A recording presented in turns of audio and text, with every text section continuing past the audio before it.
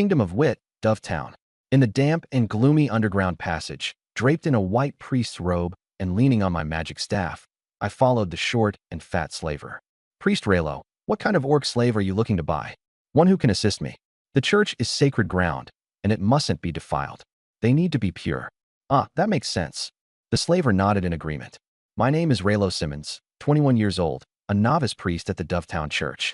Yesterday, I unlocked a cheat system, the ultimate support system, which rewards me for completing tasks. My first task? To sign a contract with an orc slave. As we reached the deepest part of the dungeon, the air reeked of sweat and waste. This miser of a slaver wouldn't even spend a penny to have the place cleaned. The slaver stopped in front of a metal door and opened a small window. How about this one? In the corner crouched a frail girl with squinty eyes, a broad face, and a pair of gray fox ears atop her head. Good news, she's a fox girl. Bad news, she's a Corsac fox. Too skinny, no strength to work. Show me another. We moved on to another door.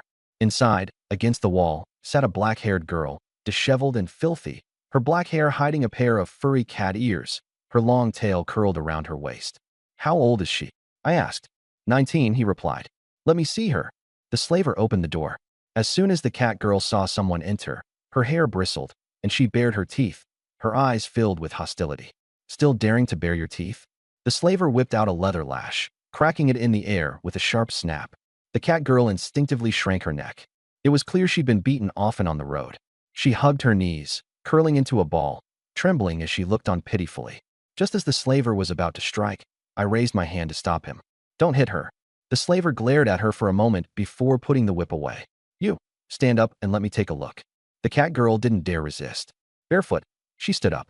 Her legs were long and slender. She was tall and elegant. Even under all the dirt, her beauty shone through. Clean her up, and she'd undoubtedly be stunning. I'll take her. How much? Young and beautiful, and still pure, 100 gold coins. In Dovetown, a remote border town, the average yearly income was just 3 gold coins. 100 gold coins was a fortune for ordinary people. I didn't bother to haggle. Church funds were footing the bill, and saving money wouldn't benefit me. Deal. I'll take her. How generous of you. The slaver's face wrinkled into a smile, revealing 2 buck teeth that resembled a groundhog's. I'll leave an IOU and settle the payment after I've claimed reimbursement. I didn't have that much cash on me. No problem. The slaver readily agreed. Everyone in Dovetown knew I was a novice priest. In the Kingdom of Wit, the clergy held a status as high as nobility, and lending money to a priest was risk-free. What's your name, little cat? I gently leaned in. The cat girl bowed her head and remained silent. Her name's Mia, the slaver answered for her. Sign the contract, I said. Orcs were stronger than humans, and if you didn't bind them, you wouldn't have anyone to blame if they killed their master in the dead of night. The 3 of us went up to the 2nd floor, where an elderly man with white hair sat at a table reading a book. He was a mage employed by the slaver, responsible for officiating master-servant contracts. He pulled out a piece of golden parchment, scribbled down runes, then handed us 2 knives. Cut your fingers and press your blood marks. I pricked my index finger and pressed it into the master section. Mia hesitated with the knife in her hand. Once signed, she'd lose her freedom forever. Hurry and sign, or you'll taste the whip, the slaver threatened harshly.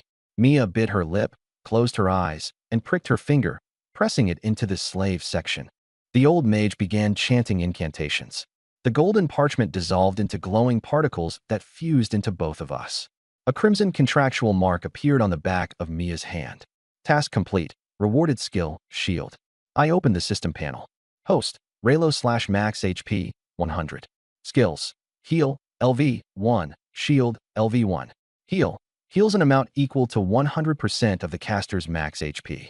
Shield, creates a shield that blocks any attack, with strength equal to 100% of the caster's max HP. Another support skill. This system, the ultimate support system, seemed exclusively centered around auxiliary skills. But that was fine. An indomitable support could carry even the worst team. A truly powerful support could win with just a dog as the carry. New task. Raise Mia's favorability to 100 points. Reward. Max HP plus 10,000. Current favorability, 0. 10,000 HP? I was bewildered.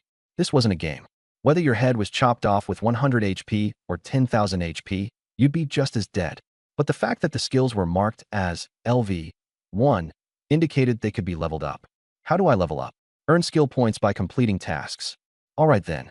After the contract was signed, I left an IOU, and the slaver gave me a receipt for reimbursement purposes at the main cathedral in Sand City.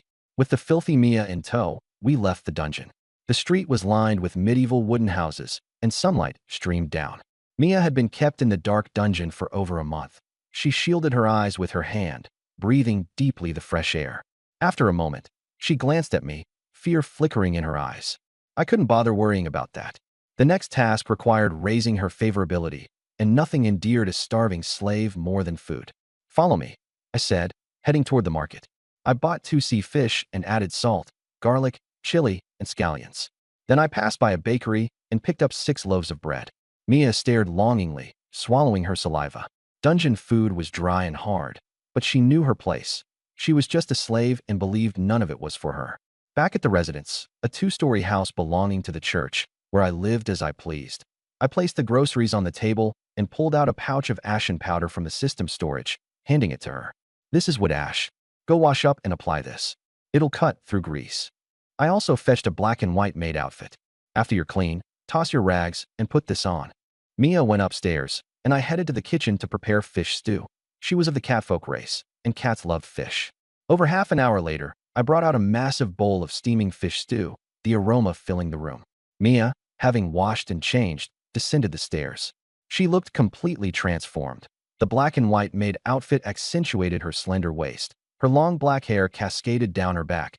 Her cat ears twitched gently atop her head, and her long legs peeked tantalizingly from beneath her skirt. Goodness gracious, a cat girl in a maid outfit. Who could resist? Ravenous, Mia's eyes stayed fixed on the fish stew, salivating uncontrollably. Yet, she instinctively walked to the corner, crouching down to face the wall. "What are you doing in the corner? The fish smells too good. I'm afraid I won't be able to resist lunging at it." It turned out she had once fought for food when she was starving, narrowly escaping death by beating. Since then, she dared not act out again. I laughed. This cat girl was quite straightforward. "This was made for you. Come and eat." "For me? But I'm just a slave." Mia's beautiful eyes widened in disbelief. A master inviting their slave to the table? This was as surreal as the sun rising in the west. I crossed my legs and said, "A slave is still a person. I spent 100 gold coins to buy you. Can't have you starving to death now, can I?" The moment I said that, Mia sprang to the table like a starving beast, grabbing 2 loaves of bread and devouring them with both hands, her cheeks stuffed like a squirrel. "Meow, it's so good. 100 times better than that hard bread from the dungeon. Eat as much as you like, don't hold back." Mia's favorability with the host plus 10. As expected, feeding her was the most effective way. "That fish stew is for you too." Mia polished off the bread in just a few bites and reached straight into the bowl for the fish, ignoring the heat. The fish melted in her mouth, and the taste sent chills of delight through her body. Mia's favorability with the host plus 10. 20 favorability points from 1 meal. Wonderful. Mia even licked the bowl clean, then collapsed into a chair, completely satisfied. "Stick with me. Work hard, and you'll eat like this every day." "Work? What kind of work?" She sat up abruptly, her cat ears perking up in alertness. "Mainly hunting magical creatures. As for side jobs, we'll talk about that later." To say I didn't have any thoughts about such a beautiful cat girl would be a lie, but building up her favorability came first. Understood, Lord Raylo. Earning her meals through hard work was far better than bearing children for a deranged slave master. Mia suddenly felt hopeful for her future. I had owned a cat before, so I knew how curious they were. On a whim, I grabbed a feather duster and waved it in front of her. Mia squinted at me, speechless. "I'm 19, a fully grown cat girl. Feather dusters don't interest me." "Really?" I didn't stop and kept waving it. The colorful duster swayed back and forth, teasingly. Mia's curiosity started to get the better of her. "No," she thought, "I'm an adult now. This shouldn't affect me." But the duster was so vibrant and intriguing. After a few minutes of resistance, she finally couldn't hold back and pounced on it. Feather dusters truly were a cat's nemesis. Meow, meow, meow. Mia's eyes sparkled with joy, and she let out delighted mews. Mia's favorability with the host plus 5. After playing for a while, I put the duster away. Her favorability had reached 25 points. This cat girl was much easier to win over than I'd expected. Mia gave me a resentful glance, as if mentally cursing me for having her wrapped around my finger. The next day, I brought Mia to the church. The church was built of black stone, its spire towering high in the sky, the architecture purely Gothic. In front of the entrance stood a statue of the goddess of life, graceful elven ears, clad in light robes, her beauty unparalleled. The Holy Church worshipped her, and believers stood before her statue with clasped hands, praying with their eyes closed. A young man greeted me. "Good morning, Priest Raylo. I'm so envious that you're part of the clergy." Guided by destiny, I replied humbly. In truth, one needed to know healing magic to become a priest. My healing skill happened to match their requirements perfectly, so the clergy assumed I was capable and placed me here as a novice priest. It was sheer luck. "Where's Father Grain?" someone asked. "I'll check the rear hall," I replied. That old man had probably overslept again. The entire church was staffed by just the two of us. Father Grain was my superior, a laid-back man who wasn't particularly diligent in his duties. However, he was very lenient with signing expense approvals, which made him an excellent boss. I had already discussed the matter of purchasing a slave with him beforehand, and he'd agreed without hesitation. Knock, knock, knock. I rapped on the door. "Who is it?" "It's Raylo. The congregation is waiting for you to lead the prayers." All right, give me a moment." The door opened, and out stepped Grain, dressed in his white robes and a small rounded hat, with a gold emblem on his chest. He looked every bit the part of a respectable priest, holding a holy book in one hand, while his other hand, however, was holding onto a young boy wearing black stockings. The boy's eyes were full of terror, one hand clutching Grain's, the other covering his bottom, his tear-streaked face betraying his distress. I recognized him. He was one of the choir boys. Grain noticed the confusion in my eyes and chuckled. Robin here was possessed by a devil. I performed an exorcism for him last night. It was quite draining, which is why I overslept. An exorcism? I glanced at the boy covering his backside and fought the urge to twitch. Was your exorcism legitimate? Grain coughed tactically and avoided the topic entirely. Instead, he shifted his gaze to Mia, obviously trying to change the subject. "This must be the orc slave you bought." The cunning old fox had perfected the art of pretending. "That's right. Her name is Mia." "How much did she cost?" 100 gold coins. Grain had always turned a blind eye to my liberal use of church funds. "Just fill out the reimbursement form. I'll sign it. Then take it to the main cathedral in Sand City for processing." "Thank you, Father." Church expenses such as maintenance, spreading the faith, and hosting festivals required funding. As a priest of Grain's rank, he had the authority to approve reimbursement requests of up to 100 gold coins per instance. With his signature, the paperwork would pass without issue. Unlike most upright priests who would decline unreasonable claims, Grain approved everything, reasonable or not. Ever since I became a novice priest, I'd found several creative ways to skim church funds, enabling me to save up a little nest egg. I cast a glance at the boy's black stockings. "Father Grain, one more question. What is it? Where did Robin's black stockings come from?" "Sand City, 226, Tuku Street." "Got it." I made a mental note to pick up 2 pairs for Mia when I went to Sand City for reimbursement. No hidden motives. Black stockings helped prevent varicose veins. Grain walked off hand in hand with Robin. I headed to the library section in the rear hall to retrieve the reimbursement forms and began filling one out, noting the purchase of an orc slave, the reasons, the amount spent, and attaching the receipt. "Mia, we'll head to Sand City tomorrow for reimbursement. For now, let's get you a suitable weapon." Encounters with magical creatures along the way weren't uncommon. She needs something for self-defense. "Thank you, Lord Raylo," Mia said happily. Having someone feed her and even buy her a weapon was worlds better than being whipped by slavers. Mia's favorability with the host +5, favorability hit 30. New task: hunt and kill 10 slimes. Reward: Ultimate Strike. Ultimate Strike? That sounded like an offensive skill, which seemed odd for a system claiming to be the ultimate support system. I couldn't figure it out, but I'd know once I finished the task. Slimes were low-tier magical creatures. Killing 10 would be easy. After having Grain sign the form, Mia and I made our way to the blacksmith. "Ah, Priest Raylo, what can I do for you?" The muscular, bare-chested blacksmith looked like a gym coach and greeted us warmly. "Mia, what kind of weapon do you want?" Catfolk were agile and quick by nature, making short swords an ideal choice. Without a moment's hesitation, Mia replied, "A short sword." The blacksmith took down a half-meter-long black short sword with a patterned hilt. I added black magic iron, or during forging. It's tougher than regular iron swords, good for both slaying enemies and slicing vegetables. Mia grasped it in a reverse grip, swinging it twice effortlessly. This one, I casually picked a silver-white long sword, more than a meter long, from the rack, testing its sharpness with the edge. Even a support cleric needs a weapon for self-defense. "How much for the short sword and this long sword?" 50 silver coins. "Do you provide receipts?" "Of course."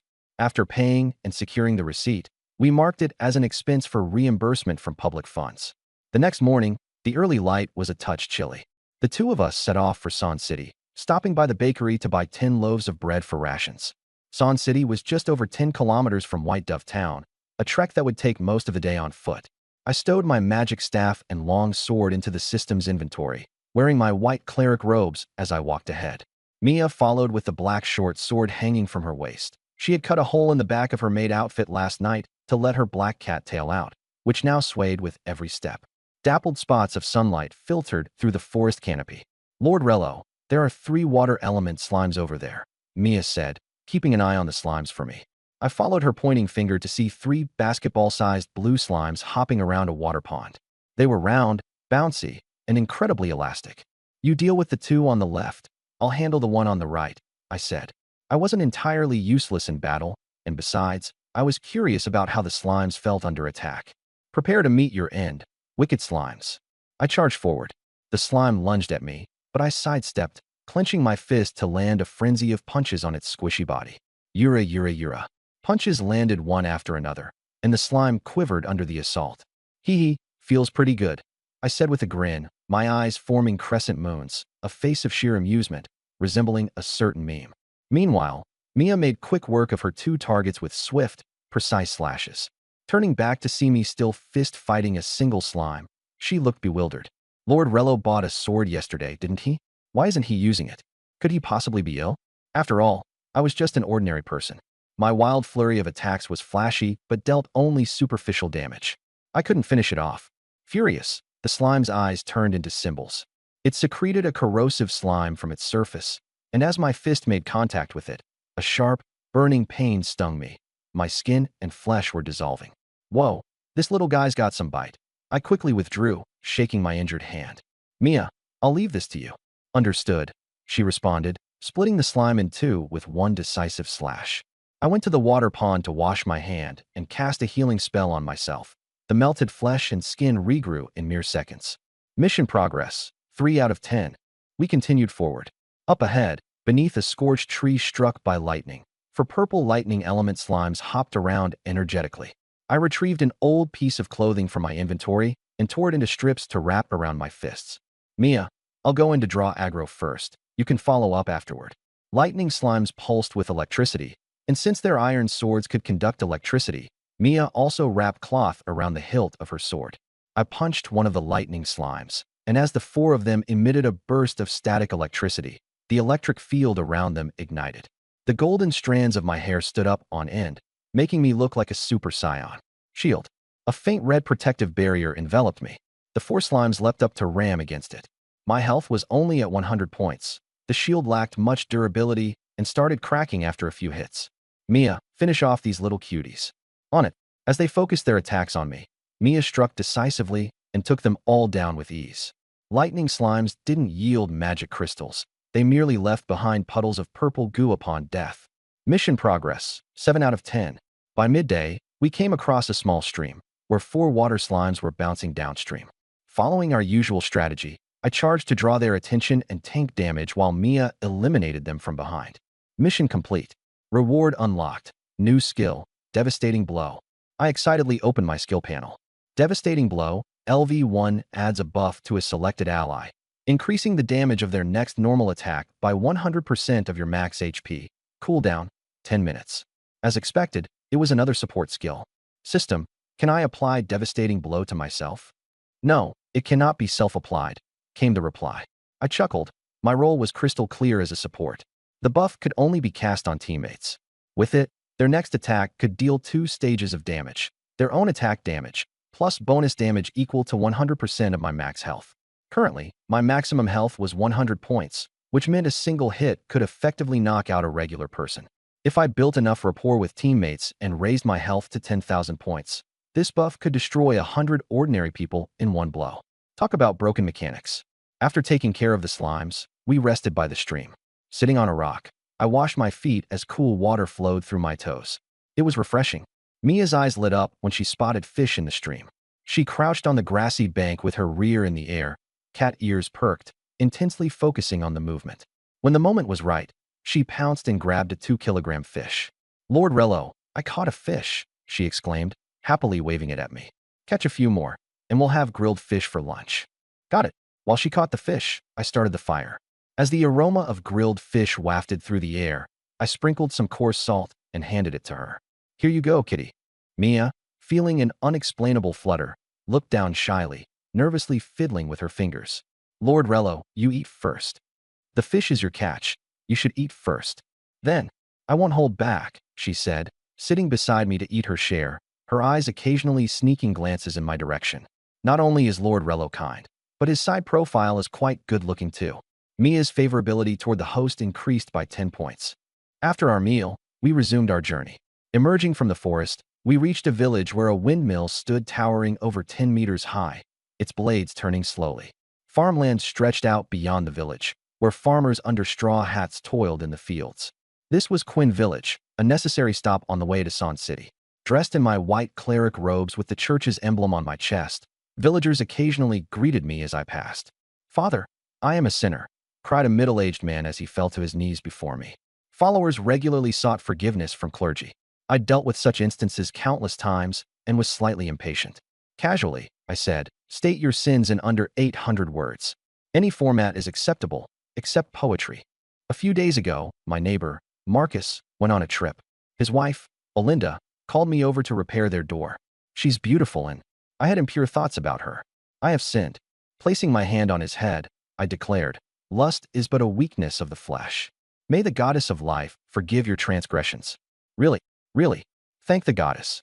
The man stood up, ecstatic, and ran off joyfully. The church's ability to absolve guilt in the name of the divine? That's why so many people believed. Just as I was about to leave the village, a plump woman in white blocked my way. Oh, priest, please save my father. What happened to your father? I asked. Last night, he was possessed by a demon. Please, perform an exorcism. Exorcism is a priest's duty. In this land of endings, demons often take over human bodies as vessels. Official priests are blessed by the goddess, and their magic imbued with divine attributes can suppress demons effectively. I'm merely an apprentice priest. I haven't received the goddess's blessing and can't perform an exorcism, I explained. Truthfully, I didn't know magic at all. The church was simply deceived by my healing skills into believing that I could perform sacred magic. Please, I beg you. There must be something you can do. Tears welled in the woman's eyes. Quest: exorcise the demon for the villager. Reward: 1 skill point. All right then, let me give it a try. I actually had holy water in storage, which is highly effective against demons. The woman led the two of us to a farmhouse at the southern end of the village. The moment we stepped inside, beastly growls echoed from the cellar. My father is tied up in the cellar. Take me to have a look, I said. The cellar was about 20 square meters. A middle-aged man was tied to a pillar, his blood-red eyes glaring wildly. His mouth was full of fangs, and 2 demonic horns had grown out of his forehead. He struggled furiously, while 2 burly men stood guard at his sides. Uncle, second uncle, the priest is here to exorcise the demon from father, the woman said. The 2 stepped aside to make way. I assessed the man.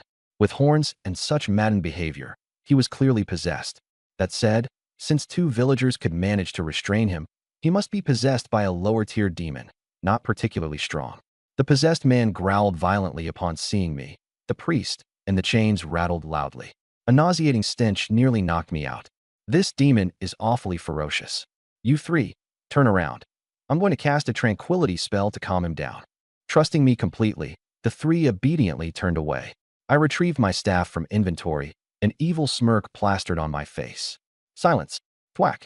The staff's end slammed down on the demon's head. Roar. The demon cried out in pain and growled even louder. Damn priest, you're dead. Such a tough demon, I exclaimed. 1 tranquility spell isn't enough. I'll have to cast it several times. Thwack. Thwack. Thwack. I swung the staff repeatedly, hitting him until his head was bloody and even one of his horns broke off. The demon went completely speechless. Who was the real demon here, anyway? After dozens of blows, the demon was knocked unconscious. Putting my staff away, I wiped the sweat off my brow. All right, he's calm now. You can turn around. The 3 turned back, seeing that the once raging man was now peacefully quiet. The priest's magic is so powerful, as expected from a church priest. Tranquility spell is terrifying. Feigning modesty, I pressed my hands down. Keep it low-key, low-key. Next, I pulled out a porcelain vial of specially made church holy water. Holy water is the bane of demons. I pinched the unconscious man's jaw open and poured the holy water in. The holy water burned the demon continuously from within, the pain far surpassing my tranquility spell by 100-fold. White smoke rose from the man's body. Arg! The demon screamed as it was forced out of the man's body. With a flash of red light, a terrifying humanoid entity materialized. Its dark red skin appeared soaked in blood, its massive wings like charred leather, devilish horns adorned its head, and its tail ended with a barb. Damn priest! The demon's blood-red eyes fixed on me. It was brimming with the hatred accumulated from the dozens of staff strikes I had delivered earlier. Finally came out, huh? I cast the empowered strike skill on Mia. White rings of light appeared around her wrist. Aim for its vital points and try to finish it in one blow. Understood. Die, priest. The demon roared and charged at me with its claws swiping down. Shield. A faint red shield appeared, but it was instantly shattered with one smack. I was sent flying into the wall, though the shield absorbed most of the impact, leaving me only lightly injured. Even so, this lower-tier demon, even as burned as it was by holy water, still had this much strength. As it prepared for another attack on me, Mia rushed to its side and slashed at its head with her sword. The demon reacted quickly, raising its right arm to block. But the short sword was enhanced far beyond its usual power. It severed the demon's arm and continued slicing through half of its head with unstoppable momentum, leaving blood gushing everywhere. Am I this strong? Mia widened her eyes in disbelief. How could she possibly defeat a demon in a single blow? The demon collapsed with its head split in two. Its body fell heavily to the ground. Lord Raylo, are you all right? Mia's favorability toward me had already reached 40 points. Seeing me injured, she looked worried and ran over. I sat up from the ground, my right shoulder's clothing torn from the claws, with 3 bleeding gashes visible. Mia leaned down and gently licked my wounds. A sensation of warmth spread over me, sparking a touch of ambiguous feelings. Mia, what are you doing? Her cheeks flushed as she shyly explained. Among us beastkin, licking wounds accelerates healing. I wanted you to recover quickly, Lord Raylo. There's no need. I can heal myself. I patted her head and healed my injuries using my own healing skill. The wounds closed quickly. Having her head patted made Mia feel warm inside. She lightly nuzzled her head against my palm. Quest complete. Reward, 1 skill point. Select which skill to upgrade. Currently, I have 3 level 1 support skills. The upgrade paths are either boosting their effects or adding new mechanisms. Following the logic that survival comes first, I chose a defensive option, Upgrade Shield. Shield upgraded to level 2. Shield, level 2 shield absorbs damage equal to 100% of maximum health. Includes a damage reflection effect. The new reflection feature was interesting but vague. System, how does the damage reflection work? When the shield absorbs damage, the attacker receives 100% equivalent reflected damage until the shield is broken. What if the shield is shattered in one hit? The attacker will take reflected damage equivalent to the shield's maximum strength. Nice. Basically, it reflects the shield's full strength as damage. Now all 3 of my skills, shield strength, healing amount, and bonus damage, are tied to my maximum health. I'm too weak on health right now, so I'd better raise Mia's favorability to 100 points as quickly as possible to unlock that extra 10,000 HP. Priest, thank you for saving my father. Don't thank me. Thank the goddess of life. I downplayed her gratitude. After all, helping exorcise the demon was entirely for completing the quest, and I'd even thrashed her dad in the process. Before leaving, the woman gave me a few large potatoes as thanks. Exiting the village, we entered dense woods where sunlight barely reached the ground. Mia, wearing her maid outfit, seemed much more at ease here. She often skipped ahead, sniffing wildflowers or chasing butterflies. Lord Raylo, for you, she said with a smile, offering me a bundle of wildflowers. What a cute little kitten, I said, taking the flowers and smelling their fragrance before patting her head again. As a connoisseur of beastkin girls, I absolutely love cat girls. The soft fur on her cat ears brushed against my hand, warm and fluffy. It felt amazing. The now familiar Mia grew less reserved, standing with her hands on her hips, revealing a sharp little fawn. She raised her delicate eyebrows and pretended to be angry. I'm not some little kitty. I'm 19, already an adult. In front of your master, it doesn't matter if you're an adult or not. You'll always be a little kitty, I said with a smile. I'll bite you. Meow, Mia threatened. Try and bite me. If you can, I'll admit defeat, I teased, confidently sticking out a finger. Humph, I'll bite. Mia stretched out her neck, attempting to sink her fangs into me. Haha, missed me. Quick as lightning, I pulled my finger back just before her fangs could close around it, leaving her biting at air. Ugh, Mia's black cat-like eyes glowered at me with an aggrieved expression. This bad guy. Taking care of your own cat girl means spoiling her yourself. I rolled up my sleeves and stuck out my arm. Here, bite it again. This time, wary from her previous experience, Mia shot me a distrustful glance. She grabbed my elbow to prevent me from pulling away before gently biting down. Her fangs lightly grazed my skin without leaving a scratch. Successfully landing her bite, Mia puffed out her chest in triumph, her cat tail standing tall as she proudly walked ahead with quicker steps. In high spirits, she spotted a small purple flower on the trunk of a tree. Lord Raylo, that flower is pretty. Do you want it? I can pick it for you. I want it. Being from the feline kin, Mia was adept at climbing trees. In a flash, she had darted up the tree and plucked the flower to bring it back. Little kitty, you're amazing. I praised as I took the flower, patting her gently on the head. In return, she nuzzled her head against my palm affectionately. Mia's affection for the host plus 10 progress, 5100ths. My eyes fell on her swishing tail. Mia, can I touch your tail? I asked. Fine, but gently, she warned.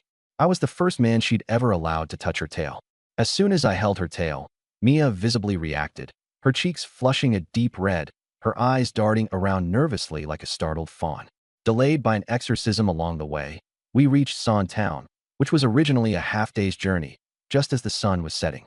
Situated near the western border, Son Town was a bustling hub for trade, encircled by high walls.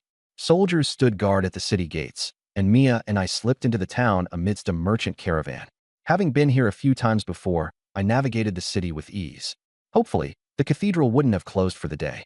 Like the White Dove Town, the cathedral in Son Town had a Gothic style, complete with stained glass windows, mythical reliefs, and a white jade statue of the goddess of life standing at the square's center. Luck was on our side. The cathedral was still open. I headed straight to the financial office on the right side, a place dedicated to reimbursements.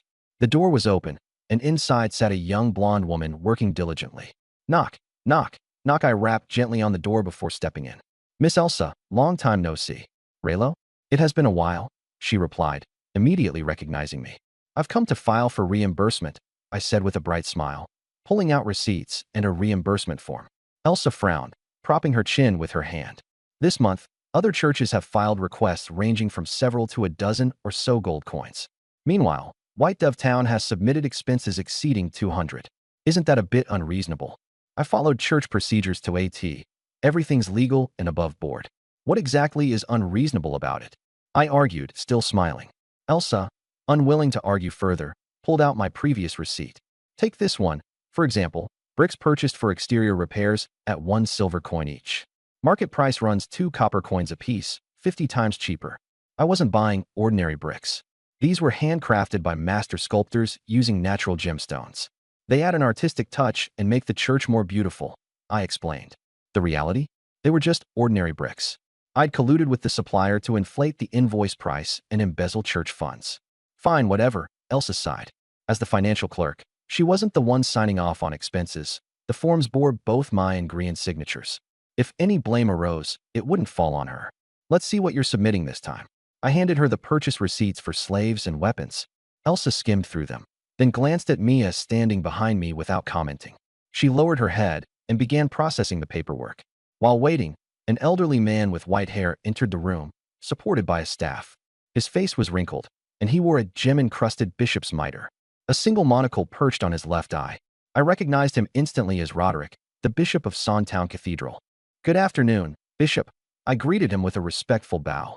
And who might you be? He asked. It seemed this was his first time meeting me. Raylo, from White Dove Town, a trainee priest. So, you're the infamous Raylo? Roderick said with some surprise. You've heard of me? I asked, equally surprised that a bishop knew of a mere trainee priest like myself. I've heard about the abnormal reimbursement requests from White Dove Town. You're the one behind them, aren't you?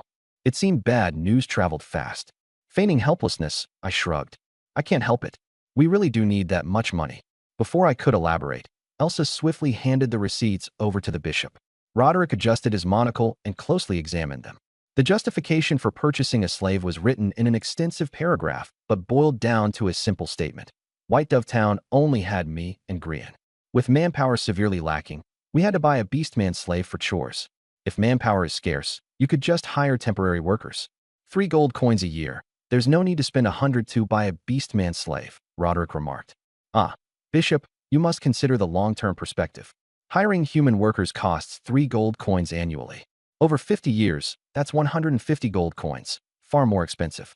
Plus, beastmen are stronger and can accomplish more. Doesn't that make purchasing a slave more cost-effective in the long run? I argued confidently. As the saying goes, to fool others, you must first fool yourself. As long as you speak with enough conviction, you can turn black into white. Rendered speechless, Roderick begrudgingly accepted the logic. It was barely acceptable. His eyes then fell on the weapon receipts. If she's just a slave meant for chores, why provide her with weapons? Beastmen are physically strong, and with weapons, they can also assist in exorcisms. On the way here to Son Town, I helped exorcise a demon in Quinn Village. I couldn't have killed it without her assistance.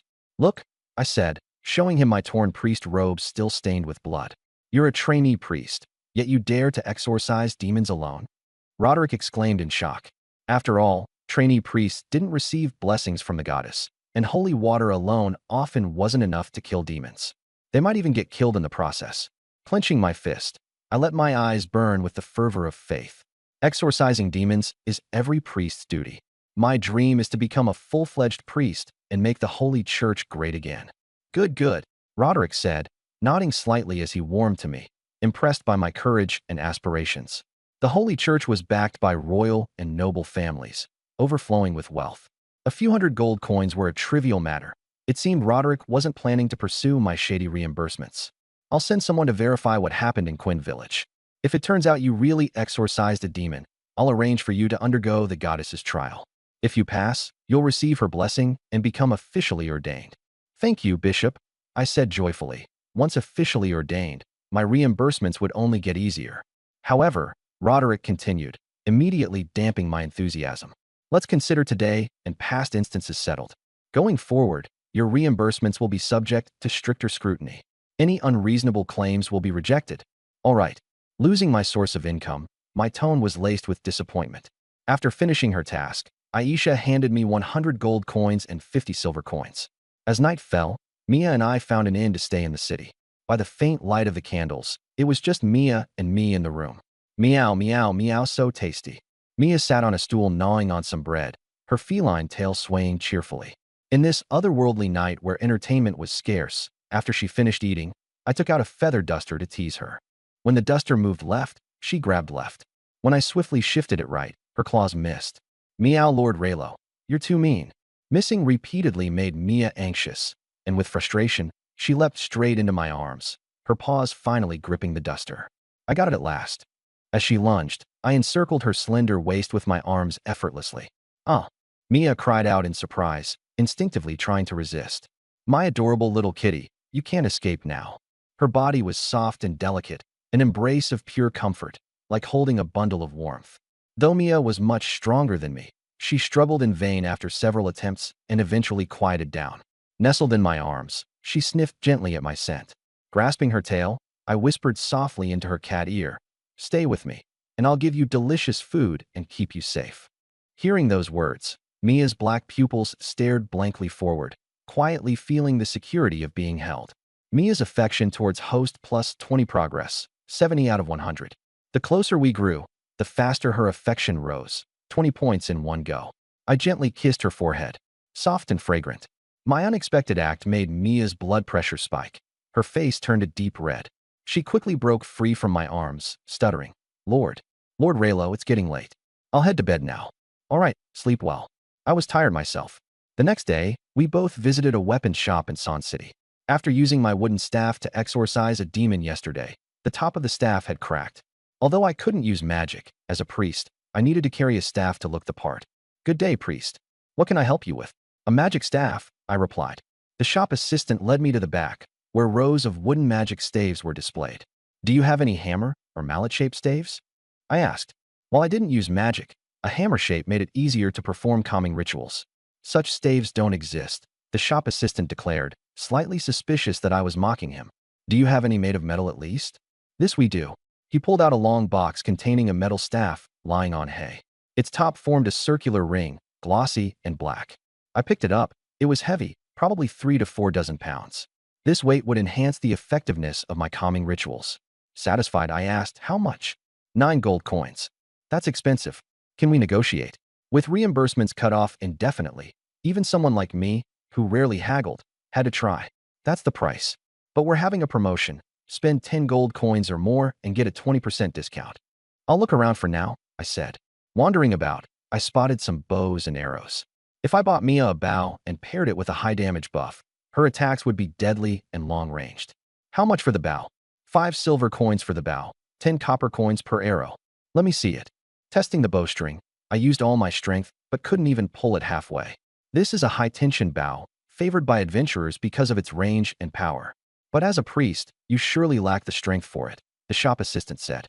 Mia, you give it a try. Despite her slim arms and legs, Mia's strength equaled that of 2 or 3 grown men. She effortlessly pulled the bowstring taut with one hand. Whoa, impressive, I said with a thumbs up, turning back to the store clerk. I'll take this bow and 100 arrows. That'll be 15 silver coins for the bow and arrows. Still not enough to reach the 10 gold threshold. Would you also like some magically enhanced armor-piercing arrows? Engraved with runes, these arrows are much more penetrative.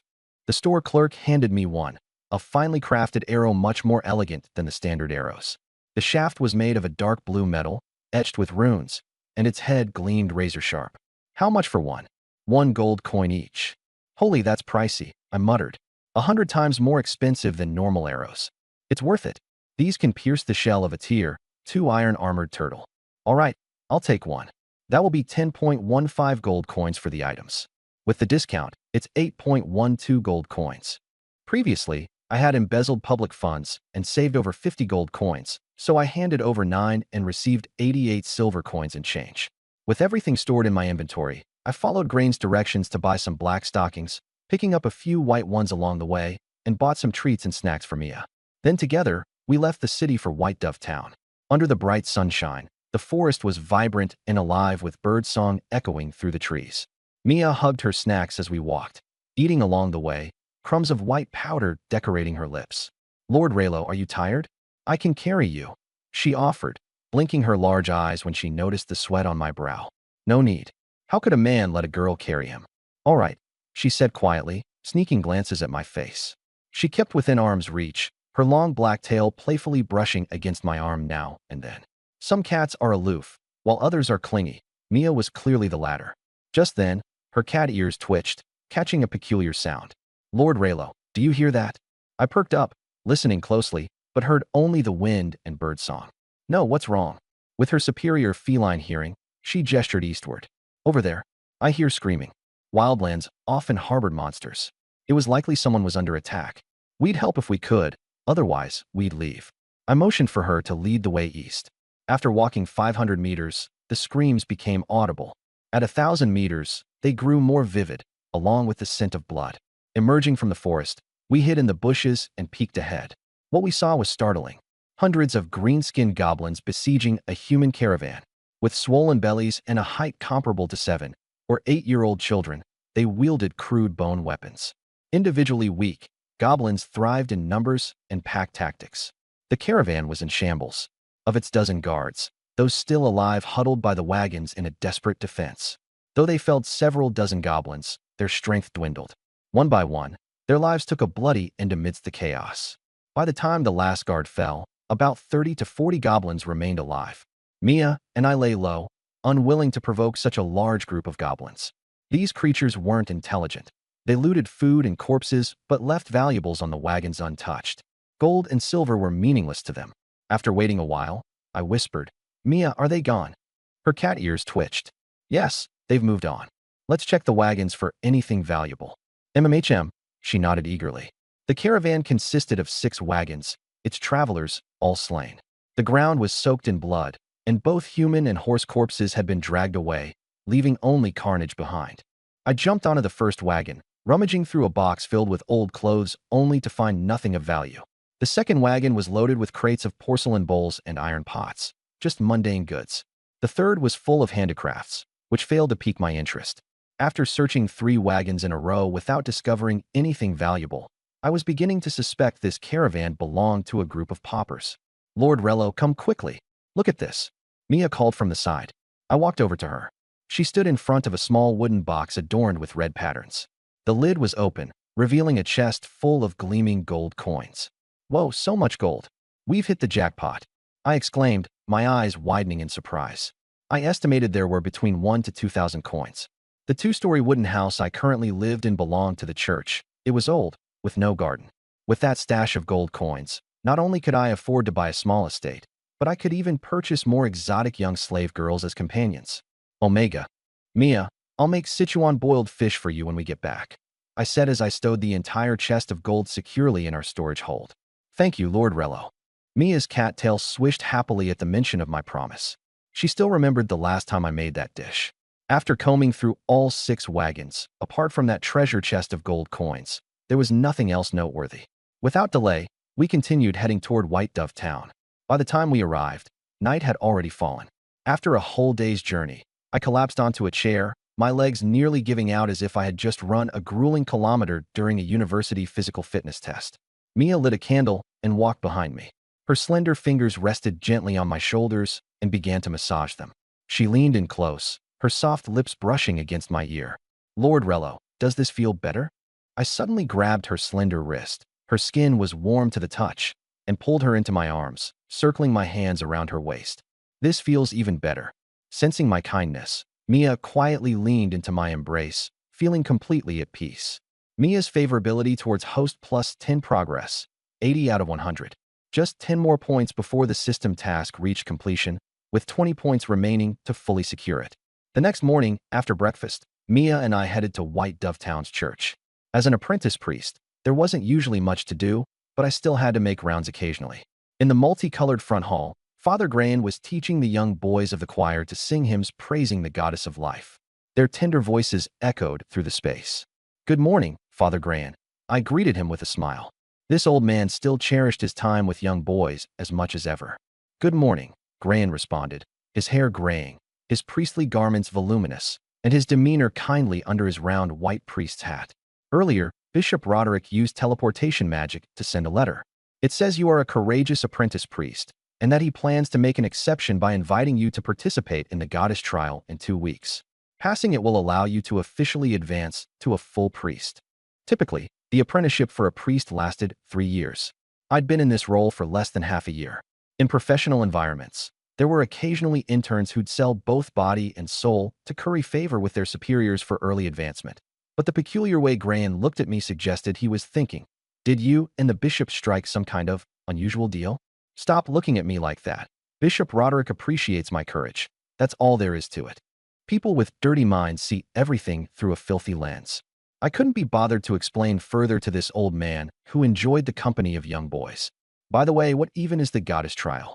Back in Sarn City, I was so preoccupied with paperwork that I didn't bother asking about the process. The goddess of life governs all living things. The trial tests the strength of your life force. The stronger it is, the more favor you gain from the goddess. Life force. I frowned. For the average person, it was likely around 100 points. Once I maxed out Mia's favorability and obtained that 10,000-point bonus, I wasn't sure if that would be enough to earn the goddess's favor. Where is this trial held in 2 weeks? In the Grand Cathedral of Sarn City. Got it. I mentally calculated the time. Oh, by the way, do you know where I can buy an estate? That small chest of gold coins from yesterday contained over 1,800 coins. Now that I had the money, I planned to improve my lifestyle by purchasing an estate. Something spacious, with a garden and a farm, far more comfortable than the row houses in town. An estate? You.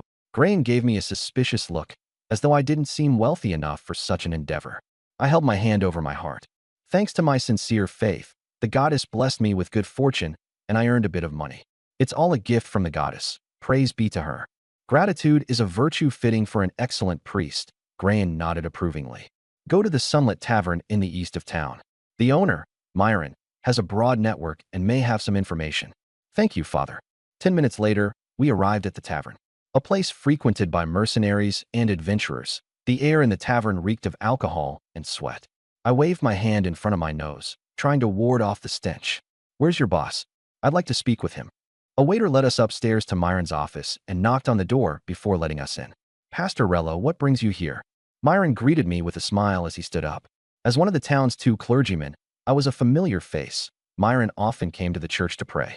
I'm looking to buy an estate. Do you happen to have any leads? Of course I do. Absolutely. Hearing my intentions, Myron immediately perked up. How's the location? It's by the lake. You can enjoy the view. It's a fantastic spot, but he hesitated for a moment. There is one minor issue. What issue? That estate isn't exactly peaceful. Strange noises come from it at night. As a devout believer, Myron set aside his usual shrewdness as a businessman to confess the truth. Forget it. I'm not interested in haunted houses. Aren't you a pastor? How can you be afraid of demons? I'm only an apprentice pastor. I haven't been ordained yet. Demons are terrifying. Rule number 1 of negotiating: never show too much interest. I shook my head, feigning fear. Seeing that I was genuinely uninterested, Myron began to panic. Large estates weren't affordable for just anyone. This one had been vacant for 5 years. Finally, he had a potential buyer, and he couldn't risk losing me.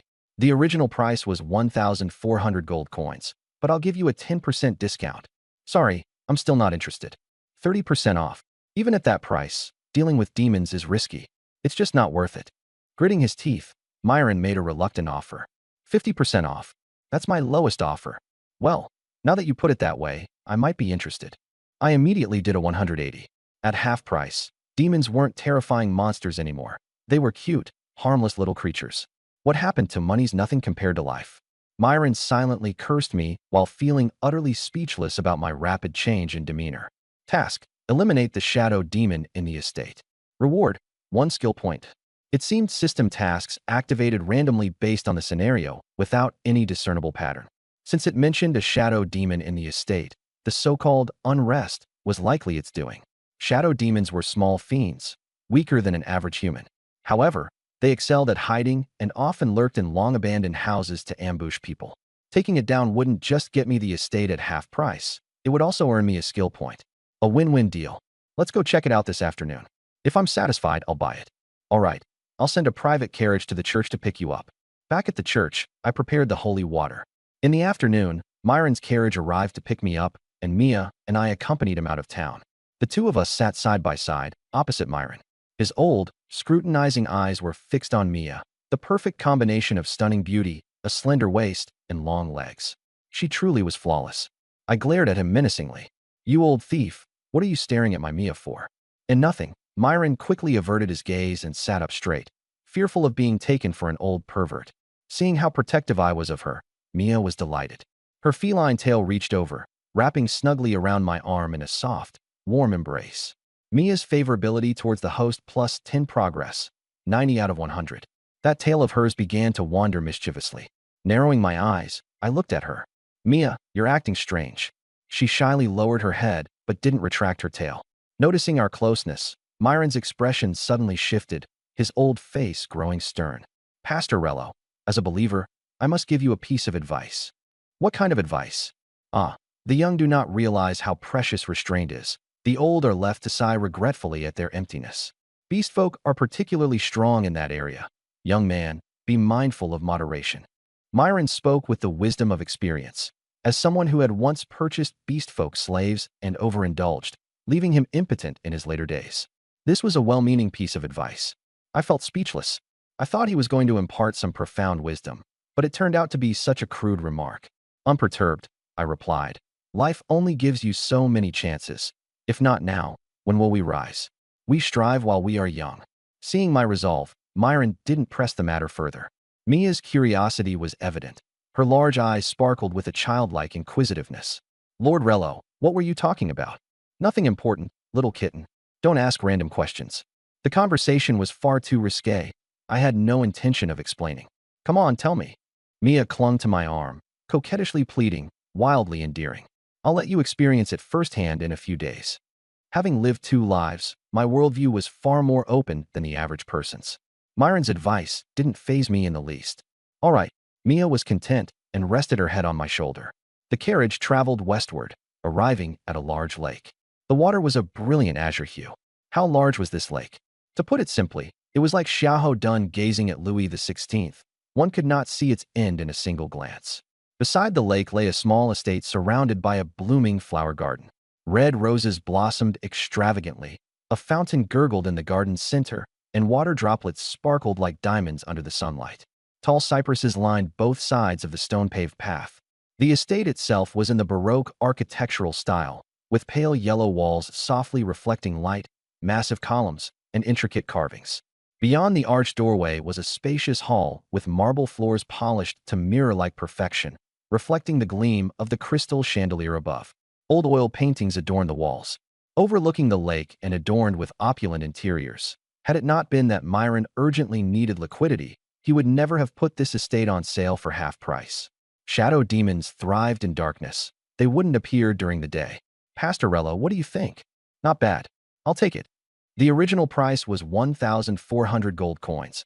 I'll give it to you for half, 700 gold coins. Deal. I'd done my research beforehand. Estates like this were valued anywhere between 1 to 2,000 gold coins. 700 was indeed a bargain. After signing the contract, the transaction was made without any haggling. Myron handed over the title deeds and keys, officially transferring ownership of the estate to me. After his carriage departed, I sat in the grand, luxurious hall, highly satisfied. Lord Rello, when are we moving here? Once we've dealt with the filth hiding in this place. My gaze turned cold as I scanned the dim corner of the hall. Shadow demons loved lingering there.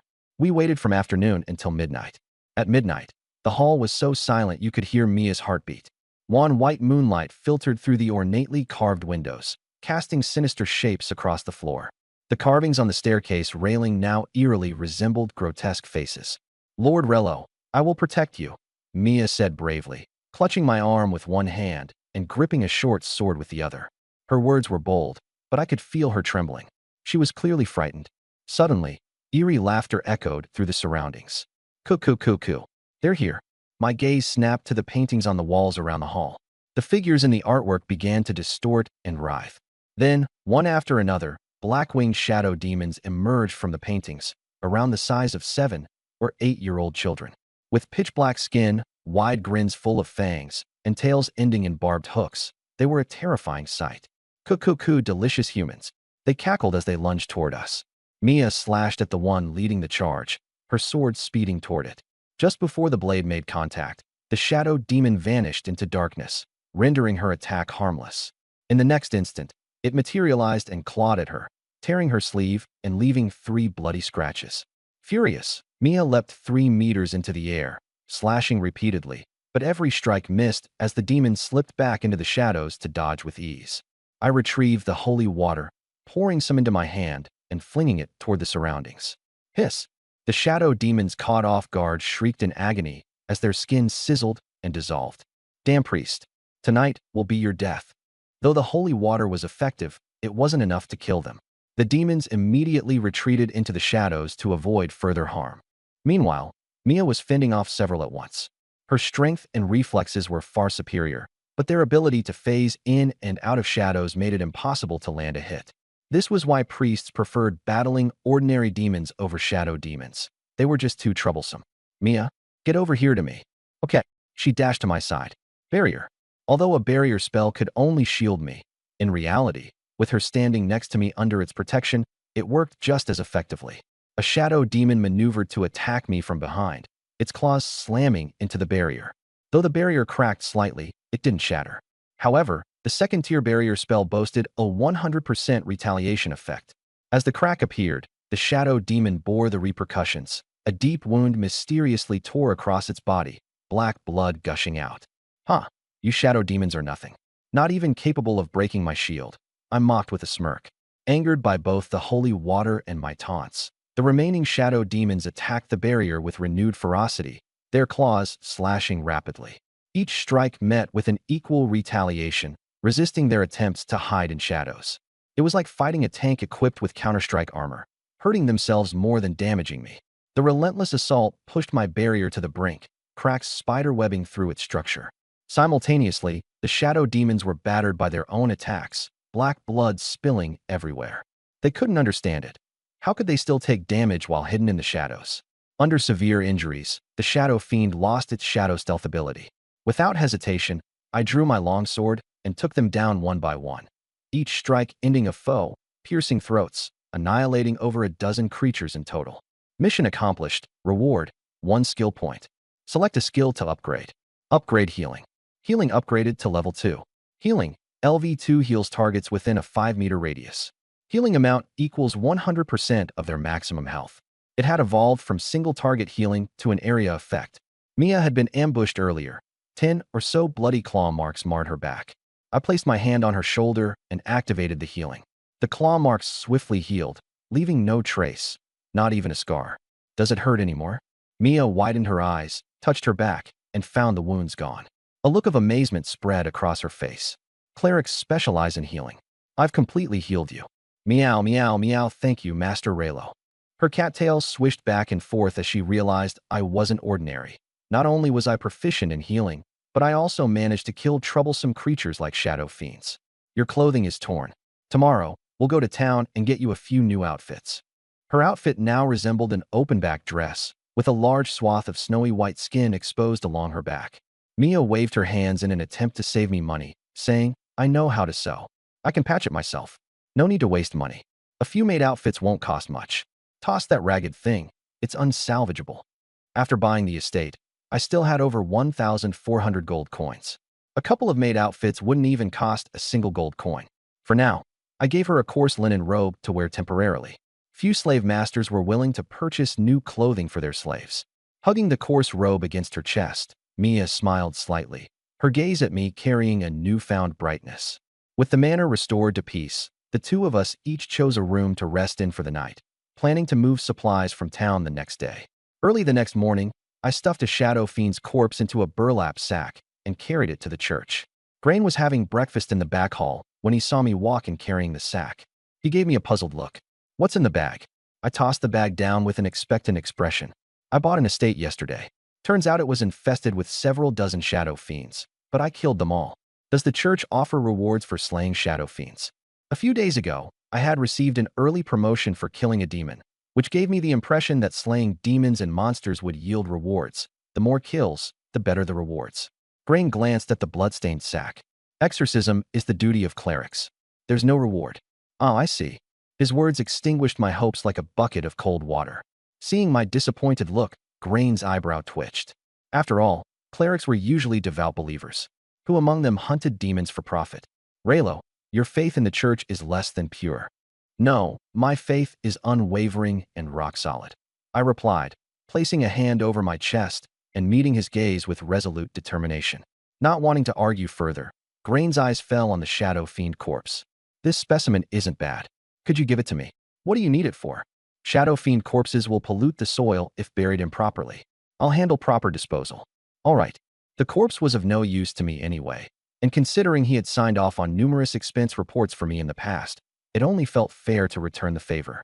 Weighing the corpse in his hands, Grain asked, Didn't you say there were a dozen of these? Where are the rest? They're still at the estate.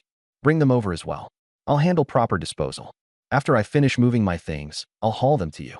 Heading out, I found Mia waiting for me at the entrance of the church. How'd it go? Did you get any rewards? Got nothing. I had only been trying my luck. I took her along to rent a carriage. In the open field south of the town, about a dozen cargo carriages were parked. The drivers lounged in the sun, waiting for work. Hey, how much to rent your carriage for half a day? Depends on the destination. Not taking jobs towards Sarn City, even for money, one driver replied lazily. Why not? Over the past few days, there have been over a dozen reported attacks on merchant caravans near Sarn City by goblins. Rumor has it there might be a goblin lair in the area, too dangerous. Preferring to keep their lives intact, most of the drivers refused to accept jobs heading towards Sarn City, even if they were lucrative. I recalled encountering goblins attempting a robbery on the road a few days ago. Turns out, it wasn't just a one-off incident. Small groups of goblins were manageable, but a lair was much more problematic. A small goblin lair would have at least 1,000 goblins, while a medium-sized one could house over 5,000, potentially including powerful goblin warriors. No doubt the Lord of Sarn City would soon have a massive headache over this. I'm not heading to Sarn City, just to the manor by the lakeside outside town. I only need the carriage for half a day. 3 silver coins. I paid the fee, and the driver drove the carriage to help me move. First, I moved my personal belongings to the lakeside estate. Then I carted the dozen or so shadow fiend corpses to the church and piled them in front of Grain's chamber door. The normally kind-looking Grain gazed at the sacks with excitement. You've gone to great trouble, Raylo. No trouble at all. He opened the chamber door to drag the sacks inside. I'd been here a few times before, but he'd always opened the door just wide enough for a single person to pass.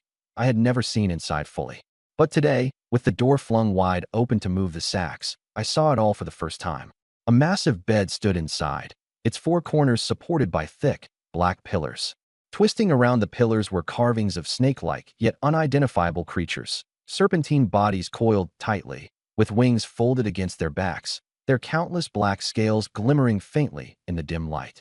On the ceiling loomed a massive vertical slit-eye, gazing down as if a serpent-like monster were observing the entire room. Grain the priest was hiding something. That thought surfaced suddenly in my mind. I'd always thought he was different from other priests. He never hesitated to approve questionable reimbursement requests. But now, this bizarre room decor seemed to confirm all my suspicions. Which one of you bastards dared to claim my faith wasn't pure? Anything else you need? Grain asked, noticing me lingering. Nope, I said, leaving with Mia. If Grain was part of some cult and intended to sacrifice these shadow fiend corpses, could that even qualify as an evil cult? Since when did proper cult sacrifices use monster corpses? Aren't human blood rituals targeting a full city or town supposed to be the standard? Of course, there was one other possibility. Grain might have a certain fondness for young boys. Those shadow fiend corpses were about the size of boys. Could he be planning something unspeakable with those corpses? Mia and I left the church. Mia, let's go to the tailor shop and buy you a few maid outfits. Okay. She wrapped her arm around mine affectionately. Her affection for me had reached 90 points. The tailor shop offered both custom-made and ready-to-wear garments. The owner, a plump, pear-shaped woman with a smiling face, asked, "What can I help you two with today?" "I need to buy some outfits for my catgirl maid," I said, pausing to emphasize, "and I want the best quality." The plump woman glanced at Mia's noodle-like slim figure and led us to the back room, where numerous dresses and maid outfits hung neatly on racks. "These are the best we have. Try on a few to check the fit." I sat to the side, watching Mia try it on. Not long after, she stepped out wearing a light cyan maid outfit, spinning around twice, her skirt fluttering as she turned. "Lord Raylo, how does it look? How much is it?" 6 silver coins. "Not bad. I'll take it." 6 silver coins were barely a drop in the bucket for me.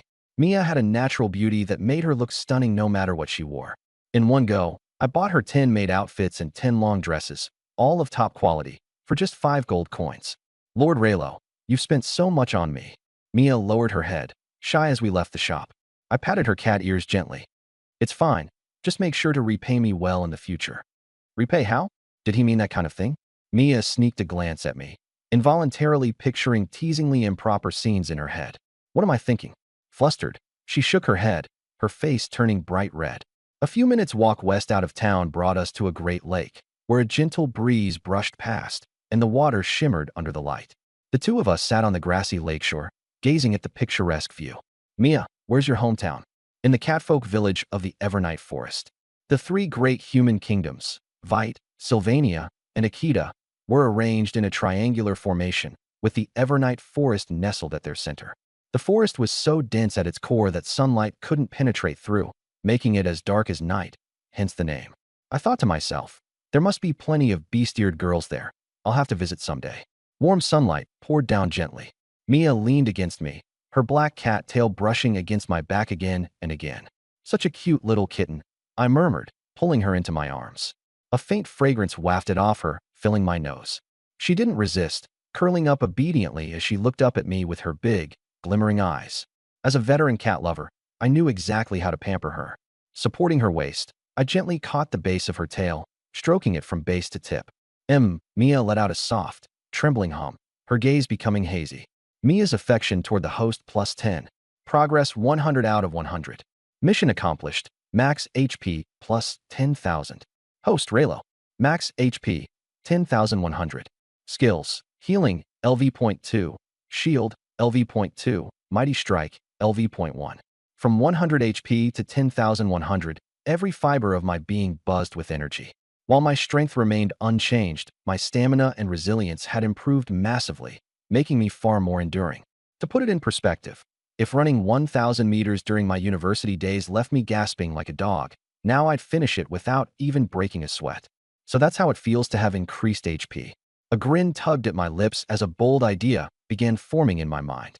After stroking my feline companion for a while longer, the two of us returned to the manor. It was vast, and it took us a good half day to tidy up the bedroom and living room, leaving the rest of the empty rooms for later. That evening, I prepared Mia's favorite dish, spicy boiled fish. The aroma filled the house as she cautiously forked a piece of tender, succulent fish, savoring it blissfully, devouring the entire dish in no time. While she was deeply engrossed in her meal, I quietly crept up behind her. Wrapping my arms around her waist from behind, I leaned down next to her cat ears and whispered softly, "Little kitten, how about visiting my room tonight?" "Huh? Your room?" Mia froze as I hugged her, her expression flustered, heartbeat pounding wildly. "Will you come?" My voice was gentle and soft, like a feather drifting into her heart. She seemed to guess my intent. As a slave, however, she hesitated. Her status weighed heavily on her mind. Lord Raylo is a cleric of the church, and I'm just a non-human slave. How could someone like me be worthy of someone as great as you? There was a hint of self-doubt in her tone, a result of beast folk being so frequently looked down upon by humans. I held onto her wrist and continued whispering, "No, I've never seen you as a slave. You're my friend, my family. This." Mia lightly bit her red lips, staying silent with her head lowered. Thinking about the last few days, how I'd cooked her meals, bought her new clothes, and given her a large home to live in, she couldn't deny that I didn't treat her like a slave at all. The slavers in the kingdom of Vite were known for their cruelty, but no one treated a slave like this. Her face blushed as red as an apple. Twisting her fingers nervously, she mumbled, "But I don't have any experience. I'm afraid I might not serve you well, Lord Raylo." Though her words brought up her lack of experience, they masked her implicit agreement. Knowing what she meant, I lifted her into a princess carry. "Experience doesn't matter. Your master won't blame you." "All right." Hiding her shy, beet-red face in my chest, her delicate frame trembled slightly, with a mixture of fear and anticipation. The details of that night are omitted. The next morning, golden sunlight streamed onto the bed through the balcony. Mia lay beside me as she woke, her soft arms wrapped around my waist, her head resting warmly against my chest. "Good morning, Lord Raylo." "My adorable kitten," I said, tracing my hands along her smooth back, all the way to her tail. "From now on, you're my cat." "I'll serve you well, Lord Raylo," she replied obediently, pressing her face into my chest sweetly. After getting out of bed, I stretched lazily on the balcony. The golden morning sun bathed the lakefront scenery in rich light, its beauty unspoiled. Mia, in a semi-transparent lace nightgown, padded over with silent cat-like steps, wrapping her arms around my waist. Some cats are aloof, caring little for wealth or poverty and never lowering themselves. Others are clingy, lovingly hanging around their owners for company. Mia was clearly the latter, always enjoying being close to me. 5 days later, in the afternoon at the White Dove Town marketplace, I picked up some carrots and beef, planning to make stew for Mia. "Priest Raylo, long time no see," came a middle-aged man's voice to my right. Turning, I saw the slave trader who'd sold me Mia last time. His name escaped me, but those rodent-like buck teeth sure left an impression. "Ah, groundhog, it's been a while." The trader likely thought groundhog was some unique regional idiom, as he didn't take offense. "How's that catfolk girl working out for you?" "Not bad," I replied with a smile. "Oh, by the way, a friend of mine is interested in purchasing a non-human slave. Got any high-quality stock left? Come now, we're both men here." "No need to mince words," the trader said shrewdly, seeing right through my real intentions. "Heh, since buying the manor, I had plenty of gold left over. In the past few days, Mia's gentleness had spoiled me, making life so comfortable that I began to crave even more. If one non-human beauty brought so much joy, then two would surely double the pleasure. Naturally, I wanted to buy another." "You aren't worried about being drained dry? Beast folk are much tougher, you know," the trader said doubtfully. "Life's full of risks. We're all going to die someday. Why fear it? Right now, my vitality was endless, my endurance unmatched." "Well said, Priest Raylo. I admire your fearless resolve." The trader suddenly looked at me with respect, as if I were a martyr prepared to brave certain death, for the sake of beast folk companionship, no less. "Here's a tip. The slave market in Sun City just received a rare high-class specimen. They're currently scouting for buyers." "What high-end goods?" "Secret. Go to the shop at 77 Slave Street in Sun City and ask." The merchant acted all mysterious, piquing my curiosity. My interest was sparked, so I decided to check it out tomorrow and see what was so special. When I returned to the manor, Mia had somehow found a wooden stick over 2 meters long. She sat by the dining table, focused on carving it with a small knife. The black cat's tail stood high, making it hard to resist the urge to grab it. "Mia, what are you doing?" I set the groceries down and walked over. "Lord Raylo, you're back." She set the stick aside, smiling as she came over to welcome me. Acting like a newlywed bride, She clung to my arm and nuzzled against my shoulder. I noticed the lake in front of the manor has fish, so I'm making a fishing rod to go catch some. If you want to eat fish, I can just buy some for you. No need to fish yourself. I grabbed her tail from the base and ran my hand to its tip. The texture was silky smooth. Fishing is so much fun. I've loved it since I was little. Suit yourself then. I shrugged, not being much of a fishing enthusiast myself. The appeal never made sense to me. Tomorrow we're heading to Sun City. All right, wherever you go, I'll follow. She leaned into me again, this time even more affectionately. The next morning, we set out early. After half a day's travel, we reached the forest outside Sun City. In the past, I would have been exhausted traveling this far, but now that my stamina had improved, I felt as energetic as ever. Lord Raylo, I smell meat. Mia lifted her head and sniffed. I caught the scent too. It was roasted meat, mixed with a slight charred smell. Someone having a barbecue in this desolate wilderness? Not far ahead, the ground was littered with goblin corpses. Their green skin had been roasted black, still smoking. They'd been cooked not long ago. Recently, goblin raiders had been causing trouble for merchant caravans near Sun City. The city lord had issued bounties for anyone who could locate their nest. Presumably, some adventurer had used fire-based magic to roast these ones. Boom. An explosion sounded not far ahead. Mia, let's check it out. Got it. In the forest clearing, more bodies lay scattered, several dead humans, and over 10 dead goblins. 2 female mages stood back to back, gripping their wands as they were surrounded by 30 or 40 goblins. Their exhaustion was evident. Their heavy breathing and pale faces told a clear story of overusing their magic. The goblins seized this advantage and surged forward. Desperately, the mages began chanting incantations, hurling fireballs the size of fists into the goblins. The spells managed to injure them, but weren't nearly strong enough to kill. Quest: rescue the adventurers surrounded by goblins. Reward: purification. Another support skill, huh? I grabbed my bow and arrows, handing them to Mia. You provide ranged support from here. I'll go save those 2 adventurers. Be careful, Lord Raylo. She seemed to have genuinely accepted me as her master by now. I moved forward swiftly while Mia climbed a tree, taking a vantage point for her arrows to rain down on the goblins. Here, eat this rock attack. I picked up a stone and hurled it, watching it arc through the air and land squarely in a goblin's crotch. A critical hit. The result was nothing short of spectacular. Yawa? Uh-huh. The goblin screeched, clutching at its legs while jumping up and down furiously. I couldn't understand its words, but I'm certain the goblin had just launched into a string of very colorful profanity.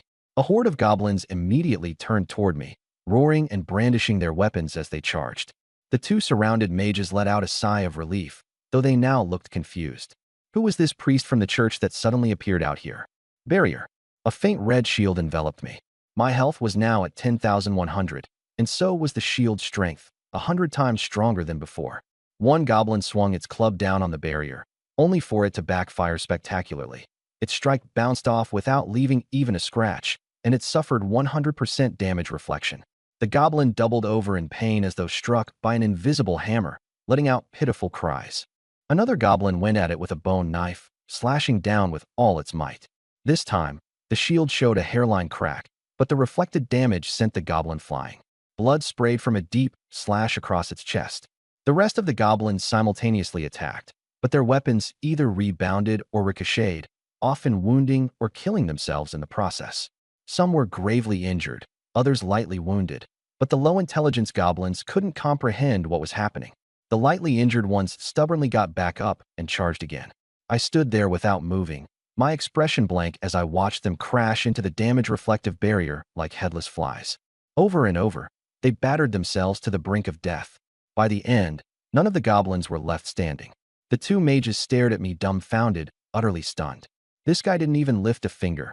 How were the goblins sent flying as if struck by ghosts? The battle concluded, and my clothes were pristine. I checked the status of my barrier. Even under heavy assault, it only bore minor cracks. A shield strength of 10,100 was ridiculously durable. I unsheathed my iron sword, dismissing the barrier, and walked up to a dying goblin. With one swift motion, I slashed its throat. Moving on to the next one, I stopped in front of a female goblin. She was small, with long green hair and an ugly face. Her chest sported 2 tiny buns that, while bigger than nothing, were still much smaller than Mia's. Just as I was about to kill her, the 2 mages came running over. Priest, please don't kill it. Why? I paused mid-swing, narrowing my eyes. One of them pulled out a rope and quickly bound the female goblin, tying her up tightly. You plan to use this goblin to locate their nest? I recalled the city's bounty, 300 gold coins for finding the nest and 80 coins for providing leads. Many adventurers had ventured out chasing after it. One mage shook her head. No, it's not about the city lord's bounty. It's for Lord Joy's commission. He's offering 20 gold coins for a live female goblin to be delivered to his estate. Huh, my mind filled with question marks. What could this wealthy merchant named Joy possibly want with a goblin? And why specifically a female? Priest, thank you for saving us. We'll give you 1/10 of the reward as thanks. The other mage bowed politely in gratitude. I scoffed, clearly unimpressed. I saved your lives, and all I get is 1/10. What do you want then? She frowned. I moved closer, towering over her by a full head's height, and raised my hand, curling it into a grasping motion. I want it all. Her pupils shrank in shock at my audacity. The mage tying up the goblin grew visibly angry. Even though you saved us, setting that aside, we're women, and as a man, shouldn't you show some chivalry? Isn't it proper to share at least a portion with us? Not a chance. Not even a single coin. Without worrying about morals, I had no reason to be bound by them either. My response was firm. Had I not intervened, these two women would have already been reduced to tools for goblin reproduction. They were left speechless, frustrated with my utter lack of gentlemanly conduct. Ignoring them, I moved methodically from goblin to goblin, dispatching the seriously injured ones. Before long, all 40-odd goblins lay dead, every last one except for the tied-up female. Quest complete. Reward, skill, purification. Purification, LV.1 removes all negative effects from a single target. The description was brief. I'd have to test its actual effects firsthand. At this moment, Mia walked over holding her bow and arrow, looking frustrated. Master Leluo, I'm sorry, I couldn't hit a single goblin. Earlier, she had missed every shot while perched in a tree, earning herself the unflattering achievement of human outline master. It's okay, just treat it as practice. I patted her shoulder and said, take that female goblin with you. We're heading to Sand City. Yes. Mia picked up the female goblin, about the size of a child and not very heavy, and followed me into the city. The two female mages sighed deeply, turning away to retrieve the bodies of their fallen comrades. Joey, a famous salt merchant in Sand City, was one of the wealthiest people around, so his address was easy to inquire about. After asking the locals, Mia and I arrived at Joey's mansion. At the gate, a butler standing behind the iron fence asked, "This is Master Joey's residence. What business do you have here? Your master posted a reward for capturing a female goblin. We've brought one." I gestured toward the goblin in Mia's hands. The butler gave it a glance, then opened a side door and bowed slightly. "Please, come in." He led us to a reception room on the 3rd floor. Shortly after, the door opened, and a rotund merchant waddled in. He was short and wide with fat rolls at his waist that undulated like waves. I estimated this man weighed at least 300 pounds, easily a naturally sanctified body of epic proportions. Joey's fluffy golden curls framed his bloated face, and when his eyes caught sight of the unconscious female goblin, his mouth stretched into a grin, revealing sparse, yellowed teeth. "Ha ha, wonderful, just wonderful. Master Joey, what do you need a female goblin for?" I asked curiously. The monotony of life needs a little novelty. I've had my fun with humans, orcs, and dwarves. I'm bored of them. I've always wanted to try a goblin, but none are sold on the slave market. Recently, I heard that goblins are overrunning Sin City, so I figured it was the perfect chance to catch a female and experience something new. Joey's wicked eyes fixated on the goblin, his tongue flicking across his lips. I'd heard of goblins capturing human women to propagate their kind, but this was my first time seeing a human using a female goblin for such purposes. My worldview felt shaken. With a cupped fist salute, I said, "Sir, your level of abstraction surpasses my imagination. I admit defeat." Joey looked pleased with my comment. Glancing at Mia, he added, "Seeing as we are kindred spirits, I'll give you an extra 2 gold coins." Kindred spirits? My asterisk at hashtag. You've mistaken me for a fellow degenerate. I'm a noble enthusiast of beast-eared girls, whereas you're the scum who doesn't even spare goblins. I silently cursed in my heart. Joey raised his hand. "Butler, fetch 22 gold coins for this priest." Shortly after, the butler returned with a pouch of coins and handed it to me. By the time we exited Joey's mansion, the sun had dipped low on the horizon, casting long shadows from the buildings. "Master Leluo, where to now?" Mia inquired. "Let's find a place to stay. Tomorrow, we'll head to the slave market," I replied. My main purpose in coming to Sand City was to investigate the rare, high-quality merchandise mentioned by a merchant yesterday. We found an inn and booked the finest, most expensive room. Tonight there would be more training for Mia. After staying the night, we headed to the slave market the next morning. The wide street was lined with slave shops on both sides, their entrances adorned with metal cages draped in dusty canvas, each holding slaves. In the Vit Kingdom, debtors who couldn't repay, felons, and war prisoners could all become slaves, so the market was predominantly filled with humans. The air was thick with the pungent stench of sweat. I muttered to myself, these greedy merchants won't even let their slaves take a bath. May the goddess bless them with utter bankruptcy. After counting the door numbers, we stopped in front of 77. Outside the shop, there were a few scantily clad young women in cages. They were moderately attractive, but I glanced at them briefly, uninterested. Truly rare and valuable goods wouldn't be on display out front. Entering the shop, a fair-looking woman in a white dress greeted me from behind the counter. "Good day, sir.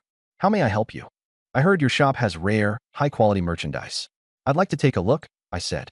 "Of course, right this way." The woman in white eagerly led us deeper into the shop, stopping at a staircase that descended into the basement. The basement was divided into small, dimly lit rooms. Inside were enslaved members of wolf clans and snake folk, their eyes glowing faintly green in the darkness, creating an eerie atmosphere. The stench here was even worse. Mia and I covered our noses as we followed. We hadn't gone far when I suddenly detected a faint floral fragrance amidst the stench, a sweetness that was refreshing and captivating. "Does your boss actually bathe the slaves and spray them with perfume?" "You'll find out soon enough," the woman teased cryptically. After walking another dozen meters, we stopped at an iron door. "Here we are." She opened the door and ushered us in. Behind the door was a clean room with straw laid on the floor. The floral fragrance was much stronger here. In the corner, a girl wearing rough cloth huddled against the wall. Her skin was pale, and her thick, pink hair draped over her body like a blanket. Her long, delicate ears marked her as non-human. "Is this an elf?" I speculated. Elves on the continent typically had black, white, or red hair. Pink was extremely rare. The woman in white shook her head. "Not an elf." "Then what species is she?" "Flower sprite." I had never heard of that before. The flower sprite is one of the species created by the goddess of life long ago. They dwell in the great northern flower fields to the north, she explained. The great northern flower fields were larger than the 3 major human kingdoms combined. Forever in springtime, yet rife with dangerous plants. The land was forbidden territory for mankind. The goddess of life commanded the power of life itself, so it made sense she could create her own race. "How much?" I asked, intrigued by the exotic beauty and considering a purchase. A standard flower sprite could sell for 5,000 gold coins, but this one is priced at 1,000. "Why is she so cheap?" "Because she's dying," the woman in white confessed with a sigh. Several wealthy merchants had come to see her before me, but left disinterested the moment they learned of her condition. "She looks perfectly healthy. Why is she dying?" "Look at her right arm," the woman pointed out. I noticed for the first time a large, blackened lesion on her right elbow, part of which was exposed, suggesting it had spread to most of her arm. "She has rot disease, which is fatal for flower sprites," the woman explained. "Plants suffer disease and decay. Flower sprites are no different." I hesitated. I only had a little over 1,400 gold coins. Spending 1,000 on a dying girl would be a massive loss. "System, can my purification skill cure rot disease?" "The purification skill can cure rot disease." "Ah, the system never disappoints. Purification is supreme." I was thrilled, but purposely feigned reluctance. "She's nearly dead. Could you go lower?" "If the price is right, I'll take her. We can offer another 20% discount." "Deal. I'll take her."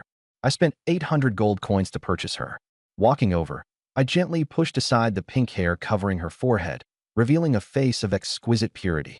3 faint red petal marks adorned her brow, exuding a unique charm, but her pallor and frail appearance betrayed a sickly condition. "What's your name?" I asked. She lifted her head slightly, her pink irises vacant, her voice weak. "Flora. Flora, come with me. I'm taking you away from here." She stood shakily, noticeably shorter than Mia, around 165 centimeters. Her limbs were slender, and her pink hair trailed all the way to the ground. To make walking easier, she coiled her hair around her waist like a makeshift rope. The 4 of us went to the 3rd floor to finalize the slave contract. "Pleasure doing business, priest," said the woman in the white robe, smiling as she extended her hand. Clearly, thanks to my purchase, I spared her shop a considerable loss. I shook her hand briefly, then led Flora out of the store. "Mission, Achieve 100 affection points with Flora. Reward, 10,000 maximum HP. I froze for a moment. Another affection task, and a reward of 10,000 HP?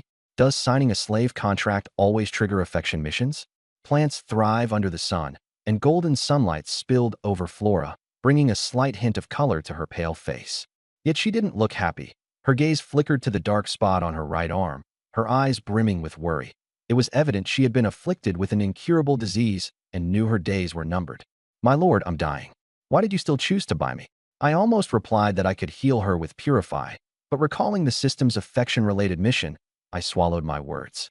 Looking up at a 45-degree angle, I feigned a thoughtful demeanor. "Perhaps it's fate. The moment I saw you, I felt a sense of kinship. The dark, sunless dungeons are no place for a flower fairy. Before you die, I want you to experience the warmth of sunlight and a moment of freedom. Spending 800 gold coins is worth it for that." Flora stared at me, bewildered. This man, who barely knew her, had spent a fortune to buy her, someone on the brink of death, just to let her bask in sunlight one last time. He was different from the lecherous merchants who lusted after her. Flora's affection for the host increased by 20 points. Progress, 20 out of 100. A glimmer of light appeared in her eyes. "My lord, what is your name?" "Rayler Simmons. And there's no need for formalities. Treat me like a friend." "Thank you, Lord Rayler," she said softly, managing a faint smile despite her melancholy expression. To experience sunlight and meet such a kind person at the very end, it was enough to satisfy her. "Flora, is there anything you'd like to eat?" I asked, hopeful to learn her preferences and further increase her affection. She shook her head. "We flower fairies survive on water and sunlight. So easy to take care of." I cracked a grin. "When there's no sunlight or water, we still need food," she added. Flower fairies, creations of the goddess of life, were advanced intelligent beings capable of gaining energy through both conventional sustenance and photosynthesis. "This is Mia, a cat person. From now on, both of you are mine." "Big sister Mia," Flora greeted. Noticing that Mia was taller, she naturally called her sister. Mia's cat ears twitched, puzzled why I had bought someone on the verge of death, a clear financial loss. But since it was my decision, she kept her thoughts to herself. Observing how fragile Flora seemed, Mia asked, "Need me to carry you?" "No need. I can walk on my own." The sunlight had restored a small measure of Flora's strength, and she politely declined. "Let's head back to White Dove Town." Another beautiful, exotic slave acquired. I was satisfied. Once I max out the affection points, it'll be double the joy with Mia and Flora. As we walked, I asked, "Flora, do you have any family?" "No. Our flower fairy race is born from plants. We have no parents." This was a first. I'd never heard of creatures being born from plants.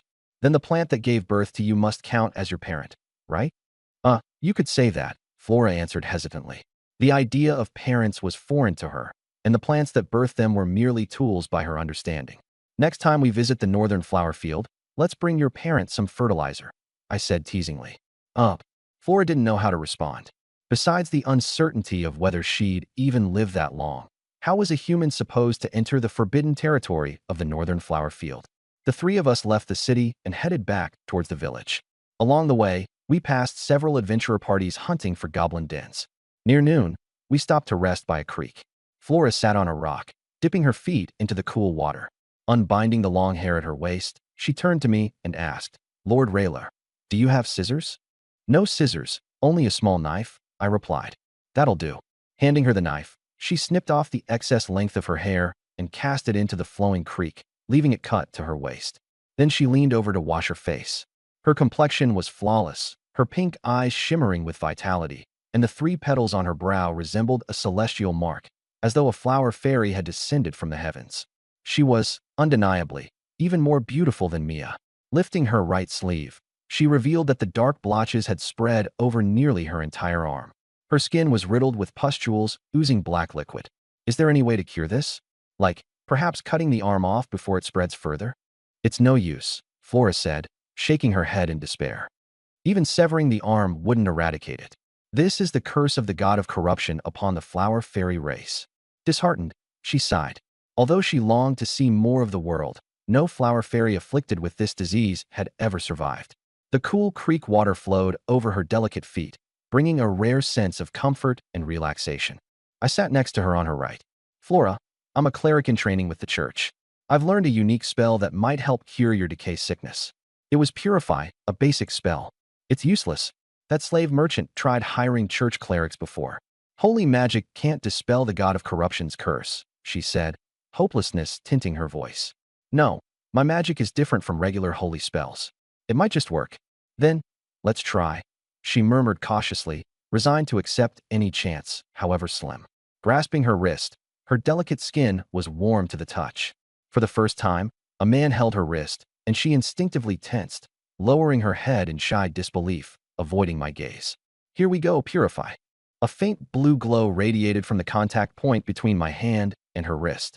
The purifying energy flowed into her body, slowly unraveling the curse of the god of corruption. The dark blotches on her arm visibly began to fade.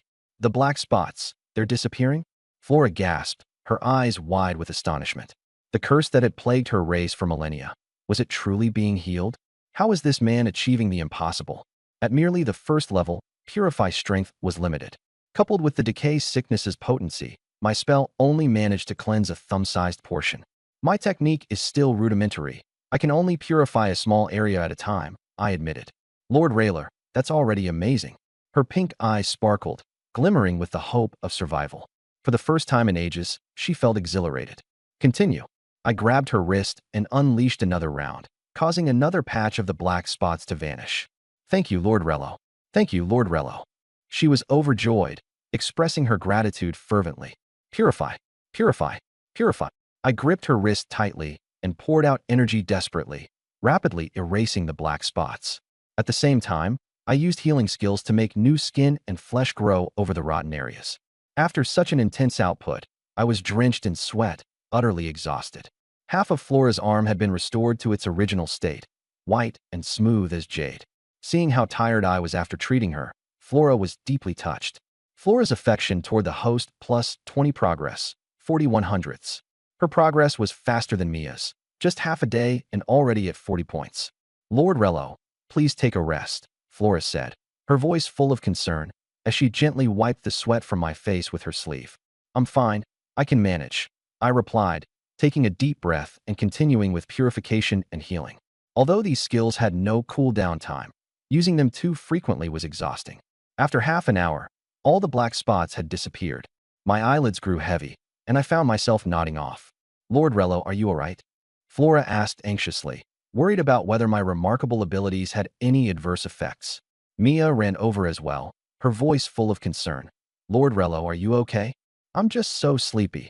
I need to rest a bit, I murmured, unable to hold on any longer, collapsing into Mia's arms. Mia gently laid my upper body on her lap, cradling my head tenderly. Flora, not to be outdone, placed my lower half on her knees, ensuring I could sleep comfortably. Flora was in high spirits. Smiling, she asked Mia, Mia, what kind of person is Lord Rello? Lord Rello is wonderful. With him, there's delicious food every day, Mia responded. During our time together, Mia had been completely won over by the meals during the day and the private training sessions with me at night. Needless to say, she was utterly devoted to me and only spoke well of me. Yes, I can see that too, Flora said warmly, her gratitude apparent after how hard I had worked to heal her. How about we share the honor of warming Lord Rello's bed together? Mia teased playfully, trying to draw Flora into her scheme. That wouldn't be proper, Flora replied, her face flushing slightly. After all, we'd only just met. It was way too soon for something like that. The two women continued chatting casually, their conversation passing the time. I slept soundly from noon until dusk, the setting sun dyeing half the sky in radiant hues. Upon waking, I could only see half the sky. My view of the other half was blocked by Mia's rather overwhelming attributes. Everything has two sides. Being overly endowed also has its disadvantages. Lying in Mia's embrace meant I could only see half the sky. Reflecting on this, I sat up. Lord Rello, you're awake. How do you feel now? Completely refreshed, I replied energetically after sleeping through the afternoon. It's getting dark. Let's camp by the stream for the night and head back to town tomorrow. All right, Mia said, smiling gently. As the last light faded, Flora went off to gather firewood while Mia went fishing in the stream. I started a campfire. When night fell, the three of us sat around the glowing fire, with Flora sitting across from me. Mia reclined comfortably in my arms, letting me scratch her chin and stroke her cat ears while her black tail swished in delight. A cat resting in its master's arms truly is the happiest cat. The flower fairy race looked a lot like elves, and Flora carried a rose-like fragrance. Does your entire race smell this fragrant? I asked. It depends on the plant we're born from. Some don't have any scent, while others do, she explained. Fascinating. This meant I'd never have to buy perfume again. If I wanted a pleasant fragrance, I'd just need to stick close to Flora for a while. Flora, stay here and don't wander off. I'm taking Mia over there to the woods to look at the stars, I directed, pointing to a nearby grove. Oh, Flora responded, though she furrowed her brows, feeling a pang of jealousy over being left out. The next morning, Flora's rot disease had been completely cured. The shadows that once marred her radiance were now gone. Barefoot, she skipped along cheerfully ahead of me, humming a tune I didn't recognize. I leaned on my staff, following behind her. Flora, how old are you this year? She twirled around with a bright smile, walking backward with her hands clasped behind her. By human reckoning, I should be over 200 years old. Wow, talk about a generational gap, I muttered. Being in my early 20s, she could easily consider me her great-great-great-grandchild. Flora dashed back to grab my arm affectionately. Lord Rello, would you like to see the sky? How would we get there? I asked. She moved behind me, wrapping her slender arms tightly around my waist. I'll take you there. Closing her pink eyes briefly, the floral mark on her forehead began to glow faintly. In the next moment, two pairs of radiant pink energy wings unfurled from her back. They were semi-transparent, patterned like rose petals, and as thin as a cicada's wings. The high-frequency vibrations from the wings stirred up strong upward currents. In one swift motion, Flora held me and flew us dozens of meters into the sky. The breeze ruffled my golden hair as I turned to study her wings in amazement. The fact that the flower fairy race could actually fly left me in awe. Suspended in midair, Flora's delicate pink hair cascaded over my face, enveloping me in the unique floral fragrance of her kind. Lord Rello, thank you for curing my incurable disease. Flora vows to follow you forever. The flower fairy race, born among the blooms of the northern plains, had no taste for human deceit and schemes. Having saved her life, it seemed only natural to her to offer her unyielding loyalty in return. I brushed aside my golden bangs with a sly expression reminiscent of a certain infamous yellow-haired character from certain non-family-friendly genres. As long as you follow me, I will protect you for eternity. Really, Lord Rello? She asked, her previous discontent about being left out last night vanishing in the wake of this heartfelt promise. Flora's affection toward the host plus 10 progress, 5100ths. Innocent girls are always easier to win over. Flora's affection for me grew even faster than Mia's. Boom. Suddenly, a deafening explosion erupted from the eastern woods, a column of smoke and dust soaring into the sky. Flora, put me down. Let's go take a look, I said. All right, she responded, lowering us to the ground. Mia, ever alert, pressed her feline ears to the earth. Her sharper hearing picked up not just an explosion, but the sound of combat as well. Lord Rello, there are people fighting over there. Let's check it out. The three of us rushed eastward. Amidst the trees, a group of adventurers, 3 in total, was locked in battle with goblins. Leading the pack was a goblin warrior towering over 2 meters tall, carrying a giant stone axe and clad in leather armor. Its protruding fangs and bulging muscles marked it as far more formidable than the smaller, weaker goblins trailing behind it.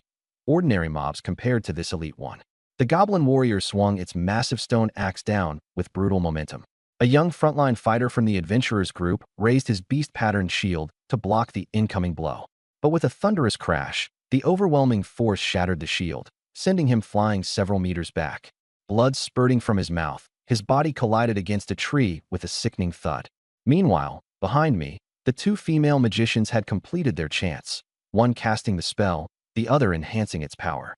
Whoosh! A towering cyan whirlwind over 20 meters high burst forth from the ground ahead, like a giant vacuum from a washing machine, sucking in a dozen ordinary goblins along with the goblin warrior. The wind blade slashed flesh and crushed bones. After 30 seconds, the whirlwind dissipated, leaving behind nothing but a mess of minced meat where the goblins had been. We did it. The 2 female magicians jumped with joy, but their celebration was short-lived. A thick green arm suddenly stretched out from the pile of shredded flesh. The goblin warrior crawled out, bearing only a few minor scratches on its body. The 2 magicians were horrified. Its physical defense was so strong that even an enhanced first-tier whirlwind couldn't kill it. Task: assist the adventurer party in defeating the goblin warrior. Reward: magic enhancement. Lord Rello, should I eliminate that goblin warrior? Flora raised her hand, gathering a swirl of pink magic in her palm. "No need," I said, glancing at the magic in her hand. This girl seemed to have some strength. But the current task was to assist the adventurers in killing. No need for her to intervene. "All right," Flora said as she dissipated her magic. I walked over to the young man lying on the ground, intending to heal him and then buff him with a powerful strike so he could finish off the warrior and complete the task. I crouched down and cast a healing spell, but the wound didn't heal in the slightest. Huh? Why isn't it working? I was stunned. This was the first time I'd encountered someone I couldn't heal. "Lord Rello, I think he's already dead," Flora reminded me gently. I touched the man's chest where his heart was supposed to be. It had stopped beating. He had kicked the bucket. My healing magic couldn't bring the dead back to life. At that moment, the two magicians ran over in a panic. "Run! That big guy is coming." I turned my head to see the goblin warrior charging at us with a giant axe in hand. With no other choice, I grabbed the wrist of the flat-chested female magician and cast a super strong strike buff on her, causing a glowing white ring to appear around her wrist. "Hey, woman, you go kill the goblin warrior." "Me?" The flat-chested magician pointed to herself, her eyes wide. Was this guy serious? She was just a support magician, no strength, no offensive magic, and now he wanted her to take on the goblin warrior? "That's right, you. You're enhanced now. Off you go. Go fight." "I'm not going," she refused flat out. This guy had to be crazy, telling her to go against a warrior head-on with a magic staff. "Go." I shoved her forward. The goblin warrior was an elite creature of the nest, with strength comparable to a second-tier human warrior. The flat-chested magician found herself less than 5 meters away from the monster, its foul stench hitting her face. She could even see the sweat hairs on its gray skin. Escape was impossible now. She had no choice but to fight. She swung her magic staff to block. Crack! Her wooden staff was smashed to pieces by the stone axe. "It's over." She stared wide-eyed as the giant stone axe, bigger than her own head, came down toward her with despair in her gaze. If it struck her, her skull would surely burst open, spraying brain matter everywhere. A grotesque yet oddly beautiful end. Not a bad way to die, now that she thought about it.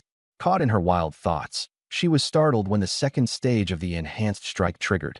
An invisible force collided with the stone axe. Boom! Shattering it into fragments before hurtling into the warrior itself. In an instant, its strong body was obliterated into a mist of blood.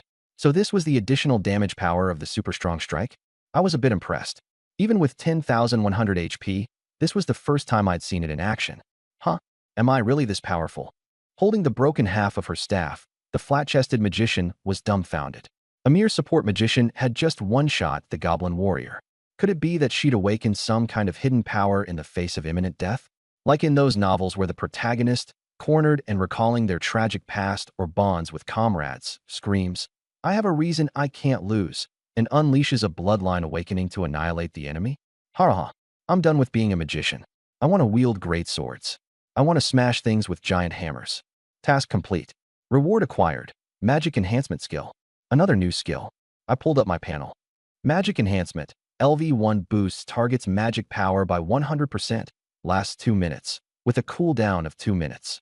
This skill doubled the magic power of magicians. With its cooldown being identical to its duration, it was practically permanent. As expected, the system always delivered quality. I was secretly reveling in this when Mia tugged at my sleeve and pointed toward the forest. "Lord Rello, look over there." In the forest to the right, a swarm of green-skinned goblins was closing in.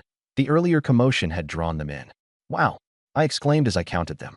Over 100 goblins were surrounding us, including 3 goblin warriors, each over 2 meters tall, standing out prominently among the smaller goblins.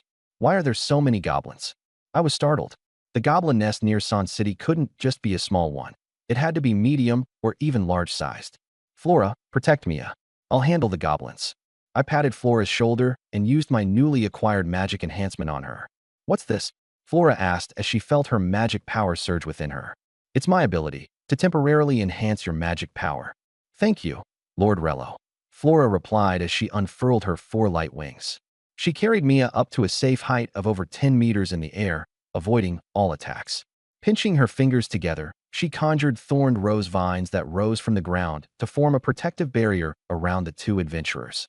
As for myself, I activated a shield and walked straight toward the goblins. The horde of 100 goblins clawed and beat at the shield. Each strike caused fine cracks to appear, but the shield retaliated, sending damage back at them. Wham! Wham! Many goblins were flung away by the recoil. One goblin warrior grabbed a 3-meter-long stone pillar and spun rapidly in place, using centrifugal force to slam it against the shield. But the shield remained steadfast, only splintered by a few centimeters, while the recoil crushed the warrior's chest, sending it flying.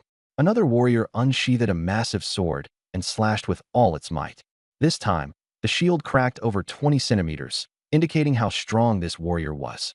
Yet, the harder it attacked, the more self-inflicted damage it suffered, the counterstrike splitting its head clean in two. I stood inside the shield lazily, without lifting a finger, as goblins were flung left and right. Cracks spiderwebbed across the shield with each attack.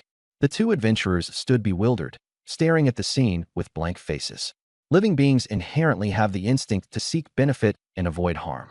Even goblins, as foolish as they are, instinctively understood that I was someone not to be trifled with. Not daring to challenge me further, they turned their attention toward the adventurer group. Yet, having just suffered counterattacks from me, leaving them severely weakened, the goblins charged toward the rose vines nearby. Dozens of flower-covered vines coiled around them like serpents, their sharp thorns piercing through skin to draw blood. The pale roses, after feeding on the blood, transformed into a vivid crimson and began to grow and spread wildly as though they had been fertilized, ensnaring even more goblins. "Little flower fairy, I didn't know you were this strong," I remarked as I glanced at Flora hovering midair. Her combat capabilities seemed far from weak. "It's mainly because Lord Raylo enhanced my magic power. Besides, these goblins were already injured, making it easier for the flower vines to bind them. In an instant, over 100 goblins had all become fertilizer for the flowers." Flora descended gracefully with Mia by her side. Mia's eyes shimmered with affection as she looped her arm through mine, resting her head on my shoulder. Her black tail rubbed affectionately against my back. "Mia, you're so adorable," I said as I planted a kiss on her cheek. "Mew mew." Mia let out a soft, trembling sound from her throat, a sound resembling a kitten's plea for food to please its owner. Catfolk only make such sounds toward those they are closest to. "Lord Raylo, are you hurt?" Flora asked with a face full of concern. "I'm fine." I patted her head. Her pink hair, smoothly soft like silk, carried a faint floral fragrance. As she enjoyed the head pat, Flora tilted her head back, her snow-white long ears folding back slightly, as if savoring the moment. Flora's affection rating for the host +10. Progress 60 out of 100. We continued our journey toward Dovetown. By afternoon, we reached its outskirts where a squad of silver-armored, spear-wielding soldiers patrolled outside the town. Dovetown didn't normally have a station military. "What was going on today?" I approached and asked. "Officer, has Dovetown been placed under lockdown?" The soldier, recognizing me as a cleric from the church, spoke respectfully. "There's been a goblin outbreak recently, and several villages near Sin City have been plundered. If it's not urgent, try not to leave the town." "Understood. Thank you." I hadn't expected the goblin crisis in Sin City to have repercussions reaching Dovetown, some 20 kilometers away. Upon entering the town, I noticed the streets were more crowded than usual. Residents were frantically stockpiling supplies. Whether it's Earth or another world, people's first instinct during a disaster is to hoard food. Lines stretched outside grain stores, while prices on wooden signs had skyrocketed 3 to 4-fold. 10 copper coins per pound for wheat, a 3-fold increase, 12 for rice, a 4-fold increase, and 5 for corn, a 3-fold increase. Despite this, food supplies couldn't keep up with the demand. I remembered that the estate didn't have much grain stored and worried it might be impossible to buy any later. So I joined a line. After half an hour, I managed to purchase 10 sacks of overpriced rice, enough to last 2 or 3 months. Passing by a tailor shop, I noticed Flora was still wearing her tattered, coarse clothing.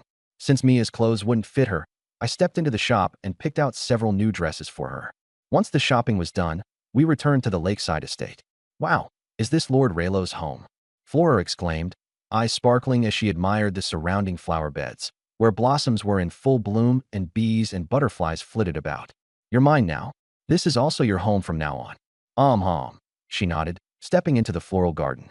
With her eyes closed, she took in the fragrance and the sound of chirping bugs, feeling as if she had returned to her homeland, the sea of flowers in the northern plains. Taking out a pink long dress, I handed it to her. "Take a bath and change into this." "Where do I bathe?" She wasn't familiar with the estate.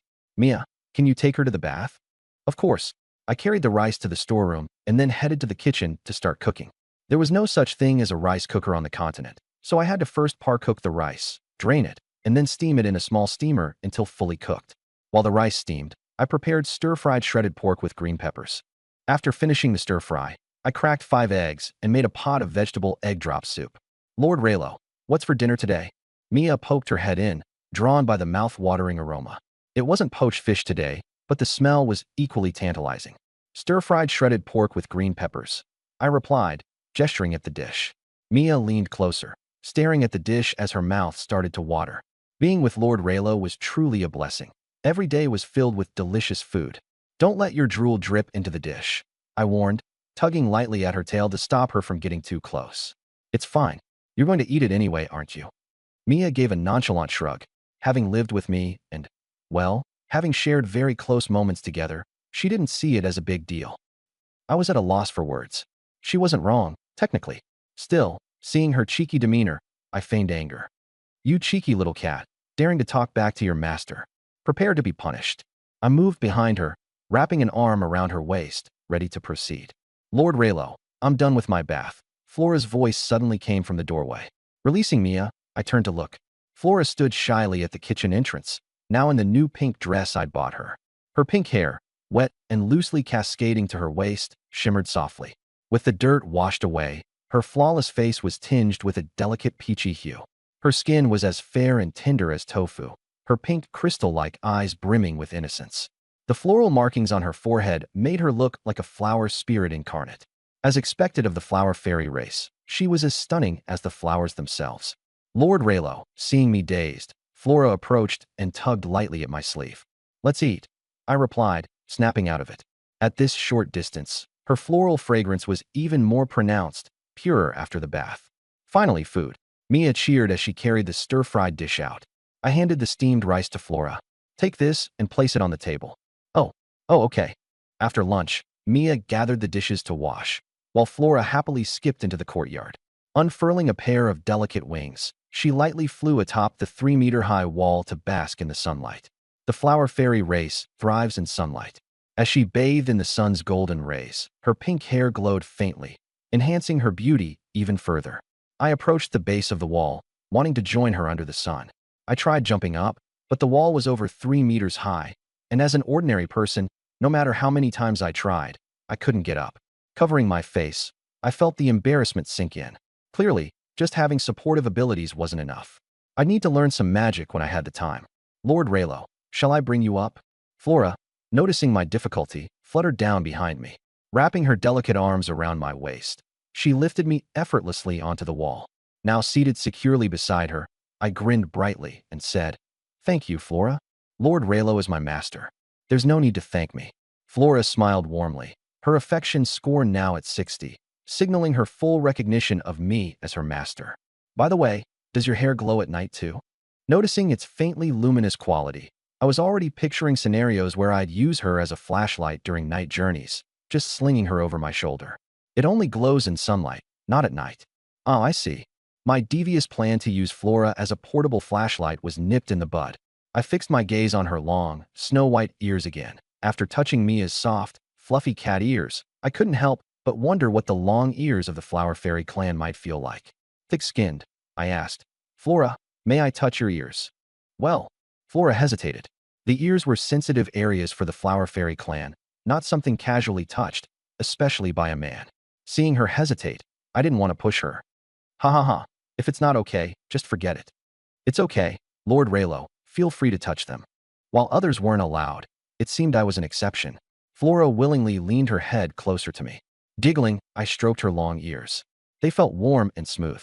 As my palm brushed against her delicate skin, a peculiar emotion stirred within Flora, turning her cheeks crimson.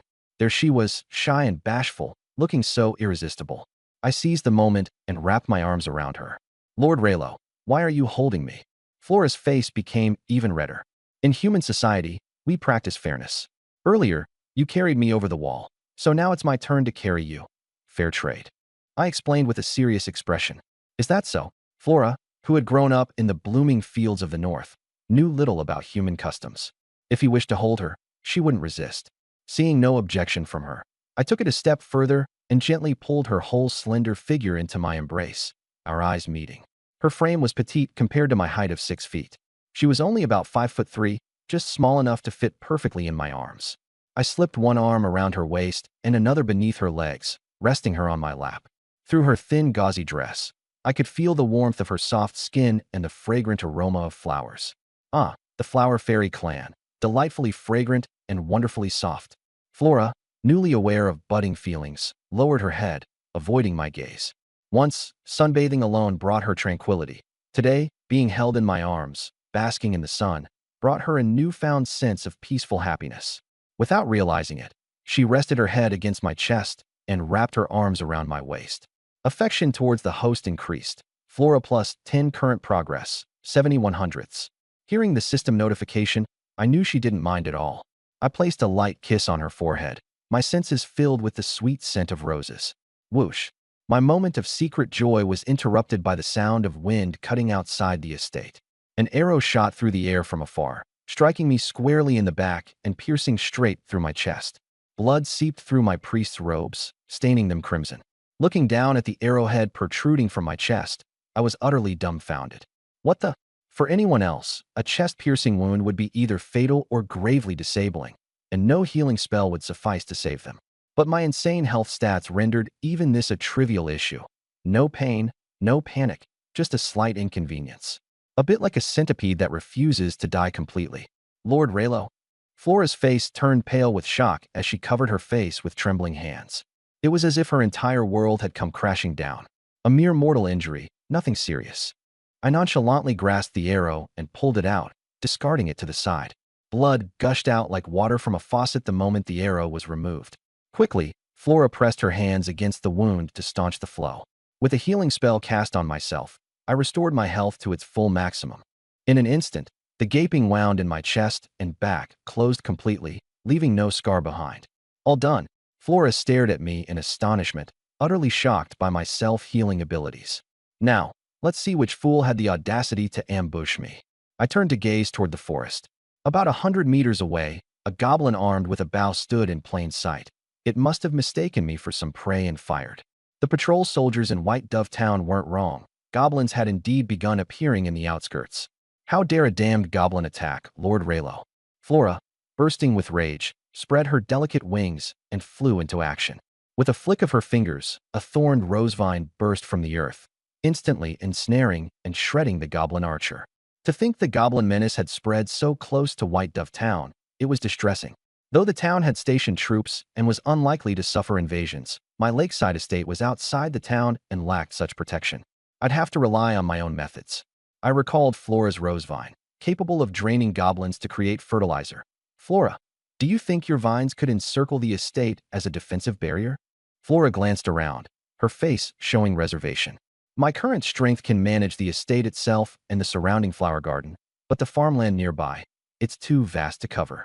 The estate had a nearby plot of farmland spanning over a dozen acres. Encircling the estate and the garden will do. Forget about the farmland for now, I said, knowing there weren't any crops planted at the moment. All right.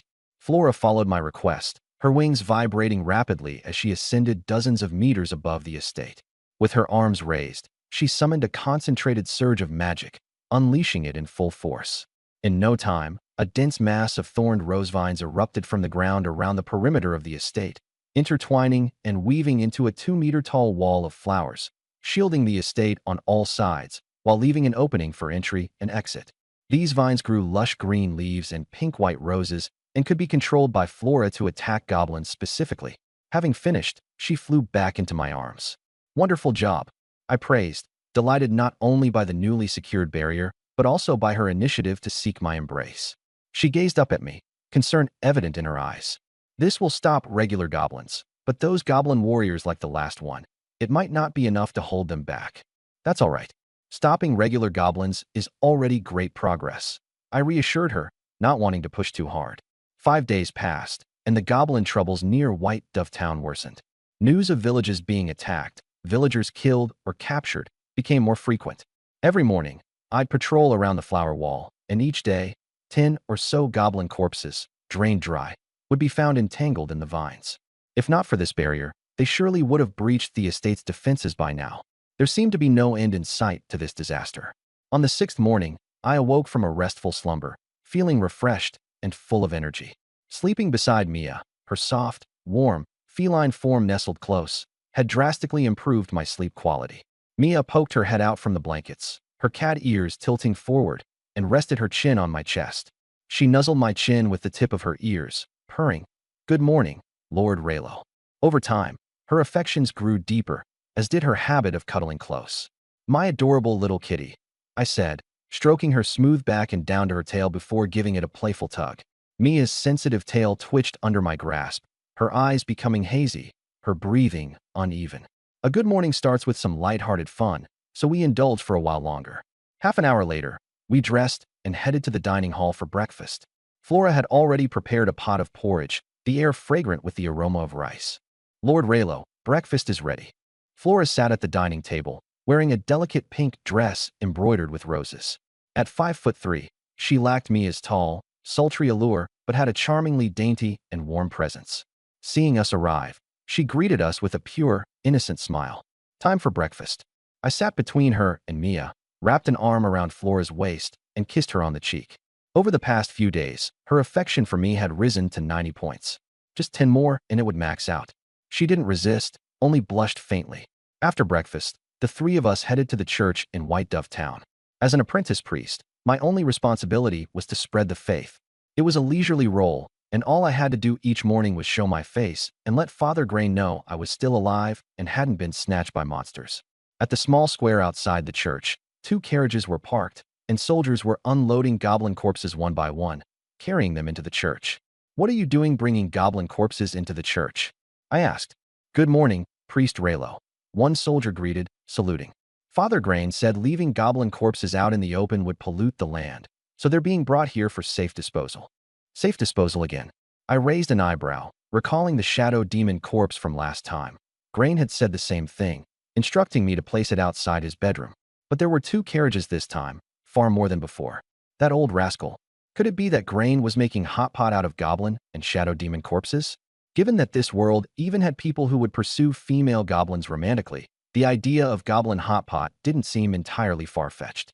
"By the way, Priest Raylo, the adventurers have found the goblin nest. The city lord is gathering people and preparing to send the army to wipe them out. If you're interested, go take a look," the soldier added. "Oh, they've found the nest." My eyes lit up. This meant the goblin disaster would soon be over. Quest: participate in the assault on the goblin nest. Reward: taunt. Taunt was an ability that forced enemies to attack you. It was a common skill in games. I already had 5 support skills. This would be my 6th. Shall we join the assault? I intended to go but decided to ask the other 2 for their thoughts.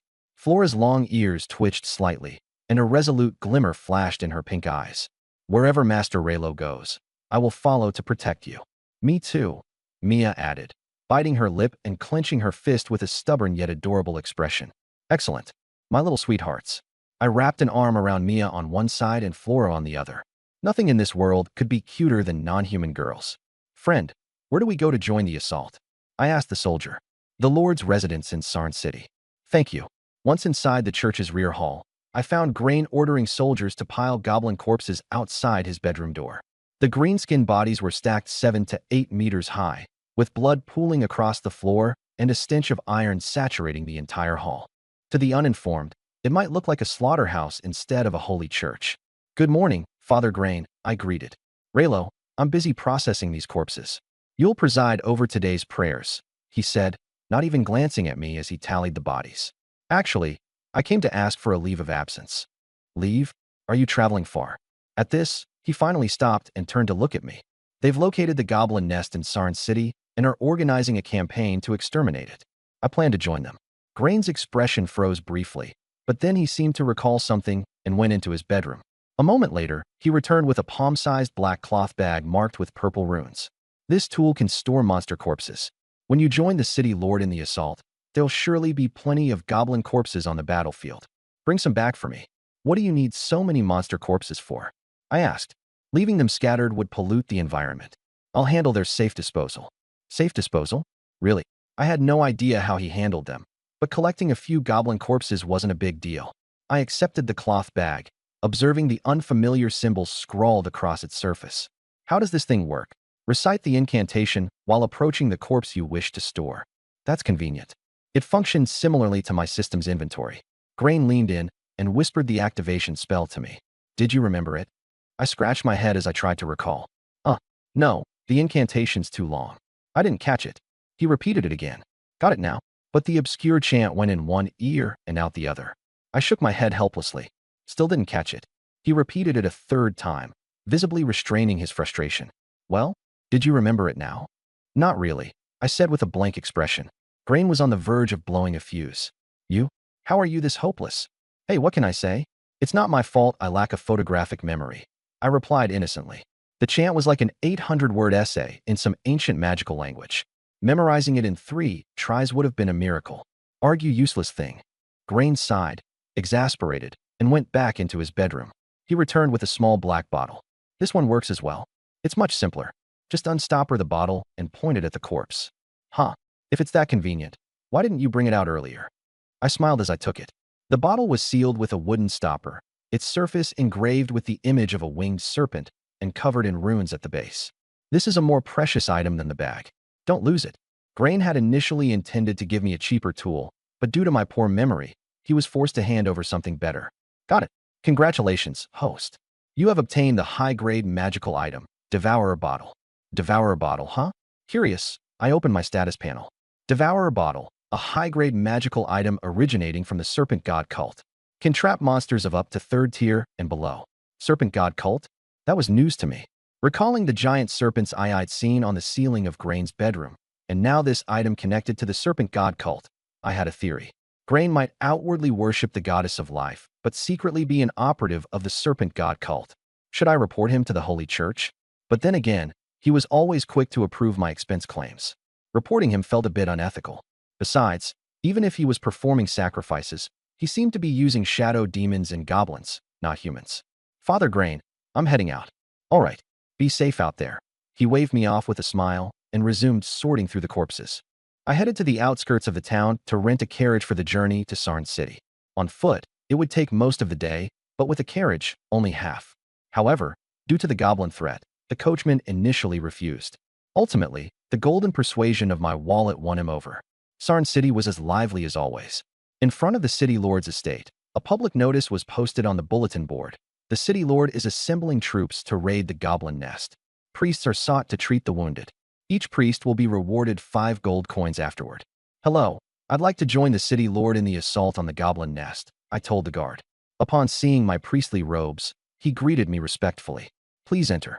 Register in the 3rd room on the 2nd floor. On the 2nd floor in the 3rd room sat a middle-aged man, dressed in luxurious clothes with a gaunt face. I am a trainee priest in White Dove Town. I wish to join the Lord in the campaign to eradicate the goblin nest. A trainee priest? Are you up to it? The thin man questioned, his tone doubtful. Priests were recruited to reduce casualties through healing, and naturally, a trainee priest's healing abilities wouldn't compare to those of an ordained one. Of course I can. Do you want me to demonstrate? Then show me, he said, placing both hands on the table, his face calm as he awaited my performance. I pulled out a short dagger, presenting it like a magician showing off a prop, holding the hilt with one hand and the tip with the other for him to see. He speculated that I was about to cut my finger and heal myself, just as 2 other trainee priests had done before. I'll only perform this once. Watch closely. As my words fell, I suddenly grabbed his hand resting on the table and slashed down with the blade. A gash 5 centimeters long opened, blood instantly pouring out. He roared in pain. He had assumed I would cut my own finger. He did not expect me to slice his palm, let alone at such a length. Unperturbed, I gestured for him to calm down. You wanted to see my healing magic, not me. So naturally, you're the guinea pig. The thin man. Oh, you cunning trickster. Heal. I cast, restoring 100% of his maximum health. In moments, the wound on his palm was completely healed. Your healing works, I'll give you that, he said, his anger slightly subdued. A 5-centimeter gash had been healed so quickly. This was the kind of skill the army desperately needed. In a cold voice, he asked, your name? Raylo Simmons. He jotted it down in his registry.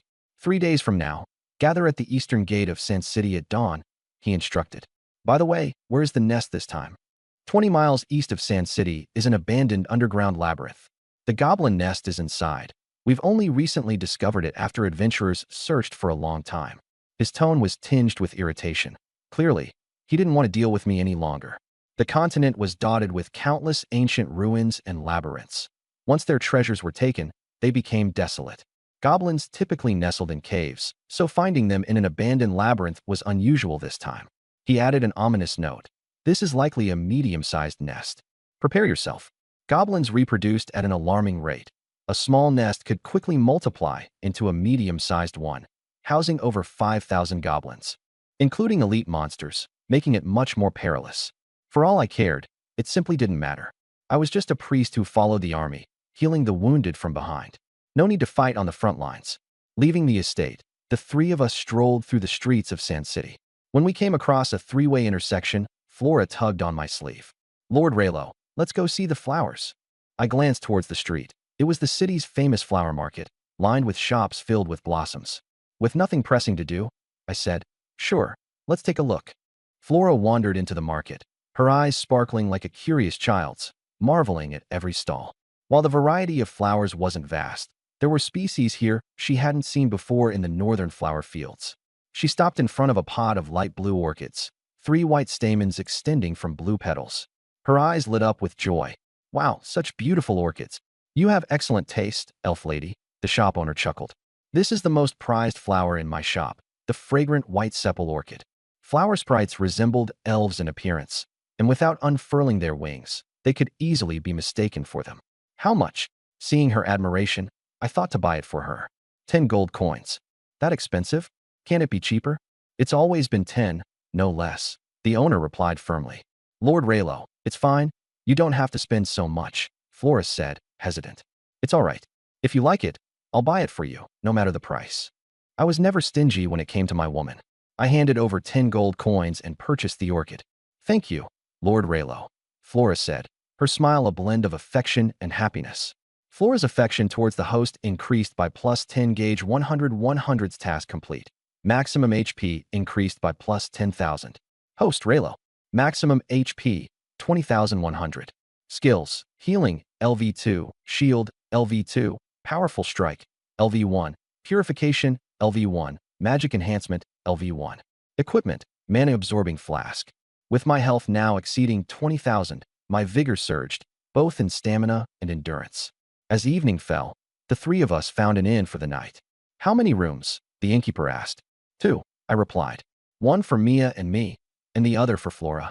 3 silver coins per room, totaling 6, he clarified. On the 3rd floor, the 2 rooms assigned to us were adjacent, separated by a thin wooden wall no more than 3 centimeters thick, far inferior to the quality of the lakeside manor. I knocked on the wall, which reverberated hollowly. Damn it, such a ripoff.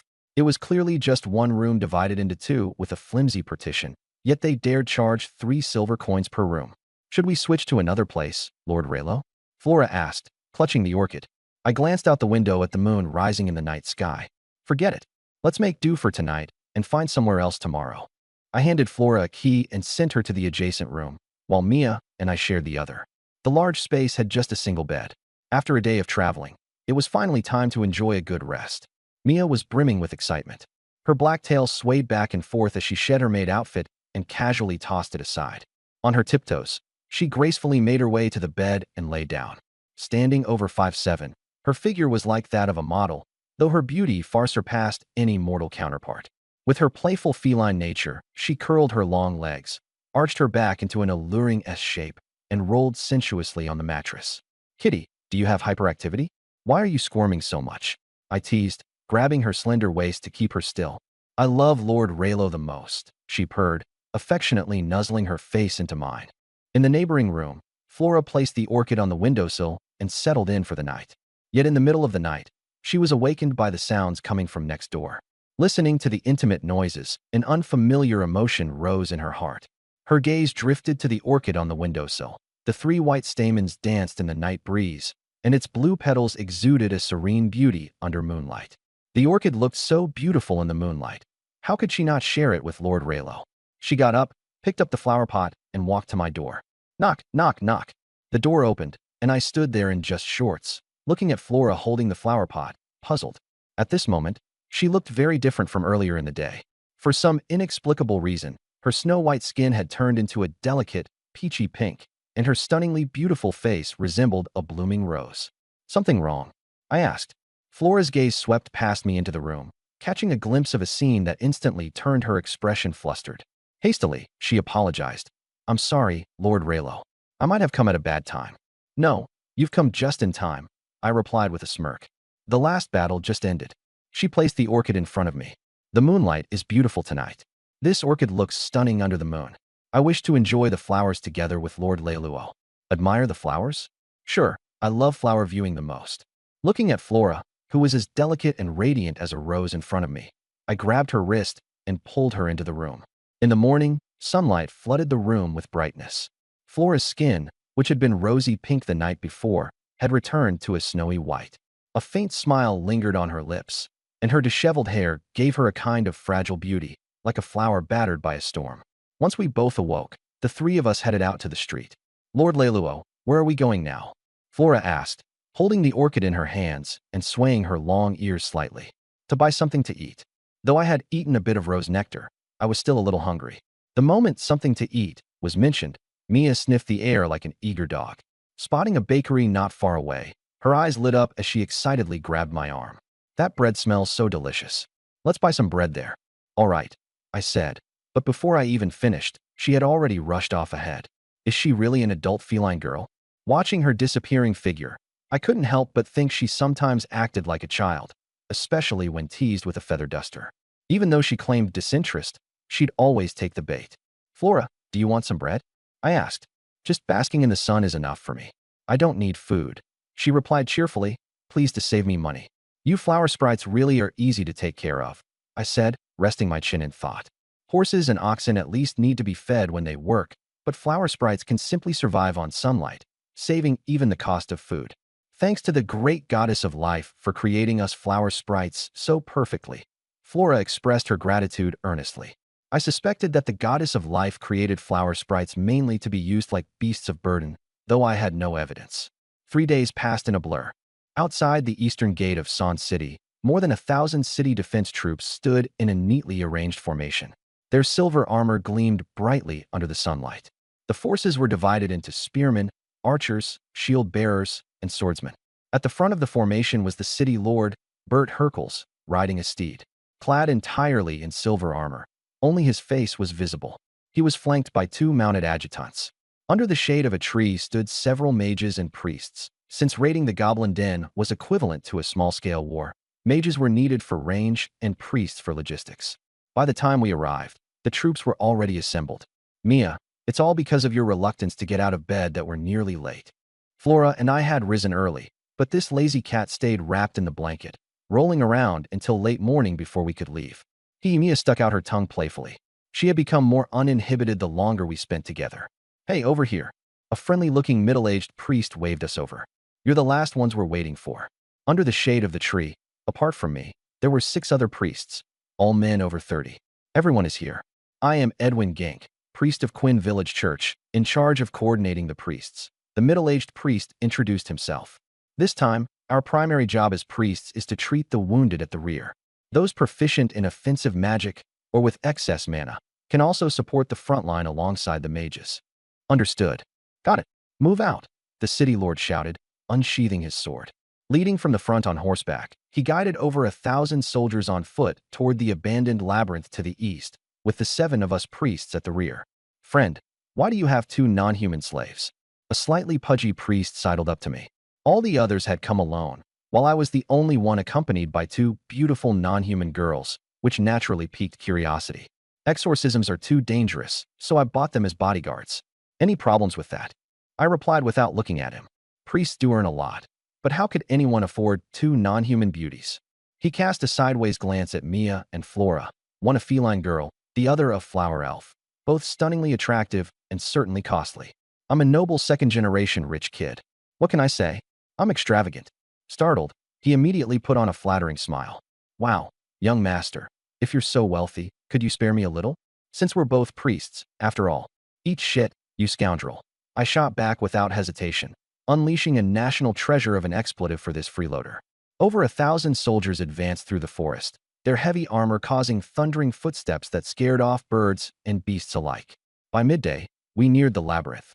Suddenly, dozens of goblins charged out of the woods, launching an attack on the troops. The city defense forces, well-trained and clad in heavy armor, reacted swiftly. Before the goblins could even approach, Shield bearers and spearmen moved into formation. 5 shield bearers formed a 360-degree fortress, while spearmen within jabbed outward, much like China's Mandarin duck formation. In less than 10 minutes, the goblins were completely annihilated with only a few soldiers sustaining minor injuries. The wounded were sent to the rear for priestly treatment. I eyed the goblin corpses lying on the ground, pierced like honeycombs, and recalled Grain's commission. With the swallowing magic bottle in hand, I uncorked it and aimed it at the corpses. A powerful suction force instantly sucked the bodies inside. I managed to collect over 20 of them. The closer we got to the goblin den, the more goblins we encountered. The army of 1,000 continued eliminating smaller groups of goblins along the way. These ordinary goblins, roughly the size of 7 or 8-year-old children, sported round bellies, short arms, and short legs. Against the fully armed city defense forces, they were as vulnerable as chickens and dogs. Along the way, hundreds were slain, leaving the roadsides littered with corpses. Yet the troops didn't relax. These were merely scattered fighters, not the main force. Meanwhile, I diligently followed behind, using the swallowing magic bottle to voraciously collect corpses. Within a short time, I had gathered 200 to 300, a number that would surely have Grain grinning ear to ear. Meanwhile, some goblins had already fled back to their den to report. Ordinary goblins might be dim-witted, but their den was home to high-intelligence individuals capable of commanding them. A massive horde of goblins poured out of the labyrinth to intercept us, including numerous goblin warriors towering over 2 meters tall. A kilometer from the den, the city lord Bert raised his hand, halting the army. In the shadow of the forest ahead, the outlines of numerous goblins charging forward became visible. Archers, prepare. Mages, prepare. Bert ordered, intending to use long-range attacks to weaken the first wave of goblins. Over 100 archers unleashed a dense rain of arrows. With so many goblins, it wasn't even necessary to aim carefully to strike them. Protected by shield bearers, the mages began their incantations.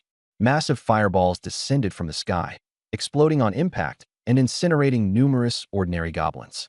However, long-range attacks barely affected the thick-skinned goblin warriors, who resembled heavy tanks as they charged at the forefront, brandishing stone hammers and massive swords.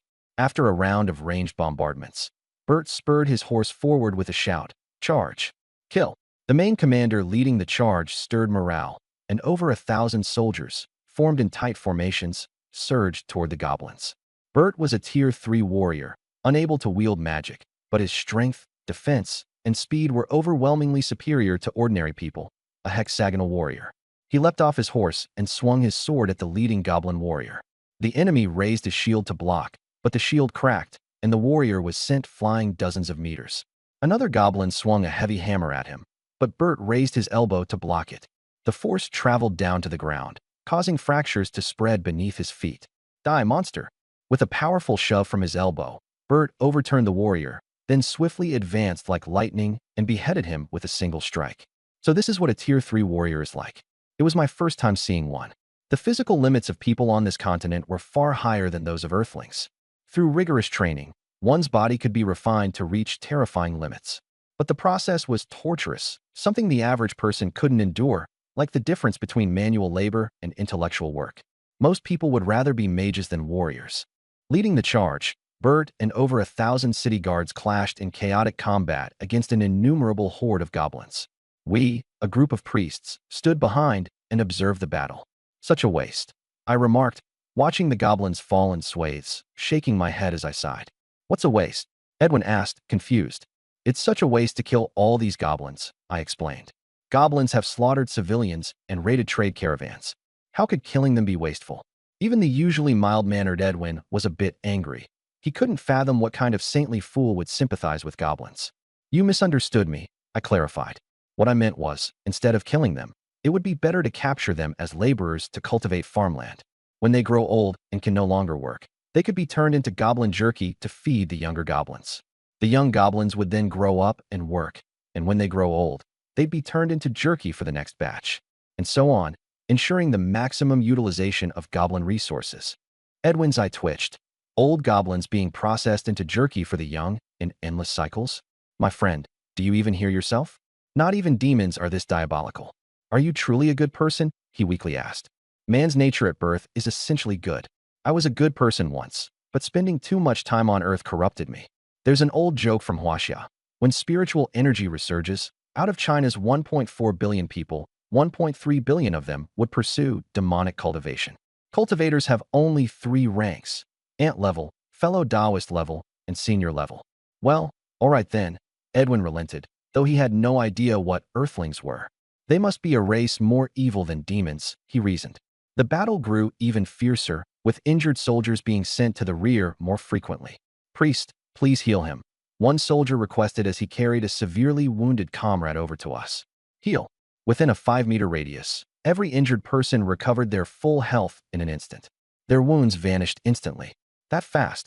The two soldiers were astonished. Ordinary priests required several minutes to treat even minor wounds. Yet this young priest had healed them in a mere moment. Of course, I scoffed. Anything produced by the system is guaranteed to be top-notch. My healing capabilities far surpass standard healing magic. The two soldiers saluted and quickly returned to the battlefield. Over 2 meters tall, a goblin warrior gripped a greatsword with both hands and began spinning on the spot. Using centrifugal force, he brought his sword down onto a shield, instantly scattering a group of 5 walking fortresses, sending soldiers flying through the air. A deafening howl erupted from the horde of ordinary goblins, their excitement akin to lecherous old men spotting a gorgeous beauty. Clutching bone knives and stone axes, they surged forward, engulfing the soldiers in their frenzy. Over 1,000 city guards were facing an overwhelming enemy force. Blood sprayed, and severed limbs flew across the battlefield, turning it into a macabre meat grinder. We priests worked tirelessly a few hundred meters away, beneath a reverse slope, treating the wounded. "Dear priest, can't you go faster? I need to get back to the fight," a blood-soaked soldier grumbled, impatient with Edwin's slow pace. "Healing magic simply takes this long. What can I do about it?" Edwin replied, channeling magical energy with both hands. Green light enveloped the soldier's wounds, which slowly began to close. Healing a single fighter took him 3 full minutes, far too slow to keep up with the influx of injuries. After treating his 8th patient, he was already panting and drenched in sweat. Healing magic consumed mana, and Edwin was on the brink of exhaustion. He looked up toward the reverse slope, noticing a steady stream of injured soldiers. Their bodies, caked in blood and mud, had merged with the soil in a dark crimson sludge, leaving just their eyes visible. Puzzled by the lack of crowding or chaos among the patients, Edwin scanned the area and found the answer near me. Within a 5-meter radius around me, more than 20 injured soldiers sat on the ground. With a single wave of healing magic, all their wounds healed instantaneously. Ordinary humans had around 100 hit points, while these soldiers had slightly more, roughly 200 to 300. But with my ability to heal up to 20,100 points in one go, coupled with its area-wide nature, my efficiency was unmatched. "Thank you, priest. You're incredible." Instant recovery. I've never seen a cleric this powerful. With Priest Raylo at the rear, we can't die. There's no way we can die, the soldiers exclaimed, expressing their gratitude before returning to the battlefield, their injuries fully healed. "Next batch," I called.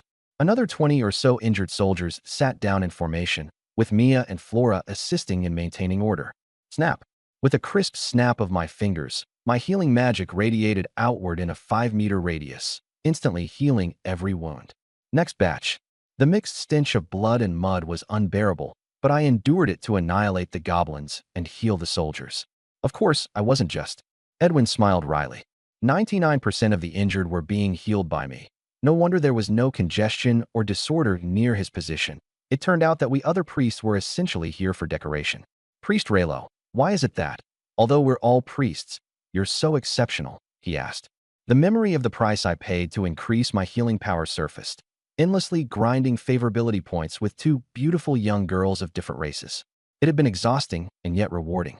I sighed and offered an inspirational response. "The gods do not forsake those who strive. I worked harder and sacrificed more than you." "Ah, I see."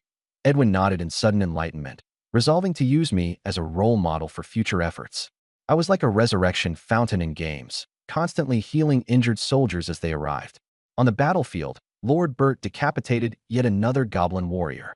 His silver armor had suffered cracks, and he bore several light injuries. Scanning his surroundings, he frowned. "Winnick, I remember many soldiers being injured earlier. Why hasn't our fighting strength decreased significantly?" "The adjutant, Winnick, answered. "Lord Bert, there's a priest at the rear named Raylo. His healing capabilities are astonishing, able to treat over 20 soldiers at once." Many soldiers returned to battle immediately after being healed by him. That capable? Bert was taken aback. Having a healer with sustained, large-scale recovery in a group battle was an overwhelming advantage. After the battle ends, I must meet him. At the base of the slope, the other priests were exhausted, out of mana, and panting heavily. Meanwhile, my healing didn't require mana. With my energy completely unaffected, I casually lounged while stroking a cat's tail. Some goblins chased the injured soldiers to the reverse slope on this side. Seeing humans at the bottom of the slope, they brandished their clubs and charged at us. Mia, go and take care of them. Understood. Mia drew her sword and dashed forward. The feline races are the fastest among all, and she easily evaded their attacks. With precise, lethal throat slashes from her short sword, she leapt and weaved among the goblins, making her movements look like an art. In less than a minute, she killed 7 or 8 of them. However, there were simply too many goblins, and a few still managed to rush to the foot of the slope. I placed a hand on Flora's shoulder and used magic to enhance her. The rest is up to you. No problem. Flora, brimming with magic, extended her fingers. Instantly, countless rose vines erupted from the ground, ensnaring the goblins. The vines drained their blood as nutrients, growing vigorously and killing even more. After half an hour of fierce battle, over 3,000 goblin main forces were wiped out. The city defense army only lost a little over 100 men and achieved a decisive victory.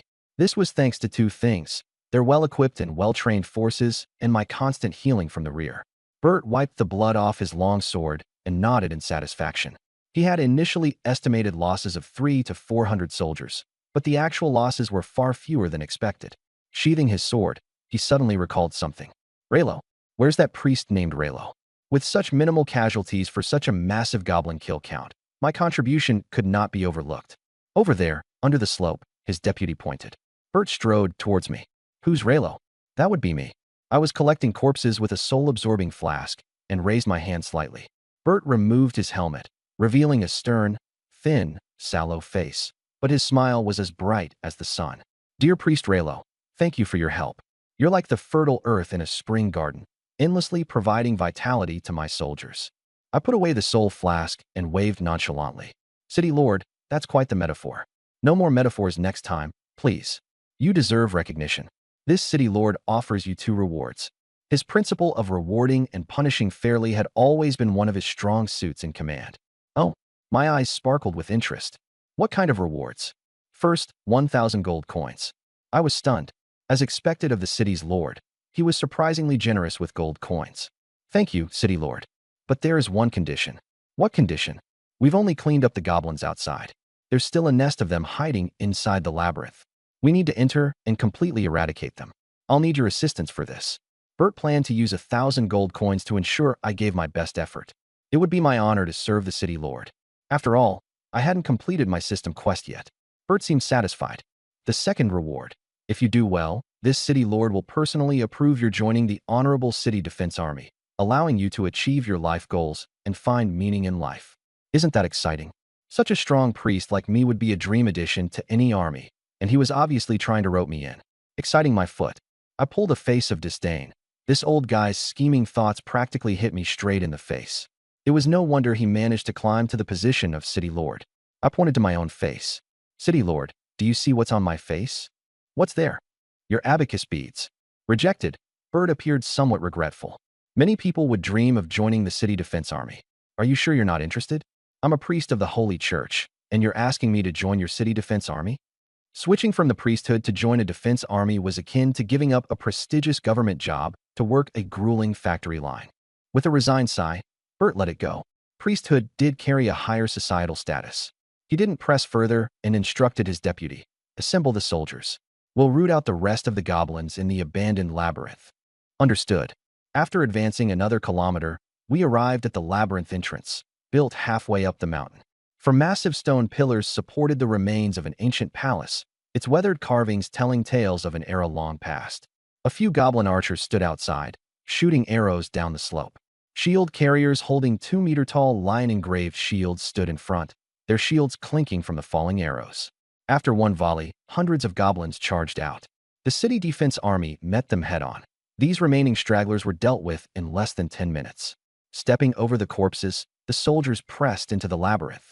I followed behind, frantically gathering corpses into my soul flask. I'd already collected 500 to 600 bodies, and the flask still showed no signs of being full. I couldn't tell how much it could hold. The first hall inside the labyrinth was about the size of a soccer field. The weathered rock walls were etched with ancient murals. Just like outside, the place was filled with goblins and the sound of combat. I brought Mia and Flora to a corner to wait for the injured. Then I noticed piles of human corpses heaped carelessly not far away. Their faces were drained of color, their eyeballs bulging, their deaths horrifying. They looked like they'd been completely drained of blood. I frowned. I'd heard that the goblins this time hadn't just stolen food. They had also abducted many villagers. Could those lifeless corpses be the kidnapped villagers? Were the goblins bleeding them out to remove the smell before eating them, like preparing pork? These creatures had an alarming, albeit twisted, sense of culinary precision. Injured soldiers quickly came seeking treatment. Edwin and 6 other priests sat idly not far from me, chatting away. Though they weren't pleased about being sidelined, they seemed to enjoy the thought of receiving the city lord's rewards for doing absolutely nothing. Perhaps being useless wasn't so bad after all. As I healed, I asked one of the soldiers, "How many levels does this labyrinth have in total?" The Adventurers Guild records say 3.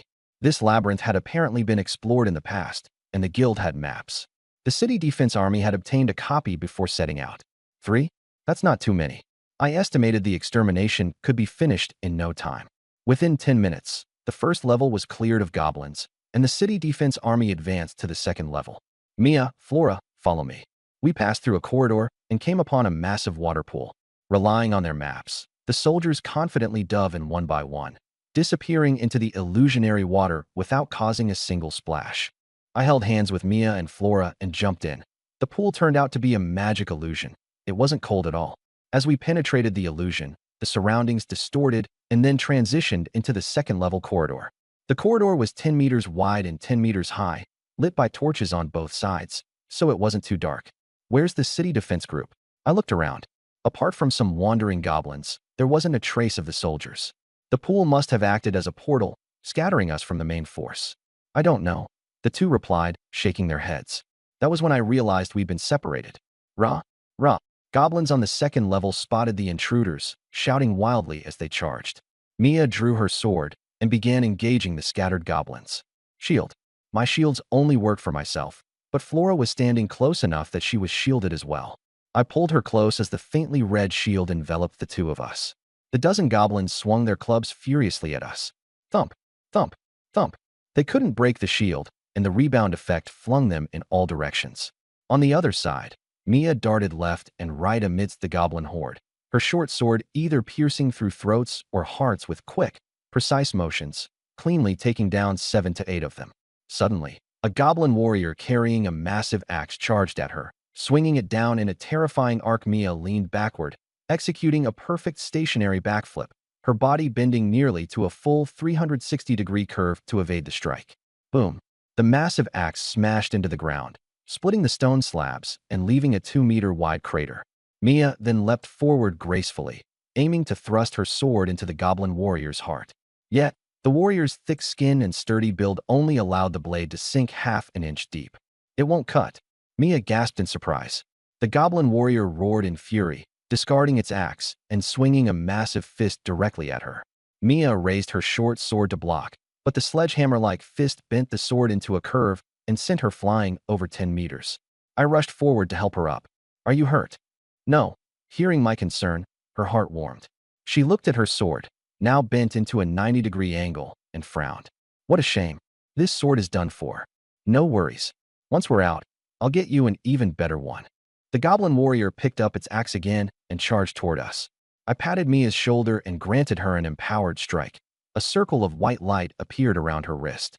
"Bring it down." Understanding that this was my ability, which could amplify the power of her next attack exponentially, Mia rushed forward without fear. Using the long handle of the giant axe as leverage, she hopped twice before delivering a powerful punch to the warrior. My health pool stood at 20,100, 201 times that of a normal human. The additional damage from her strike was catastrophic. Boom. The warrior's body was blasted into pieces, obliterated in one punch.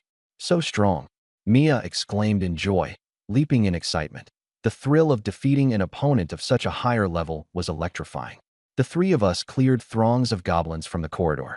The labyrinth was aptly named because of its complex, intricate layout. With no map, both ends of the hallway extended into unknown darkness. After thinking it over, I decided we should press forward. The passage led us to a three-way fork ahead. Mia, Flora, which way? Left. Right. The two of them answered in unison, but with opposite directions. I was stuck. Let's flip a coin, heads for left, tails for right. A simple cure for indecision. I flipped a gold coin.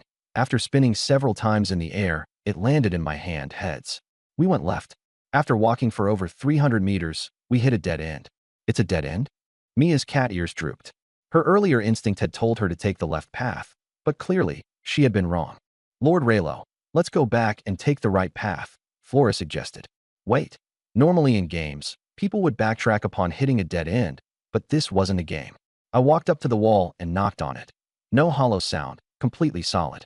Still, it wouldn't hurt to try something. After all, there was no cost to experimentation. Mia, come here. I pulled out an iron sword and granted it an empowered strike, the circle of white light appearing around her wrist again. Try cutting this wall with the sword. All right. Lord Raylo, you'd better step back a little. I retreated a few meters. Mia slashed down with the sword. Boom. The empowered strike blew a hole through the wall, dust and debris flying everywhere. Once the dust settled, a new corridor appeared beyond the breach. Wow, it's a new pathway, Flora exclaimed in amazement. Well, this really is like finding another world, I murmured. I had tried it on a whim, never expecting there to be an actual pathway hidden behind the solid wall. Let's go in and see. Though the labyrinth was thought to have been explored by previous adventurers, it was possible they had overlooked some hidden treasures. As we entered the new corridor, torches along the walls ignited automatically, their flames illuminating the space ahead. After a half hour of walking, we emerged into an expansive stone chamber layered with dust. The four corners of the hall held cracked and deformed stone columns, and in the center stood a disfigured statue, surrounded by fragments of crumbled stone on the floor. At the far end of the room was a massive stone door, over 10 meters tall, with an engraving resembling a sun at its center. Treasures might very well lie beyond this door. As we approached, the stone door began opening outward on its own. From within emerged an enormous creature, a massive goblin nearly 10 meters tall, its green skin reminiscent of the Hulk from movies, carrying a giant battle axe. Humans, trespassing on Lord Dylan's domain. You're doomed. The giant goblin growled, its voice hoarse and gruff. I felt perplexed. Goblins were generally unintelligent and couldn't speak. Even the elite goblin warriors didn't have this capability. Yet, this one could talk, suggesting it was most likely the boss of the lair. But who was this Lord Dylan it mentioned? You two step back. I'll handle this. While small fry could serve as practice for Mia, this boss was far too dangerous. I needed to gauge its strength first. Be careful, Lord Raylo. Shield up. I activated my shield ability and strode toward the goblin, saying mockingly, Come on, kill me. Hit me right here. I pointed provocatively at my temple. Insignificant human, die. The giant goblin roared in rage and swung its massive axe down at me. I stood still, not dodging or flinching. At 1.8 meters tall, I appeared minuscule in comparison to the 10-meter-tall monster. It swung its axe like it was playing golf, striking my shield with terrifying force. Cracks instantly spread across the shield's surface, and I was sent flying backward, crashing into the wall. I was startled. My health pool of 20,100 coupled with high durability had previously made me unshakable even against goblins and warriors. Yet, this creature had not only sent me flying, but had also left my shield on the brink of shattering. The power of that swing was beyond imagination. At the same time, an invisible force rebounded from me to the goblin. Splurt. A deep gash appeared across its chest, as if it had been struck by a blade. It was sent flying back toward the stone door, blood pouring from its wound.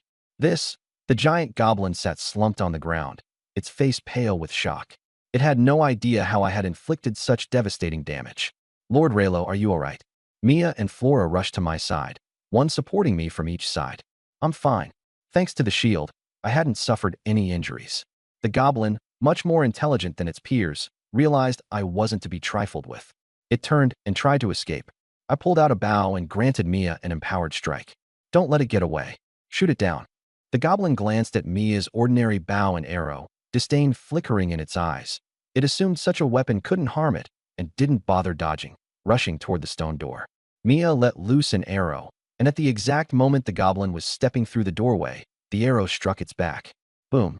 Unlike the warrior from earlier that had been torn apart, this goblin didn't shatter.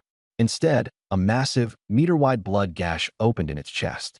It staggered forward, staring down at the wound in disbelief. It couldn't understand how a mere arrow could cause such destructive damage.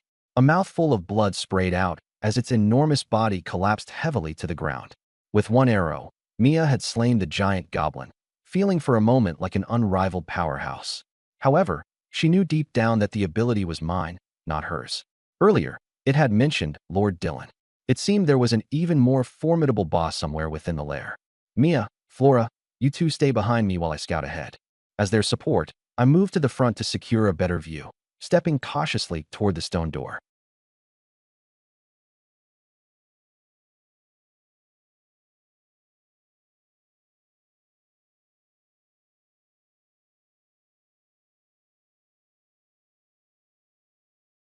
As soon as I stepped through the door, a strong stench of blood hit me and almost made me pass out.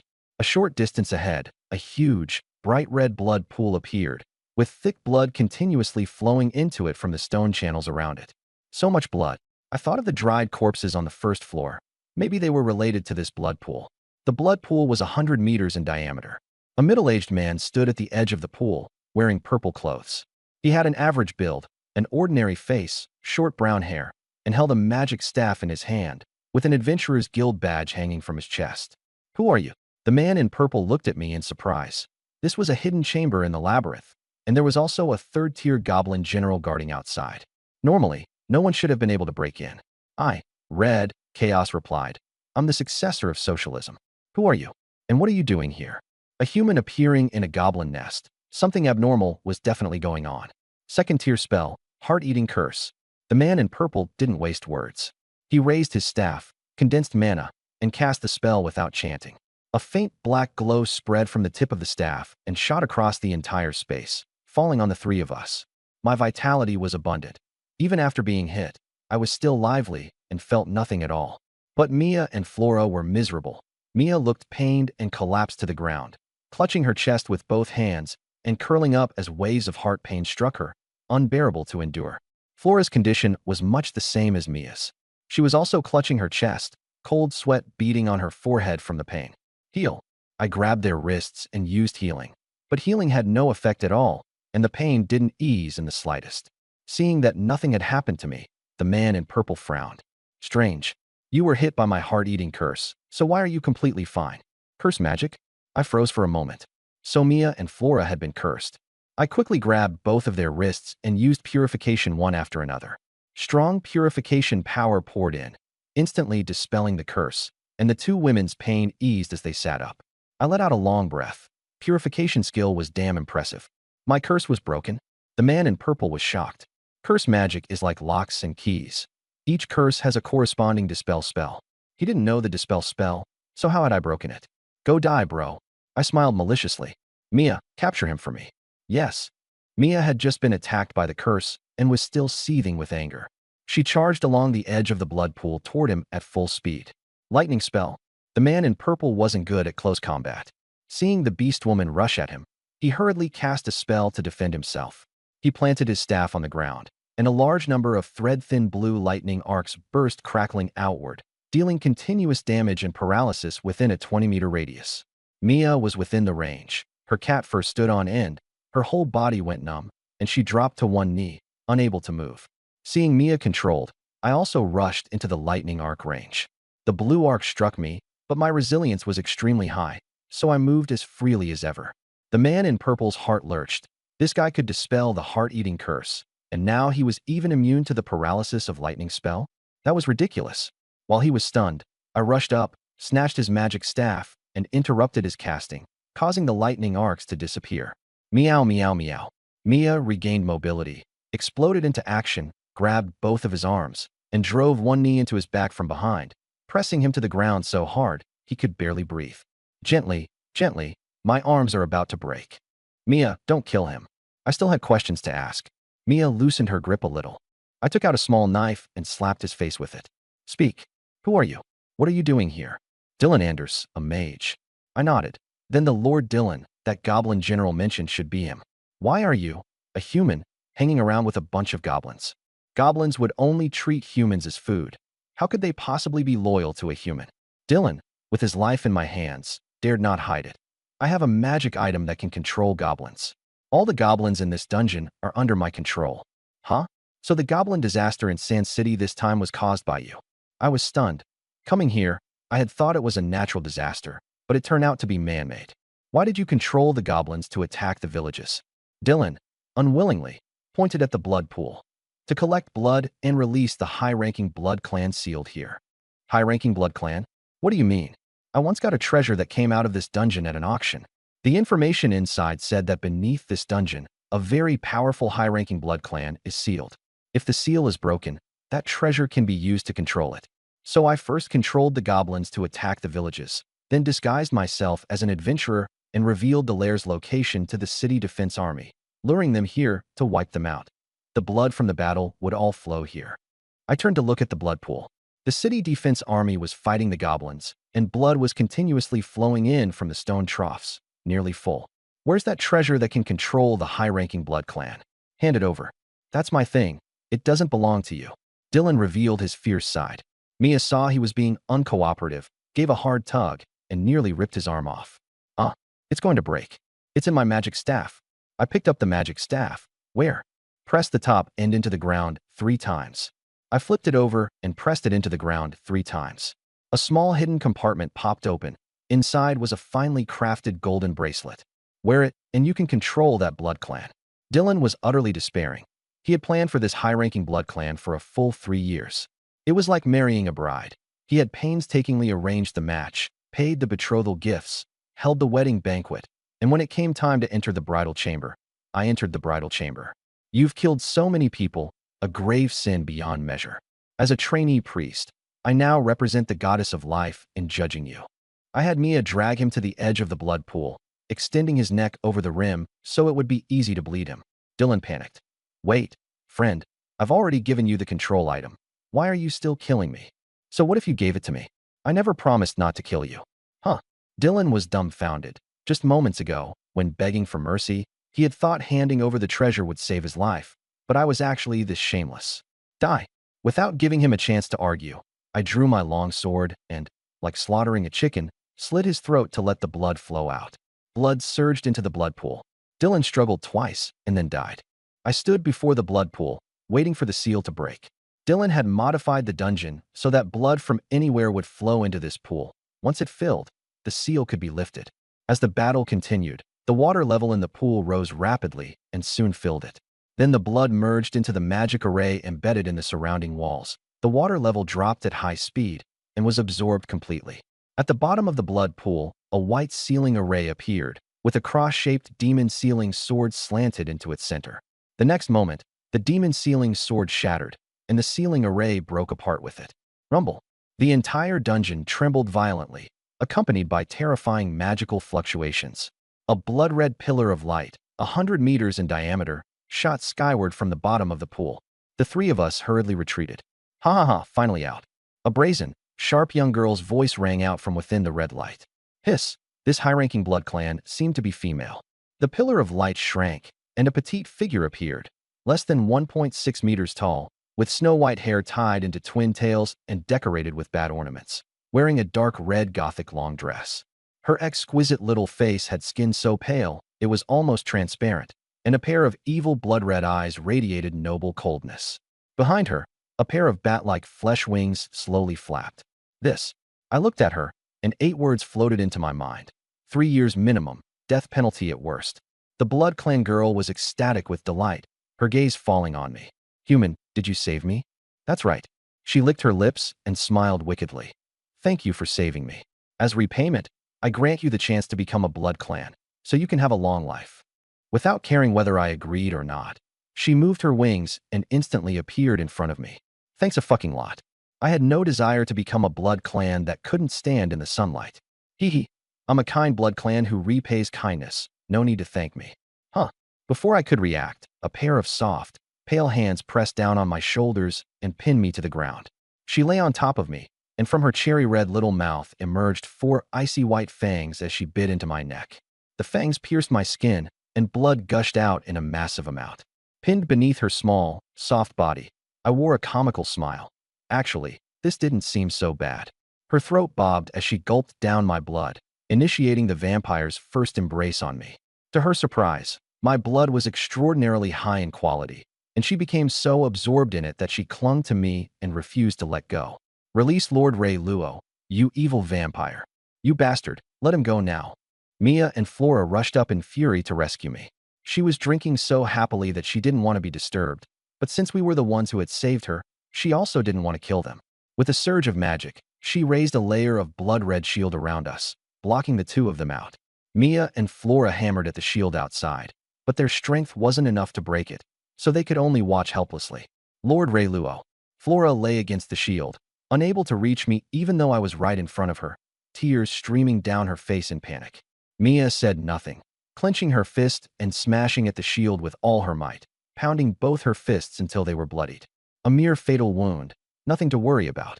I reassured them not to be concerned.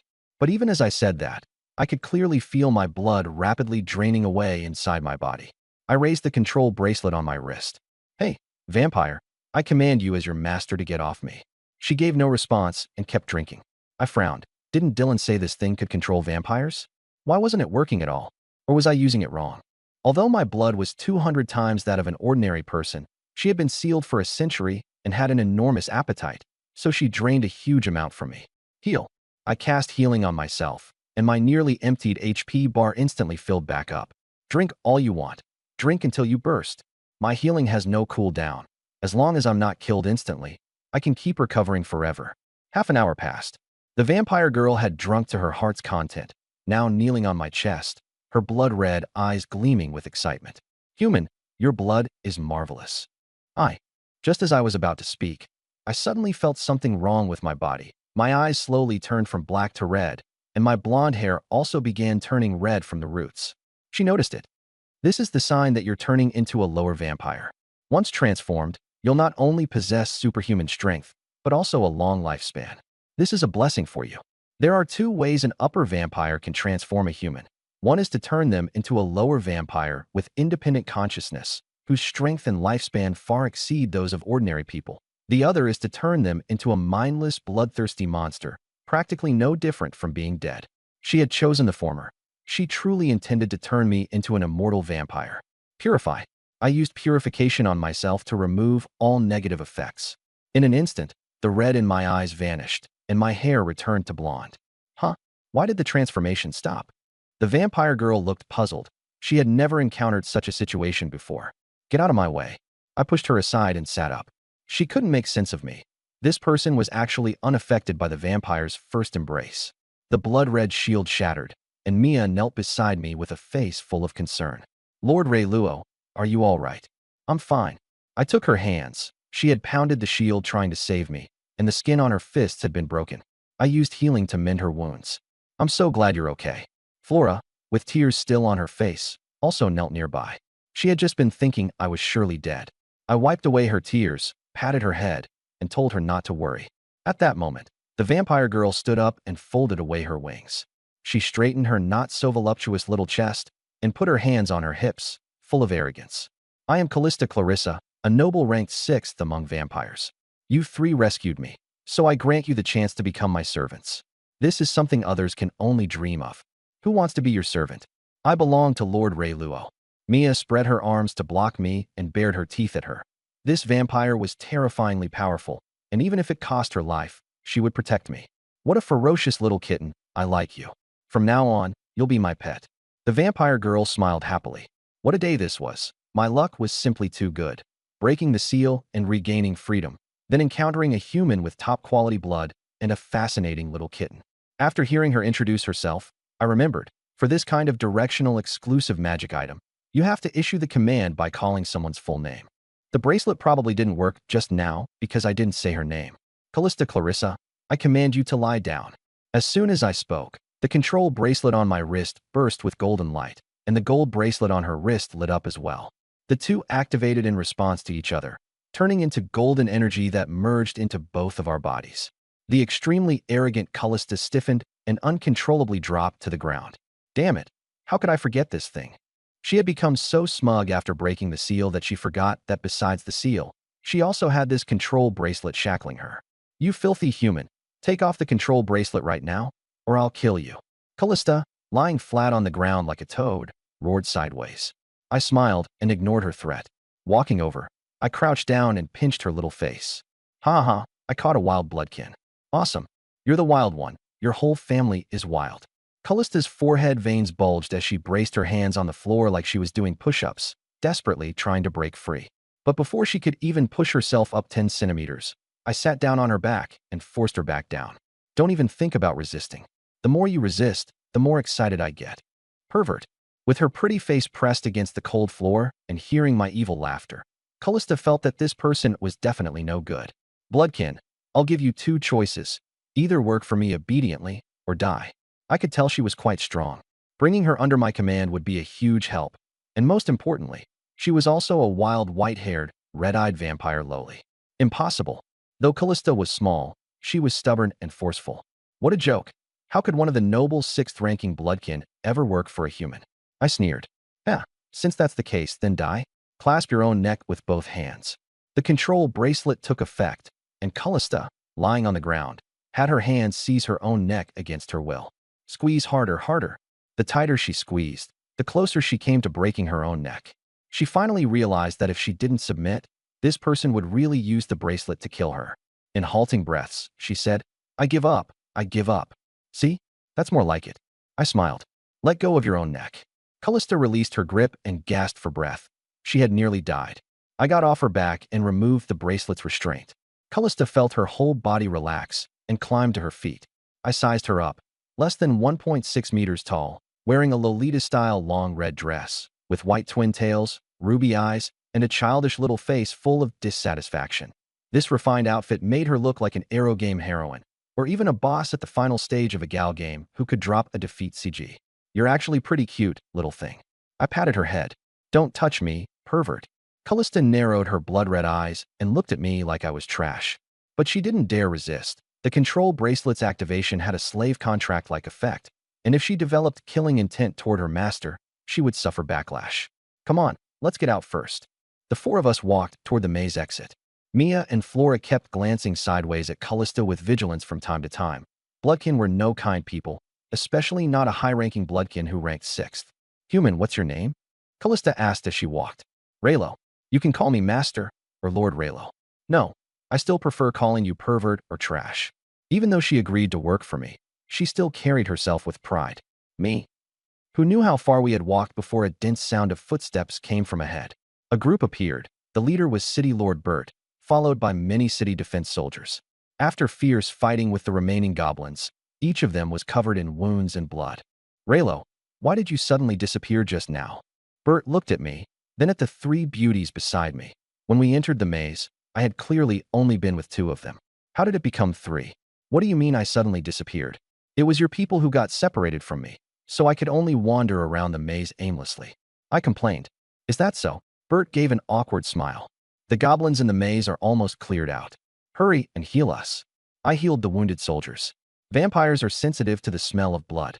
Fresh blood would stir their appetite. But after Callista had sucked my rich, potent blood, the blood of the city defense soldiers smelled thin and tasteless to her, stirring not the slightest desire to eat. "Laylo, is this girl a vampire?" Bert, who was worldly and well-informed, studied Callista. Snow-white long hair, blood-red pupils. She was clearly a vampire. In human eyes, vampires were evil, and anyone bitten would turn into a bloodthirsty monster, so they had to be exterminated. While healing, I said casually, "She's not a vampire, just has red-eye disease." "Then how do you explain the white hair?" "Her personality's too awful, so she can't get married and got so worried her hair turned white." "Red-eye disease my ass. Worried yourself into white hair. May you get destroyed."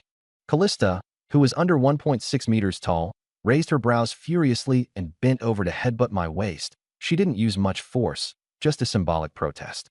"See, I told you her personality was terrible." I fought violence with violence, landing a knife-hand strike on the top of her head. Callista held her head and glared at me resentfully, then said nothing more. Bert wasn't stupid and didn't believe my nonsense. This red-eyed, white-haired twin-tailed girl was most likely a vampire, but seeing Callista suffer, he judged that I had already subdued her.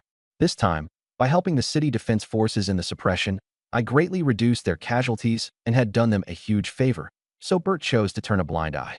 After healing several hundred wounded, the city defense forces continued the purge. After hours of fierce battle, the goblins were basically wiped out.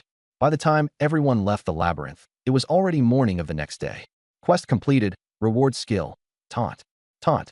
LV1 raise your middle finger to taunt a single target within a 50-meter radius, forcing the target to attack you. To activate taunt, you actually had to raise the middle finger. This method was absurd, yet somehow reasonable. Quest. Raise Callista's favorability to 100 points. Reward.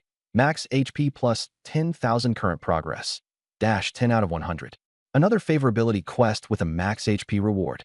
This was the third time I'd received a mission to get a girl, and I wore a mysterious smile worthy of the Mona Lisa. Maybe the strongest support system wasn't the coolest in the system world, but it was definitely the one that understood its host best. I had threatened and lured Callista, and even hit her with a knife hand strike, so her impression of me wasn't good. Her initial favorability was -10. Forget it, favorability can be built up slowly, no rush. The four of us returned to Soane City with the city defense forces, collected a reward of 1,000 gold coins at the Lord's Mansion, then left the city and headed back to White Dove Town. By the time we walked back from the abandoned labyrinth to Soane City, it was already noon. After lingering there for a while, the sun was already setting by the time we left the city not long after. Weren't you vampires afraid of sunlight? I asked, seeing that Callista was walking under the sun without any issues. Only low-level vampires are afraid of sunlight. A high-ranking vampire like me is perfectly fine, she said disdainfully. 6. I gave a single 6 and kept walking straight ahead. Hey human, I'm hungry. Callista tugged at my sleeve with a blank expression. I had no cooldown healing and could restore HP infinitely, so letting her suck some blood wouldn't cost me anything. I rolled up my right sleeve and held it out. No, I don't want to bite here. She pushed my arm away and looked at my neck. I like biting there. The next major artery has stronger blood pressure. One bite would deliver a bursty, jam-like rush of pleasure. I sat down on a rock and spread my arms. Come on. Callista loved my blood and Kuo into my arms, wrapping herself around my waist. Her fangs pierced my carotid artery, and she sucked wildly. I'd once been shot through the chest and not felt a thing. Her bite didn't affect me much either. Only a slight mosquito bite sting the instant my skin was pierced. While she drank my blood, I also held the petite vampire girl in my arms. There was no smell of blood on her, only a strange, delicate fragrance unlike Mia and Floris. Her waist was just as slender and soft, only her chest was a bit flat. That tiny body gave me the illusion of wandering along the edge of execution. So good. My blood felt like it had ice and ma added to it, and the more she drank, the more into it she got.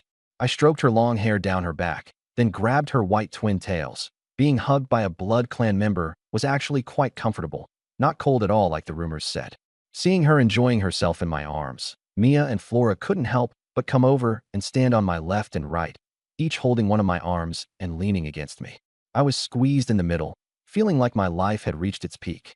Callista had a huge appetite and quickly drank away nearly a third of my blood. Heal. I was instantly back to full health. She let go of my neck, her red eyes brimming with joy. Human, your blood is too delicious. I'd call it the most delicious food in the world. Callista's affection for the host plus 5 progress dash 5 out of 100. Drink yourself to death. My healing had no cooldown, so I could keep restoring my blood endlessly and literally stuff her to death. Callista kept drinking from sunset until after dark, finally fully sated. Influenced by the higher-ranking Blood Clan, my eyes turned crimson with signs of transformation, but I directly used purification on myself to remove all negative effects, and the crimson instantly vanished. The four of us lit a bonfire under the tree. I leaned against the trunk with Callista in my arms, Mia against my left shoulder, and Flora against my right, and together we drifted into sleep. In the morning, dawn glow spread in the east. As soon as I opened my eyes, I saw Callista sitting in my lap, her blood-red eyes fixed on my face, the corners of her mouth slightly raised, as if admiring a perfect work of art. I know I'm handsome, but you don't have to stare at me like that, right? Her gaze made my skin crawl. Callista showed a wicked grin, like a prank had succeeded. Hey, what did you do to me? I frowned. This girl seemed to be hiding something from me. Nothing. She smiled again without explaining. She's definitely hiding something from me. I moved my limbs, twisted my neck. Normal. Then I touched my crotch. That thing was still there. Hey, what exactly did you do to me? Haha, not telling you. Callista swung her twin tails as she left my arms and walked ahead, stretching in a long yawn. Just then Flora woke up, and when she saw my face, she narrowed her eyes and smiled. Lord Leluo, your face. What about my face? I looked blank. Do you have a mirror? You'll know once you look. I hurriedly took out a mirror and looked. Some time while I'd slept, my handsome face had been smeared all over with charcoal. There were 2 black circles around my eyes, a bird on my left cheek, a crab on my right, and a fish on my forehead. The drawing skill was on the same level as a kindergarten kid's. Pretty, isn't it? Callista laughed with her hands on her hips. Last night, while I was asleep, she'd gotten bored, picked up some charcoal from the bonfire, and carried out her artistic creation on my face. Evil Blood Clan member, face your punishment. I sprang up and pinched her cheeks, squeezing that little face into a hamster-like shape and rubbing it furiously. Only after tormenting her for a while did I let go and wipe the doodles off my face with paper and dew. Despicable human. Callista, after being tormented, clenched her fists and really wanted to pound me. But I had the control bracelet. She was no match for me. After wiping it clean, I went under the tree and rubbed Mia's cat ears. Kitty, let's go. Lord Leluo, I still want to sleep a little longer. The sleepy Mia hugged her cat tail and didn't want to get up. When Mia first became a slave, out of fear of the slave master, she carefully put on an act, terrified of provoking my whip.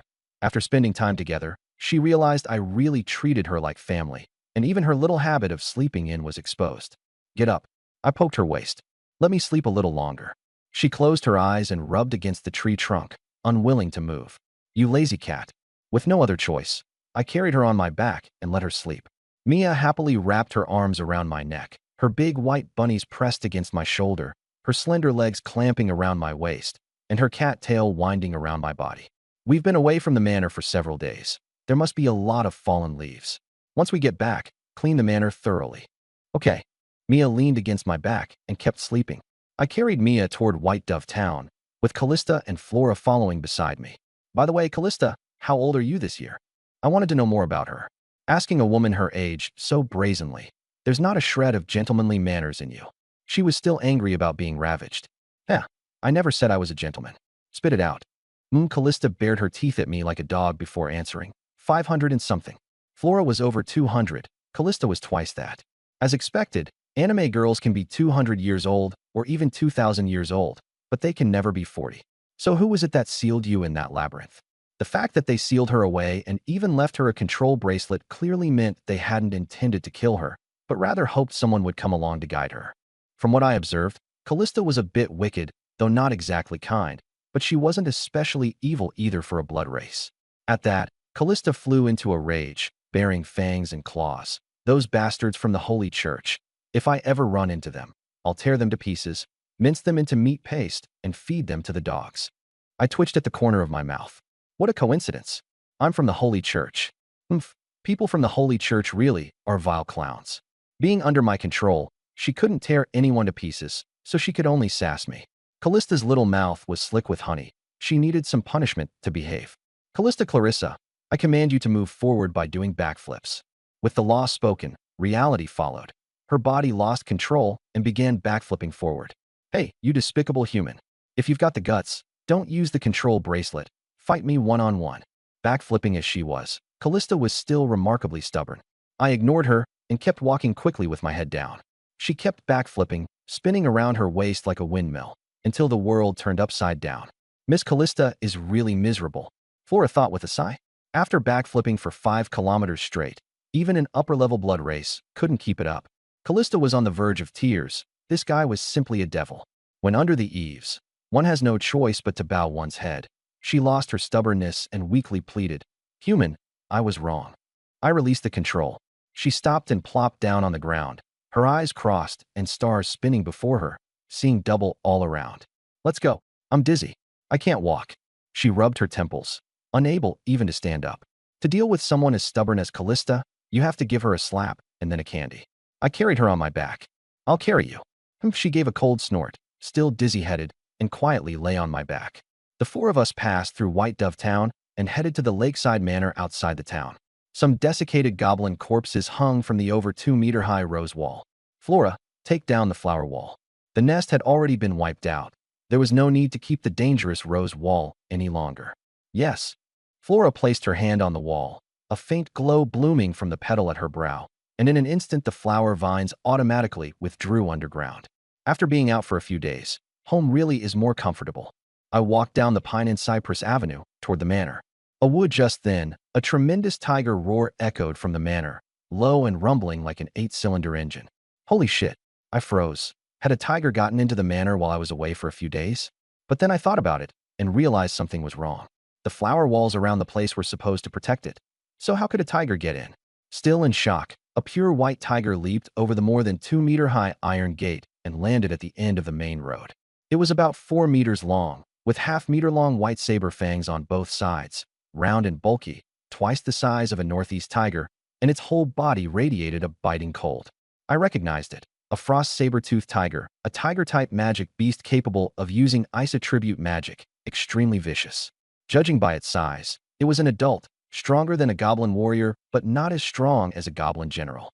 Fat tiger, this is my manor. What are you doing, trying to seize someone else's place? My killing intent began to rise. Awoo wild magical beasts had a strong sense of territory. It stood guard at the entrance and roared, warning me not to come closer. Human, want me to kill it for you? Callista, fully fed, was just looking to stretch her muscles. No need, I can handle it myself. I waved confidently and took out a short knife. I had seen a post online about how to deal with tigers in the wild. When the tiger lunges, hold a short knife with the blade pointing up, slide in toward it, and wait for it to pounce before slashing open its belly. Practice is the sole criterion for testing truth. I sprinted toward the tiger at full speed. When I was 10 meters away, I crouched down, held the knife with the tip facing up, and slid forward using my momentum, waiting for it to jump me. However, the frost saber-toothed tiger didn't pounce. It stood motionless on the spot, its tiger face full of question marks. My soles scraped against the ground, kicking up dust, and after sliding for a while, I came to a stop right in front of it. Seeing me slide all the way to the tiger, Mia didn't know what I was doing, but she felt that Lord Raylo must have some deeper meaning in doing this. Man and tiger were less than a meter apart, staring at each other in silence, the atmosphere awkward. Ahem, I coughed tactically to hide my embarrassment. So the sliding tackle was fake after all. Forget it, I'd better use a system skill. Shield. I stood up, raised my shield, and taunted it. Come on, fat tiger, bite me. The frost saber-toothed tiger glanced at me, then lay down on the ground with its front paws crossed and its head resting on them. It only wanted to guard its territory, not hurt anyone. I frowned. This tiger was a little different. It actually didn't attack humans. But that was fine, I had taunt.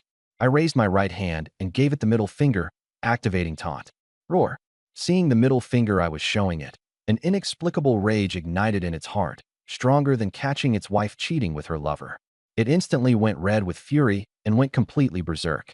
It leaped up and swiped at my shield with one claw. Crack.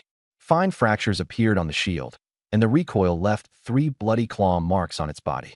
Taunt kept enraging it, and the tiger, having lost its reason, frantically lashed out with its claws. The shield cracked only slightly, but all the damage rebounded in full. A minute later, Taunt ended. The snow-white fur was dyed red, and it collapsed weakly to the ground. Huh? How did this guy beat the frost saber-toothed tiger? Callista looked utterly confused. She had only seen me standing still while the tiger kept attacking me, and then countless claw marks appeared on the tiger's body out of nowhere, like a reflection spell, but why was there no mana fluctuation? I dropped the shield and pulled out my longsword, preparing to behead the tiger. At that moment, the dying tiger seemed to have a burst of last strength. It narrowed its eyes and, like a cat, rubbed its tiger head against my calf.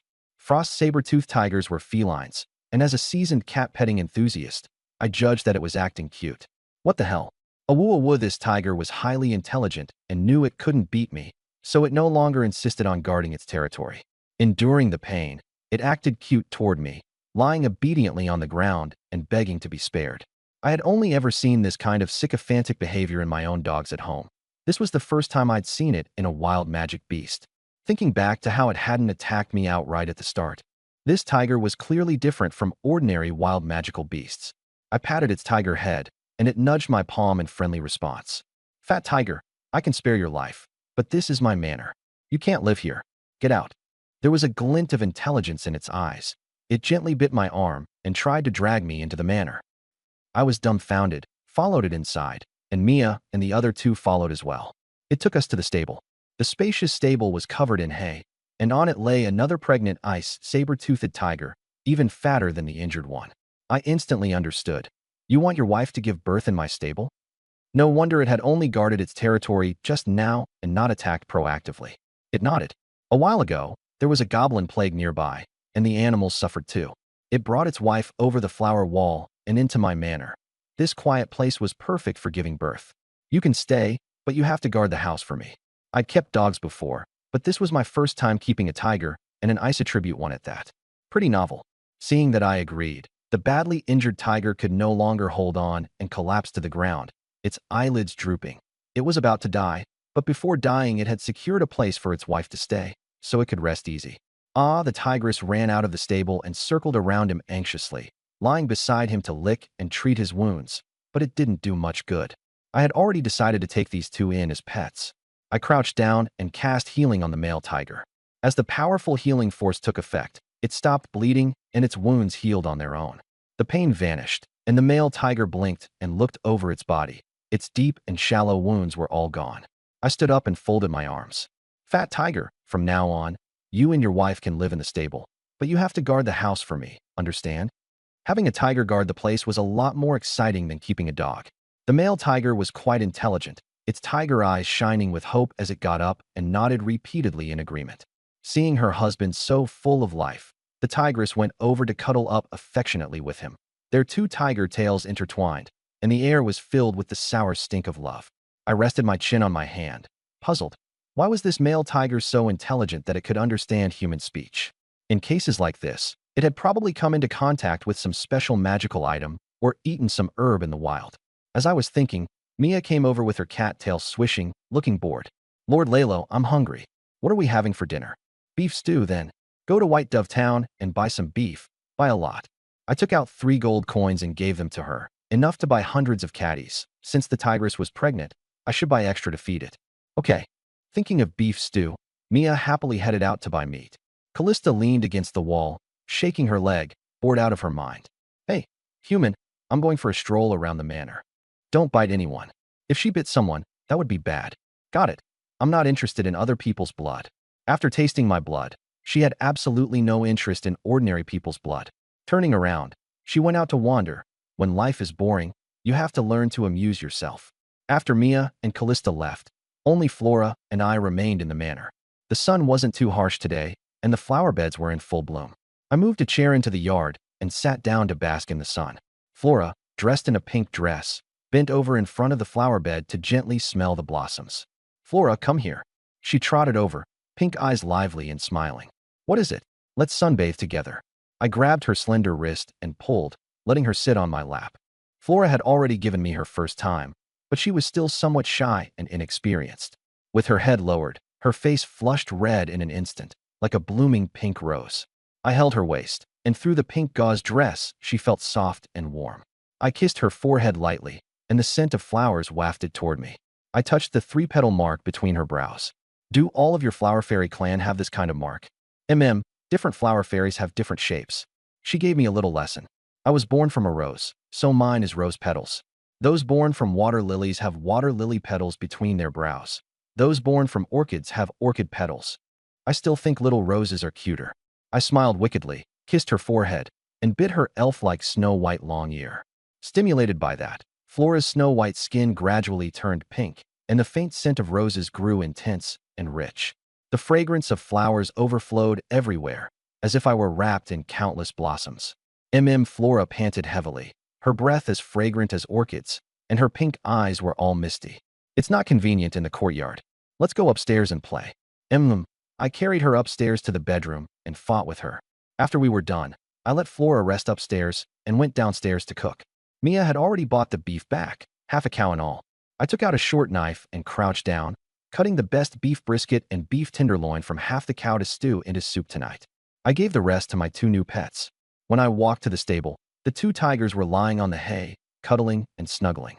Knock, knock, knock. I rapped on the stable rail. Just after venting my frustration on Flora, I was now in sage mode, like a saint among sages. Hey, you too. Doing this kind of thing in broad daylight under the clear sky? How disgraceful. The sudden voice startled the 2 tigers. The male tiger let go of the female and ran out to fawn over me, rubbing his round head against me. Extremely human in his behavior. Such a round and chubby extra-large silver tabby. From now on, how about I call you Fat Tiger? I patted his tiger head. His fur was warm and soft. Ice sword-toothed tiger, roar, roar, roar. Translation, too ugly. This tiger objects. I couldn't understand tiger language and nodded in satisfaction. Good. Since you agree, from now on you'll be called Fat Tiger. The ice sword-toothed tiger widened its tiger eyes. I pointed at half the cow. That beef is for you and your wife. Roar, roar. Translation, thank you, human. Fat Tiger's tiger eyes curved into crescents, and he licked my face with his tongue. Though I'd given him a terrible name, it didn't stop me from being a friendly human who fed them. Damn, are you a dog? I wiped the tiger drool off my face with my sleeve. I'd never seen a feline lick its owner before. After thanking me, Fat Tiger happily ran off to bite into a cow leg and dragged half the cow back to the stable. There was so much meat that it wouldn't need to hunt for 2 days, leaving plenty of time to happily cuddle with his wife. I took Mia to the kitchen to make dinner. After dinner, night fell. Callista didn't come back all night. Early the next morning, the three of us had breakfast and went to White Dove Town. Before clearing out the nest, Grain had asked me to help collect the goblin corpses, so now I was returning the corpse-storing, devouring demon bottle to him at the church. On the way, Flora frowned with concern. Lord Raylo, Miss Callista hasn't come back all night. Could she have run into some bad people? I draped an arm over her shoulder. Don't worry. In all of Sarn City, and probably the entire Western Province, I doubt anyone's her match. A member of the Blood Clan's 6th great noble house, her strength was likely comparable to a 5th-tier monster. I should be thanking the heavens if she doesn't hurt anyone. Okay. When we arrived at the church, Grain was hearing the faithful's confessions in the front hall. Seeing me arrive and knowing the expedition was over, his old eyes lit up with joy. Friends, let's stop here for today. I have something to discuss with Priest Raylo. The believers dispersed. He came over quickly. Raylo, how did the favor I asked you to help with go? I took out the devouring demon bottle and casually tossed it to him. I didn't count them exactly, but there should be 1,000 or 2,000, plus the boss-level goblin general in the nest. Grain caught it and sent a trace of magic through his fingertips to sense the quantity, more than 1,800 corpses. His wrinkled old face lit up with delight. Wonderful, you've helped me tremendously. It was nothing. I dug at my ear. Don't worry, I won't ask you to help for nothing. I already knew he was a mole planted by the snake god cult inside the church, though his exact purpose was unknown. As long as we didn't interfere with each other, that was enough. I wasn't expecting him to give me any benefits. Father Grain, I have something else to do, so I'm leaving first. Don't forget to take part in the goddess trial. It should be in the next few days. All right. By my calculations, there were still 4 days left, and I'd need to make another trip to the Sarn City Cathedral then. The three of us strolled along the main street of White Dove Town. Not far ahead, a large crowd had gathered by the roadside. Mia tugged at my arm and pointed above the crowd. Lord Raylo, look, Callista is over there. Huh. Callista was sitting on the eaves by the street with her legs crossed, watching the crowd below with great interest. So she'd really been out all night and had been here the whole time. Come on, let's go take a look. When we got closer, we saw 2 men fighting, surrounded by a ring of onlookers. Callista, what are you doing? She leapt down from the roof and landed beside me. Nothing much, just watching those 2 men fight. What's so interesting about 2 men fighting? Hee hee, because their fight was caused by me. Her blood-red eyes gleamed wickedly as she whispered. Last night, I sent the white-clothed man's wife to the gray-clothed man's bed. This morning, I tipped off the white-clothed man to catch them in the act, and then the 2 of them started fighting. This is way too much fun. Straight face, I was speechless. No, are you really this bored? Living too long is boring. When life is boring, you have to learn to find your own fun. Otherwise, how do you think I've spent these past 500 years? One of the troubles of long-lived races is that they get too bored.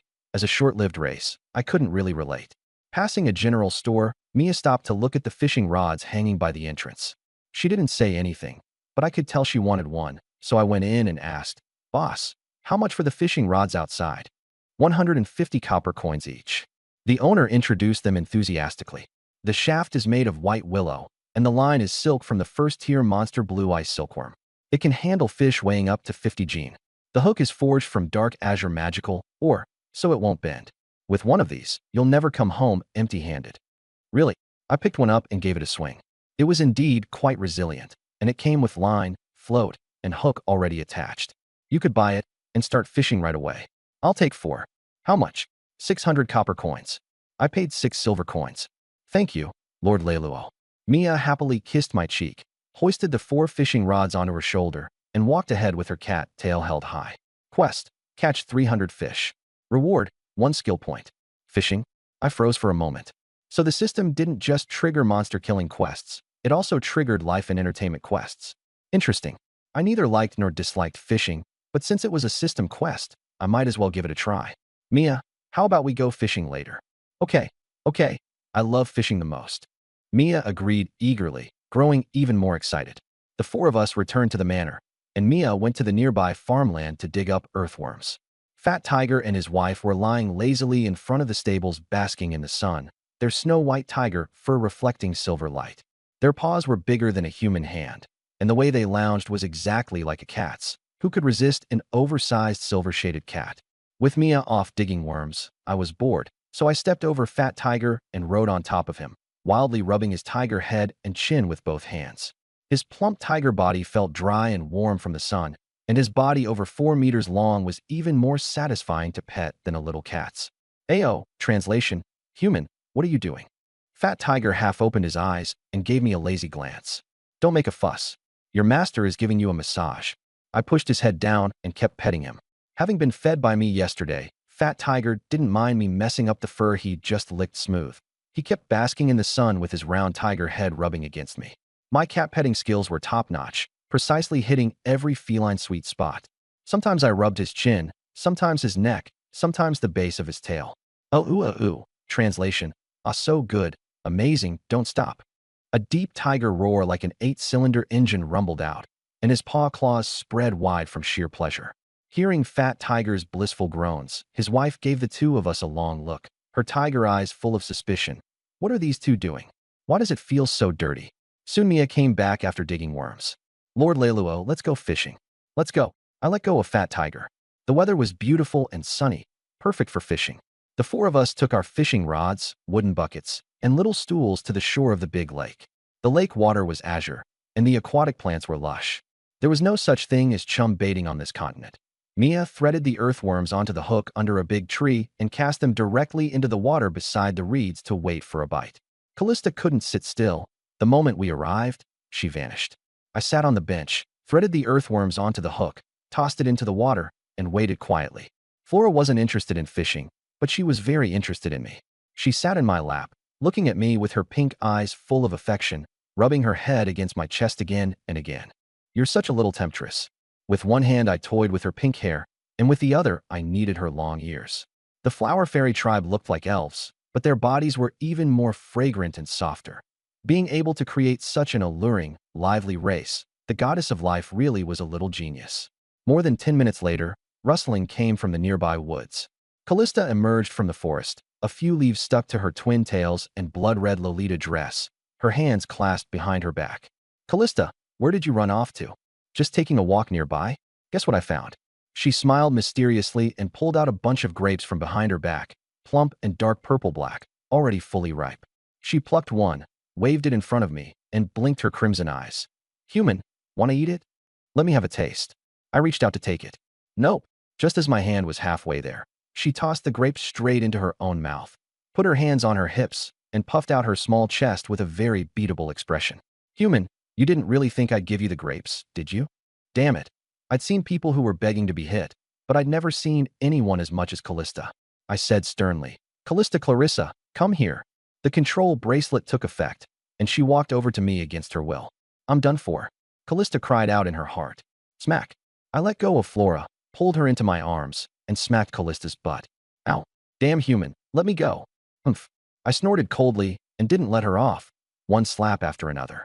Miss Callista was punished again. How pitiful, Flora thought as she watched Callista scream again and again. After more than a dozen slaps, Callista finally behaved. I confiscated the grapes. Grapes confiscated. Stand over there. Oh, her arrogance gone. She stood there obediently. Mia, did you catch any fish? No. Mia was a little disappointed. The shopkeeper had said this rod would never leave her empty-handed, but on the very first day, she got nothing. Human merchants really couldn't be trusted. When Callista heard that Mia hadn't caught anything, she suddenly thought of a great idea. Hey, human, I can help you catch fish. How are you going to help me catch fish? Come with me, and you'll know. The 2 of us went to the woods by the lakeside, and there was nothing there at all. Callista, where's the good plan you mentioned? Hee, come with me.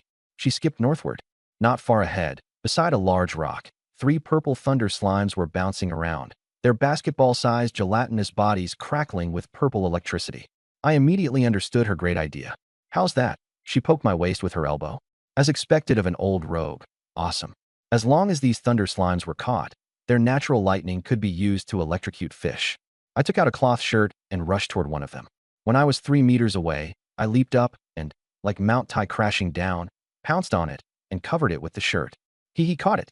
I stood up and held the thunder slime tightly. The frightened thing struggled desperately in my arms, releasing electricity. Crackling sounds rang out, and faint purple sparks leaked through the gaps in the cloth and struck my body. I felt nothing at all, but my blonde hair was electrified into a straight-up frenzy, like a super scion. Human, you're way too weak. You got made such a mess by a mere thunder slime. Callista's method was much more advanced. She directly unleashed magic power to form 2 blood-colored cages and trap 2 of them. I also wanted to use magic, but I had tested at the Magician Association before. I didn't have any magical talent at all, and my affinity for magic was terribly poor. Others were geniuses 1 in 10,000, while I was trash 1 in 10,000. The only reason I could be an apprentice priest was that my healing skill had the same effect as healing magic. Back by the lakeshore, Flora looked at my straight-up blonde hair. Lord Raylo, what happened to your hair? Nothing much. A Thunder Slime Master gave me this new hairstyle for free. Looks good, right? It looks pretty good. Flora covered her mouth and smiled, subconsciously moving a little farther from me. Thunder slimes carry a built-in electrostatic field.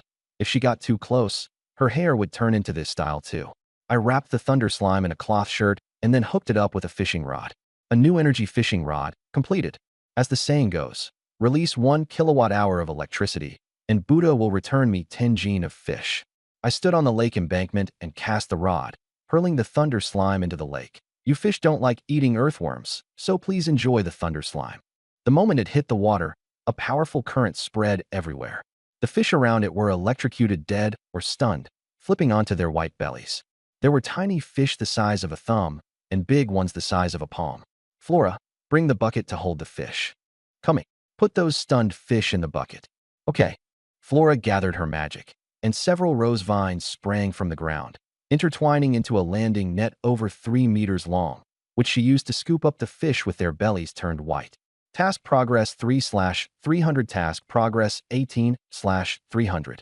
According to the system's judgment, as long as the fish were caught by me using a fishing rod, it counted as fishing. Ha, interesting. Callista loved a bit of fun. Seeing so many fish caught, she got excited too, asked me for a cloth shirt, and learned to wrap the thunder slime in it and throw it into the lake. Within 2 meters of the thunder slime, every fish flipped belly up. Little flower fairy, quick, I've got a lot of fish here too. Flora ran over again and used the flower vine net to scoop them up. Not far away, Mia, who hadn't caught a single fish, saw the way we were fishing, and her expression was slightly disdainful. To a fishing enthusiast, this kind of fishing had no soul. 2 rods for lure fishing, fish piled up like a mountain. The ancients did not deceive me. I used the fishing rod to guide the thunder slime along the embankment, and fish kept floating to the surface all along the way. Flora followed behind with the bucket, picking them up, and both big and small fish were all put into the bucket. Task progress 89 out of 300. 122 300ths. 1 bucket filled. Then another was changed out. 211/300 300 300ths. The task was completed in less than half an hour. Task completed. Reward. 1 skill point. Please choose a skill to upgrade. Upgrade Taunt. Control skills are very important. They can create output space for teammates, so I prioritized upgrading it. Taunt upgraded to level 2. Taunt. LV2, raise your middle finger and taunt all targets within a 50-meter radius, forcibly making the targets attack you. It has changed from single target to mass taunt, and works even better when paired with a thorn shield. After completing the task, I tossed the thunder slime fishing rod aside and went to lie down under a tree to rest. Callista and Flora were still electrofishing. This huge lake stretched as far as the eye could see. Not only were there ordinary fish, but also large aquatic monsters. Perhaps stimulated by the lightning, a gigantic blackfish nearly 10 meters long leaped out of the water and shot toward the embankment. It opened its pointed mouth, over 2 meters long, and swallowed Callista whole before twisting around and quickly returning to the lake. The whole thing took only a little over 10 seconds, leaving Flora stunned. Hey, Miss Callista. Flora shouted after coming to her senses. Boom. The next moment, a crimson glow flashed beneath the lake 100 meters away, followed by a massive muffled roar and a violent tremor in the ground. A water column dozens of meters wide shot into the sky. That giant black fish was kicked ashore, and a petite figure broke through the water curtain and flew at high speed toward us, retracting her black wings as she landed lightly on the embankment. Callista brushed off the slightly dirty hem of her clothes. Such a weak second-tier black armored dragonfish dared to swallow the great high-blood vampire. It was courting death. Miss Callista, you're so strong. Flora was astonished. From the surge of magical power just now, Callista was insanely powerful, smashing the head of a tier 2 black armored dragonfish with a single blow. I bent down and dug a tier 2 magic crystal out of the black armored dragonfish's head, holding it up to the sunlight. It was watery blue and beautiful. This thing could sell for 30 to 50 gold coins on the market, an extra reward from today's fishing. At that moment, Callista bumped my waist with her elbow and said with a grin, "Human, I want to taste your blood." I had the most blood to spare, so I sat on the bench and opened my arms. She jumped into my arms. Her 1.58-meter frame looked tiny in front of my 1.8-meter height. She wrapped her legs around my waist, put her arms around my neck, and sank her fangs into my throat. Her fangs pierced the blood vessels. I felt a slight sting, and thick blood surged from my carotid artery into her mouth. The powerful rush of blood pressure made her soft body go limp, as if she were about to melt. The intense bloody scent stimulated her senses. Her eyes turned even redder, and her body writhed, getting high as if she were on drugs as she sucked harder. This human's blood had a deadly allure to vampires. If other vampires found out, they would definitely fight over it like crazy. Callista secretly rejoiced that she was the first to discover him, and that she could claim him for herself. I held her waist and grabbed her snow-white twin tails. I'd heard twin tails could increase attack speed, though I wasn't sure if it was true. Gradually, with too much blood loss, my handsome face turned pale. Callista let go of my neck, wiped the corner of her mouth, and said, "Hey, human, are you okay? Want to rest a bit? How could I be in trouble?" I rubbed her head and healed myself. My critically low health instantly returned to full, and my pale complexion became rosy again. Callista's favorability toward the host +5 progress 0 out of 100. It had been -10 before. Finally, it wasn't negative anymore. "Human, you're mine. You're not allowed to let any other vampire drink from you in the future." Having eaten her fill, Callista licked the blood hole on my neck with lingering satisfaction, showing a strong possessiveness toward me. I knocked her on the head. "You're my slave. Slaves shouldn't be telling their master what to do." "Ow, you bastard." She clutched her head and glared at me resentfully. The fishing time was over, and the 4 of us packed up and headed home. Lord Luro, I didn't catch a single fish. Mia, who'd gone without a catch, hung her head gloomily. "It's fine. I'll make you something tasty when we get back." I rubbed her cat ears. Lord Luro really was the gentlest. Mia perked up her tail and followed me like a cat, rubbing against me from time to time. The setting sun dyed the land orange-red, and wisps of smoke rose from the village.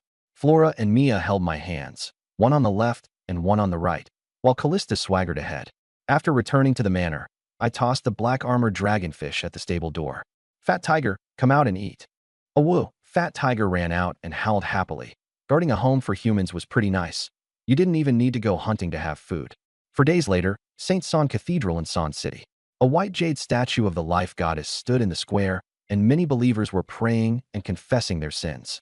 I brought Mia and Flora here to take part in the goddess's trial and advance to become a formal priest. Callista didn't come. She had been sealed by the Holy Church for 100 years and held a grudge against the church. Dressed in a white priest's robe and leaning on my magic staff, I came to the cathedral entrance. 2 rows of holy knights stood guard along the long stone steps. In the White Dovetown Church, it was just Grain and me. In Son City Cathedral, there were not only a large number of clergy, but also holy knights. There was really no comparison. The knights saw that I was wearing a priest's robe and carrying the church emblem, so they didn't stop me. After entering the cathedral and walking through the arched cloister, I saw the ceiling painted with tree patterns. The life goddess is also called the god of plants and trees, and it's said her true form is a divine tree. So the church is full of tree-themed oil paintings and sculptures, and the emblem on my chest is also a sprout and branch motif.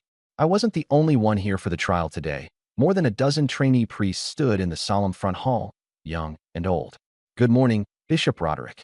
The wrinkled Roderick adjusted his monocle and looked at me. Before, When I had improperly used public funds for reimbursement, I had made a deep impression on him. But because I bravely exorcised demons for the believers, he didn't pursue it and even gave me a chance to advance. Do you know the rules of the goddess trial? It seems like it's just a test of life force intensity. I had asked Grain about it before. The goddess trial has 3 stages in total. What you're talking about is the final stage. There are 2 stages before that.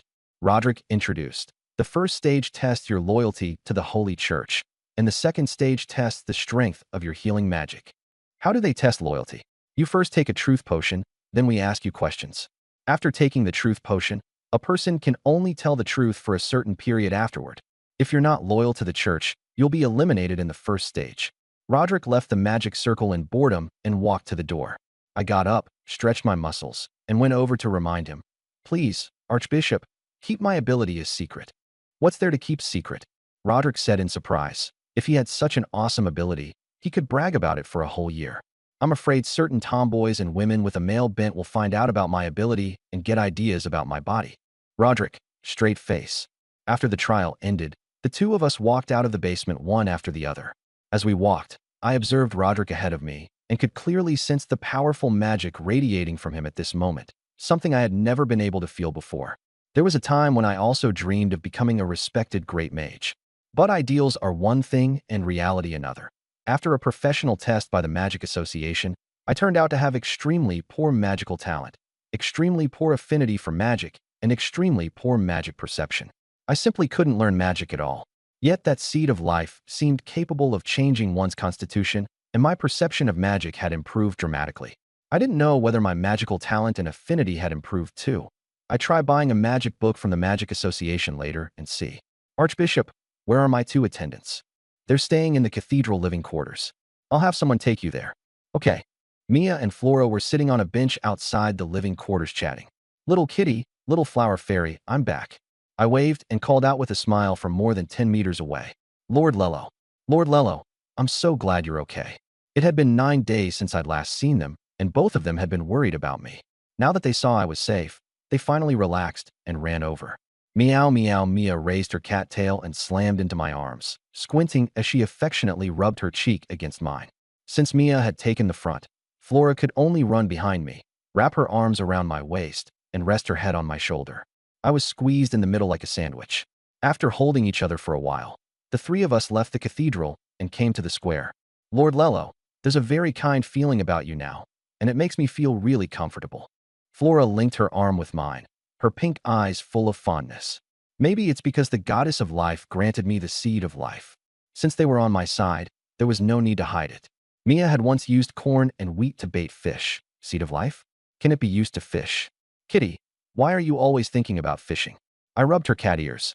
Just how much does this cat like fishing? Meow? Meow? Mia smiled. What exactly is the seed of life? Flora asked in confusion. Although the fairy clan was created by the goddess of life, they had never seen her and had never heard of the seed of life. I don't know either. It's probably something that can improve magical talent and the like. The 3 of us went straight to the Sandon City Magic Association, a facility that specializes in providing magical services, able to test talent and sell low-level magic books. When we reached the magic book section, the shelves had Tier 1 Magic Fireball, 10 gold coins. Tier 1 Magic Ice Spike, 11 gold coins. Tier 2 Magic Leafblade Vortex, 44 gold coins. Sir, what would you like to buy? Let me take a look. I took down Fireball and flipped through it. Fire attribute, a dozen or so pages. Each page covered in complex magic circle diagrams plus long explanations, so incomprehensible it felt like reading a heavenly script. Losing interest, I put it back, then picked up Tier 2 Magic Leafblade Vortex instead. It was plant element magic, equally profound and complex. However, when I looked at this plant magic book, I could instantly understand the structure and operating principles of the magic array without even reading the annotations beside it, as if I had been born knowing it. I raised my right hand, and with a thought, magic power intertwined in my palm. I didn't even need a magic staff. I constructed the magic circle for Leafblade Vortex out of thin air. I stared in astonishment, eyes wide. The seed of life had maxed out my talent for plant magic. This could no longer be described as genius. This was fucking cheating. Inside the bedroom of the cathedral, Roderick, wearing a monocle, was writing a letter. Raylo, the priest of Pigeon Town in Sane City, has persisted through the goddess's trial for 9 days, breaking the previous record of 8 hours. He has received an additional blessing from the goddess of life, powerful fertility, unwavering stamina, and lasting endurance. Such an important event as breaking a record had to be reported to the headquarters of the church.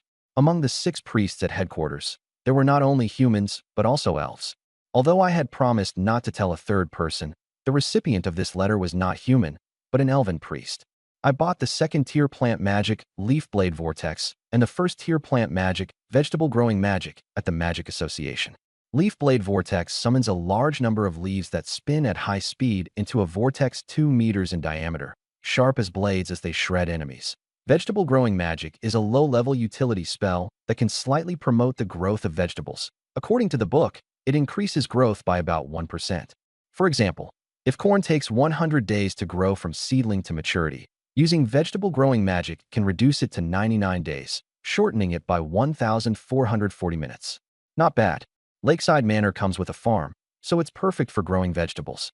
I also bought some fruit and vegetable seeds, planning to grow them myself when I got back. The 3 of us walked toward Pigeon Town. During a rest stop along the way, I flipped through Leaf Blade Vortex, and those profound magic circles clicked into place at a glance. I learned it ridiculously fast.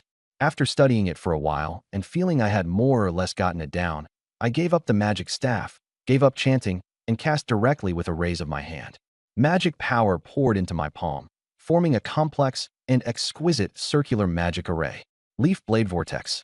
Ahead in the forest, countless green leaves appeared out of nowhere and spun rapidly into a green vortex. Its edge quickly expanded outward, its radius abruptly swelling dozens of times, reaching over 100 meters in diameter, with an affected range of nearly a kilometer. The wind roared, the soil churned, and the surrounding trees were uprooted and sucked in, with trunks dozens of meters long almost instantly reduced to rubble. The 3 of us had already retreated several hundred meters away to avoid being drawn in. The fierce wind blew through Mia and Flora's long hair, and both of them were full of shock. What kind of magic was this, with such terrifying power? I was also completely baffled as I scratched my head. Didn't the spellbook say it would form a vortex 2 meters in diameter? How the hell did it end up over 100 meters? This was truly a case of the buyer's show versus the seller's show turned upside down. Lord Raylo, your magic is amazing, Flora said happily, linking her arm through mine. It should be because of the seed of life. With this cheat, an ordinary second-tier plant spell in my hands had instantly become restricted content level. When mages cast spells, they usually need to chant. Skipping the chant greatly reduces the power, and I had just cast without even using a magic staff or chanting. If I used a magic staff along with the full incantation, the power would be even more terrifying. Flora was very happy. If even the goddess of life acknowledged Lord Raylo, then getting to warm his bed really was lucky. Ha ha ha, this power is amazing. I lowered my head and looked at my hands, my pupils shrinking to needle points, just like some evil final boss in an anime whose strength had suddenly skyrocketed. Seeing my sinister smile, Mia frowned. Her elders had said humans were very wicked, and once they gained power, their ambition would also swell. Lord Raylo seemed to have been blinded by power. What if he turned into a great demon king and wanted to conquer the whole world? Then her eyes grew firm. She was Lord Raylo's woman, and even if he became the enemy of the whole world, she would stand by his side without a second thought. Ha ha ha, the fruit grown from this power will definitely be especially sweet. I covered half my face and laughed wildly up at the sky. Mia, who had been imagining a world war, couldn't hold it in anymore. Lord Raylo really was no ordinary person. After lasting for more than 10 minutes, Leaf Blade Vortex disappeared, leaving the area within several hundred meters in ruins, and a conical pit more than 10 meters deep in the ground. I returned to the Lakeside Manor in the afternoon. Pushing open the iron gate, Fat Tiger poked its round tiger head out of the stable. When it saw me coming back, it narrowed its eyes and ran over gleefully, sticking up its tiger tail like a cat and rubbing against me. Ah, Fat Tiger, let me pet your dog head. No, wait, tiger head. I patted it. Its tiger fur was soft and warm. After a while, Fat Tiger gently bit my arm and dragged me toward the stable. What are you dragging me to the stable for? In front of the stable, Fat Tiger's wife was lying on the hay. Her belly had already gone flat, and 4 little tiger cubs with golden fluff were crouching in front of her belly, kneading as they nursed. Your wife gave birth. No wonder Fat Tiger was so happy. Fat Tiger circled around me. Hiss, something's not right. I suddenly realized it wasn't that simple. Why are your cubs golden-haired? Fat Tiger was pure white, but the four its wife had given birth to were all golden-furred tigers. There is only one truth. Not only do humans have golden-haired ones, tigers do too. I patted Fat Tiger's tiger head sympathetically and said, to get by in tiger life, you've got to have a little green on your head, green tiger. Fat Tiger lifted its head and howled as if trying to explain something, but I didn't understand tiger language at all. Boom. After dinner, lightning flashed and thunder roared as heavy rain poured from the sky. Callista had run off somewhere, and she didn't come back at night. In the bedroom, I stood in front of the floor-to-ceiling window watching the rain. The fireplace was burning, and the orange glow made the bedroom dry and warm. Knock, knock, knock. Maya and Flora pushed the door open and came in, walking to my sides, one on the left and one on the right. Maya was wearing a black lace nightgown. Looking at the torrential rain outside, she hugged my arm and said, human homes are so nice. They don't leak at all. Does the place where your cat people live leak? Maya frowned and nodded. The cat people's houses are all crude wooden huts, with gaps between the planks. In winter, the wind leaks through, and my mother and I would shiver from the cold. The roof is covered with thatch, so when it rains, it's pouring outside and drizzling inside, and our fur gets soaked through. Cats don't like water, so getting their fur wet is a very uncomfortable thing for cat people. Maya leaned against my shoulder. My manor didn't leak and had a warm fireplace, so it was 1,000 times more comfortable than a shabby thatched hut, and it really felt like home here. So you can live in a house when it rains. Flora murmured. I looked at her. You flower spirits don't live in houses? We don't really have the concept of houses. We live outdoors whether it's sunny or raining. Amazing, my flower spirits. I increasingly felt that the flower spirits were basically livestock created by the goddess of life, able to survive on dew and sunshine, with no need for shelter, no food or lodging included. Even capitalists would cry if they saw this. Maya had mentioned her mother just now, and after being together for so long, I still didn't know much about her family situation. Maya, besides you, who else is in your family? Maya looked out the window, her eyes darkening. My father passed away when I was very young. It was my mother who raised me. I've been captured for so long. Mother must be very worried. I hadn't expected Maya to come from a single-parent family, and I felt a bit sorry for her. There are still lots of empty rooms in the manor. When we have time, let's go to the cat people's village in the eternal night forest and bring your mother here to live with us. Really, Lord Raylo? Maya looked at me in surprise. The village conditions were harsh, so of course it would be best to bring her mother here. Of course it's true. You're my wife, so your mother is my mother-in-law. I can't let my mother-in-law suffer. On one hand, her mother would have a better place to live and be easier to care for. On the other hand, the manor would be livelier with more people. Thank you, Lord Raylo. Maya nestled tightly in my arms. After a night of wind and rain, the sky was a clear, pristine blue, and the courtyard was covered with fallen leaves. Maya was still, as always, lazing in bed. Flora and I went downstairs, and when she saw the dirty yard, she took the broom on her own initiative and started sweeping the courtyard. I had bought seeds yesterday and was planning to grow some fruits and vegetables. When I got to the farm, the abandoned fields that had been left untended for years were overrun with weeds, and if I wanted to plant vegetables, I'd have to till the soil first. But without an ox for plowing, what could I do? I thought about it and went back to the manor, then walked to the stable. Fat Tiger was lying on the hay while 4 golden cubs jumped all over him. I tapped the railing. Fat Tiger, time to get to work. Fat Tiger lifted his head and came running out, fawning over me with a sycophantic grin. I patted his head. I don't have any oxen. You pull the plow for me until the field next to the farm. He was a ferocious second-tier ice sword tiger, and this human planned to use him like an ox to plow the land? Fat Tiger, a woo. Translation, this tiger refuses. I didn't understand tiger speak, but I nodded in satisfaction. Good. Then get ready to plow. Fat Tiger. The tool shed was fully stocked with farm implements. I took out an iron plow and hemp rope, then strapped the iron plow around Fat Tiger's neck.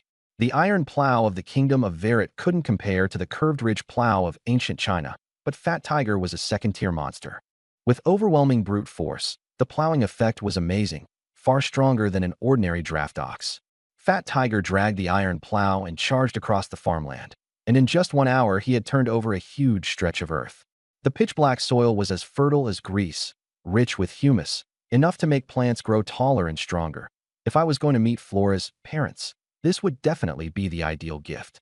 Covered in mud, I took out melon seeds and scattered them into the soil, then took out my magic staff, Because the seed of life made my affinity with magic far beyond that of ordinary people, mana gathered at the tip of the staff and emitted a green glow. I chanted the vegetable planting spell, and a magic circle 2 meters in diameter appeared on the ground. Grow vegetables for me. The melon seeds rooted, sprouted, and shot up wildly at once. The vines spread in all directions, growing leaves as big as pot lids. Damn, that's strong. Normally melon vines were only as thick as a finger. These were as thick as a wrist. The vines quickly covered a large patch of farmland, bloomed white flowers, and after the flowers fell away, tiny melons formed.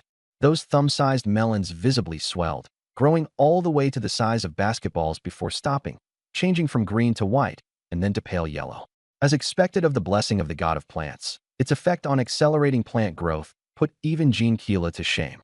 Evil melon, let me taste whether you're sweet. I bent down and elbowed the one at my feet. Crack. The melon split open.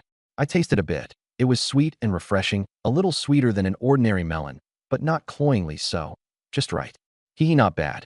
I scattered grape seeds and used the vegetable growing magic again. Grapevines rose from the ground and grew into a lush green mass 7 or 8 meters tall, but once they reached a certain point, they stopped, neither blossoming nor bearing grapes. Huh, that's strange. Just now the melons could bear fruit, so why couldn't the grapes? I scattered strawberry seeds as well, and just like the melons, they rooted, sprouted, blossomed, and formed giant strawberries the size of goose eggs. I picked one to taste. It was very sweet, and the rich strawberry aroma filled my mouth. I stroked my chin and thought, why could strawberries and melons bear fruit, but grapes couldn't? I then tossed in 2 apple seeds and cast the spell. The apple saplings quickly grew into 2 lush trees, but still no apples formed. Strawberries and melons are both annual herbs, while grapes and apples are perennial plants. From this, it could be seen that the vegetable growing magic could make annual herbs reach the fruiting stage, while perennial shrubs and trees could only grow to adulthood. Next time I bought seeds, I should try to buy annual herbs. If I wanted fresh fruit while traveling, I could just toss the seeds into the soil and grow them on the spot. Fat Tiger stood beside the iron plow, staring blankly at me as I planted fruit, his tiger face full of confusion. Humans must have done something terrible to melons to make them grow this fast. Poor melons. Covered in mud, I walked over to Fat Tiger, swung myself onto his back, and said, "Come on, Tiger, let's go wash up in the lake." A woo after plowing the fields, Fat Tiger was also covered in mud. He let out a roar and carried me running toward the lakeside. It was my first time riding a tiger, and the speed was much faster than riding a horse. Next time I should ride a tiger to San City. Not only would it save time, but more importantly, it would be showy as hell. Splash, Fat Tiger took me and jumped into the lake. After a thorough wash, the man and tiger returned to the estate clean and refreshed. I found a basket and went to the farmland to pick some melons and strawberries, placing them on the stone table. Mia, who had just woken up from a lazy nap, came out of the house, faced the morning sun, stuck her butt out, and stretched in a huge yawn. Seeing a basket of goose egg-sized strawberries on the stone table and 2 giant melons beside them, she rubbed her eyes and fell into brief self-doubt. Did I really wake up? Or am I still dreaming? Flora, munching on a strawberry, called out, "Mia, Sister Mia, try the fruit Lord Raylo grew." Mia picked up a strawberry with a puzzled look and examined it. Ordinary strawberries were only the size of a pigeon egg, but this one was as big as a goose egg. Is this really a strawberry? Of course it is. Flora flicked her long ears. Just like Lord Raylo's? Although it's bigger at night than during the day, it's still fundamentally the same thing. I stared in shock at that analogy. When had this pure little flower fairy become so dirty? I couldn't help but complain. Flora, that's a great analogy. Don't use analogies like that next time. I'm just telling the truth. Flora shyly leaned against me. I draped one arm over her shoulder and pinched her long ear as I said to Mia, "Kitty, come try this strawberry and see how it tastes." Mia took a bite. It was sweet and juicy. Her eyes lit up, and she quickly finished it, even licking her fingers. "Lord Raylo, these strawberries are so delicious. Can I have another one?" "Help yourself. There are plenty more in the field." Mia grabbed 2 and crunched away at them left and right, looking utterly blissful. She had never eaten strawberries this delicious before. I put 2 strawberries into a cup and mashed them with a metal fork, repeating the process more than a dozen times until I got a cup of strawberry juice. "Fat Tiger, come here for a second." Fat Tiger sauntered over lazily, not knowing what I wanted. I patted its tiger head. "Aren't you an ice frost saber-toothed tiger? Come on, make me a glass of iced strawberry juice." Fat Tiger turned its tiger face away and shot me a sidelong glance, looking a little disdainful. Its ice element magic was meant for fighting, and this human actually wanted to use it to make ice strawberry juice. But considering that I'd taken it and its made in and had been feeding them, it decided not to argue with me. It sent out its sharp tiger claw and touched the cup wall. Ice element magic frosted the cup, and the strawberry juice slowly began to freeze. I hurriedly stopped it. Okay, that's enough. You're done. Roar Fat Tiger flopped back down to bask in the sun. I picked up the cup, my homemade iced strawberry juice, complete. Lord Raylo, I'm going to pick some strawberries. Mia had already polished off the basket of strawberries, so she picked up the basket and went off to gather more. Go ahead, go ahead. I waved lazily.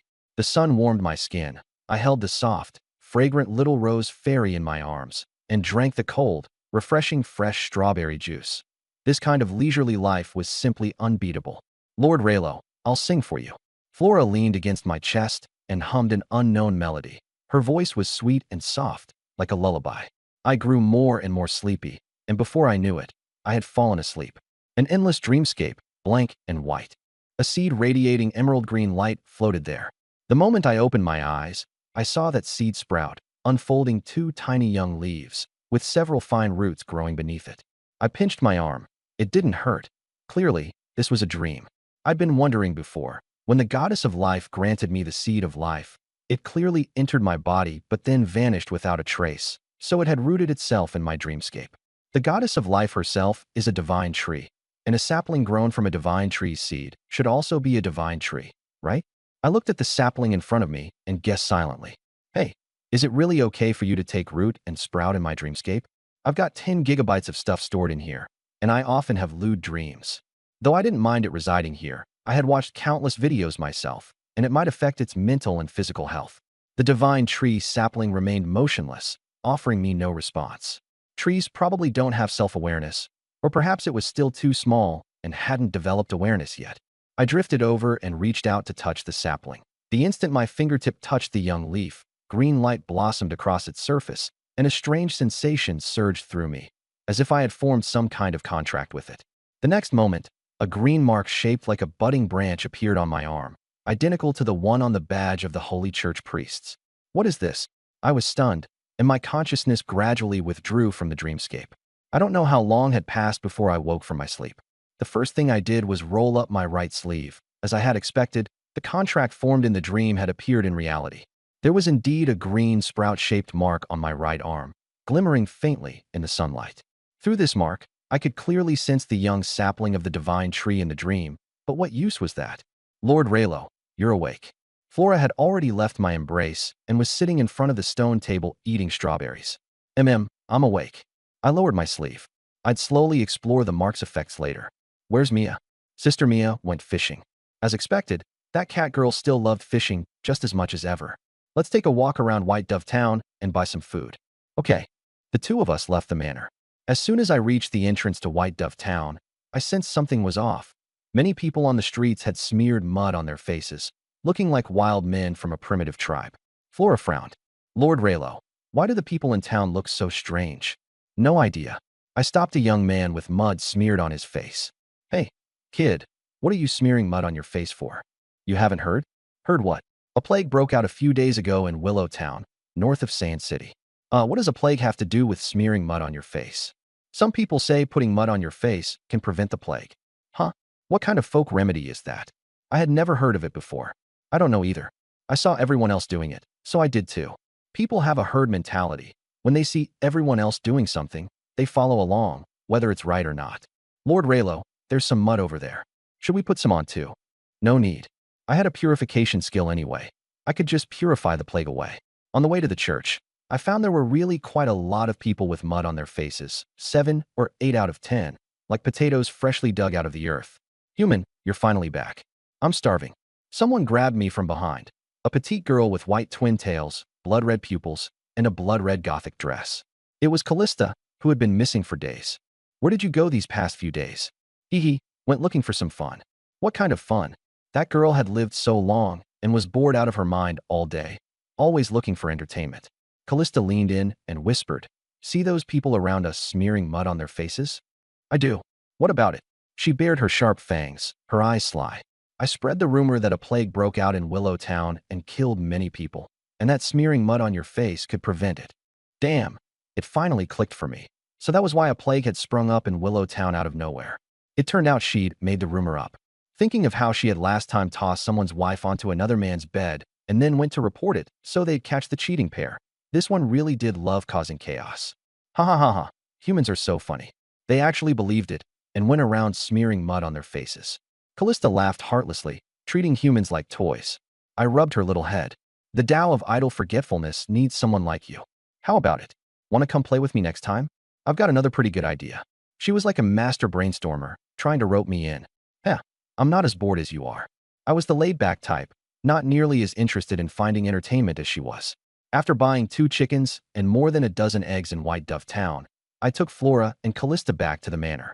Mia, did you catch any fish?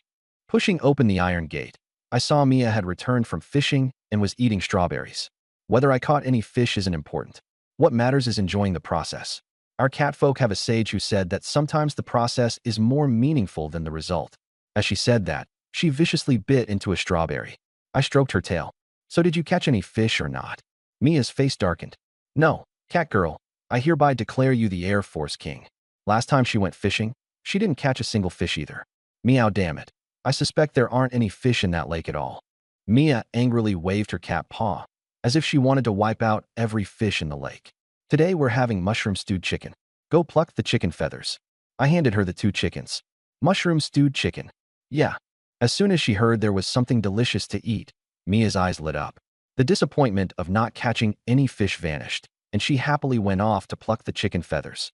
Just now in White Dove Town, it wasn't convenient in public, so Callista didn't drink blood. As soon as we got back to the manor, she eagerly pounced into my arms and bit my neck. After one gulp, her eyes turned blood red as she shook her twin tails. Ah, so good. Human, your blood is as delicious as always. Callista's affection for the host plus 5 progress 5 out of 100.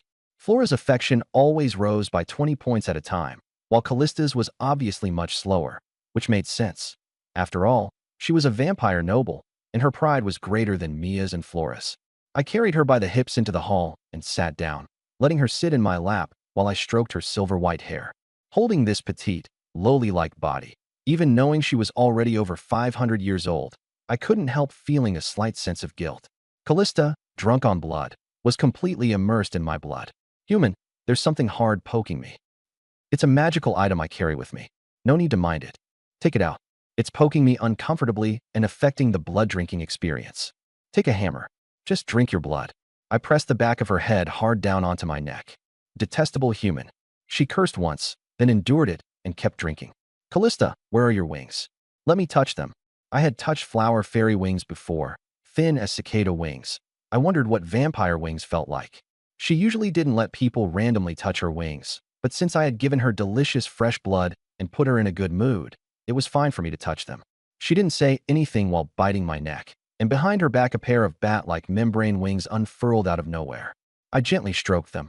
The edges were foldable hard bones, while the thin flesh membrane in the middle was smooth and elastic. A bit like touching an umbrella canopy, warm to the touch, and felt pretty good. After Callista had eaten her fill, she lazily leaned in my arms, licking at the blood hole with lingering satisfaction. She still wanted more, but she really couldn't eat any longer. Over the next few days, I went to the nearby woods every day to study the contract mark with the sapling of the divine tree. After several days, I found that the mark's function was somewhat similar to Hashirama's wood style, allowing one to summon large amounts of tree roots for combat. Unfortunately, it could only summon tree roots, with none of the moves like Thousand-Armed True Buddha, True Several Thousand Hands, or the Gate of Divine Might. When I woke up in the morning from the big bed, Mia and Flora were still asleep on my left and right. I kissed both of them on the forehead before getting up, ate something simple, took my magic staff, and headed to the church in White Dove Town. Just as I reached the entrance, a middle-aged woman with a face full of freckles rushed over and knelt before me. Father Lello, I'm Oriana from the grocery store east of White Dove Town. Please, save my daughter Riagana. What's wrong with your daughter? She's been possessed by a demon. Please exorcise it. Oriana pleaded while wiping away non-existent tears. Quest: complete the exorcism at the grocery store. Reward: 1 skill point. All right. Exorcism is a priest's daily work, so I went with her. Thank you, thank you. Oriana led the way to the grocery store on the east side. The shop door was closed. She opened it and went inside. It was a total mess. Where's your daughter? I don't know. I clearly locked her in the room when I left. So how did she disappear? A drop of unidentified liquid dripped onto my face. I looked up at the ceiling, and around 17 or 18-year-old girl was crawling on it. Her eyes pitch black, mouth full of fangs, horns on her forehead, glaring at me with bared teeth. Damn, so she climbed onto the ceiling. Such defiance of gravity could only be done by the demon race. Despicable human priest, this girl's body belongs to me. If you dare come over, I'll kill her. It was just a weak lower-tier demon and knew exactly how much it was worth, using the girl's life to threaten me. Priests often ran into this kind of coercion during exorcisms. Some priests became restrained and dared not go all out, and in the end were killed in counterattack. But I didn't have that problem.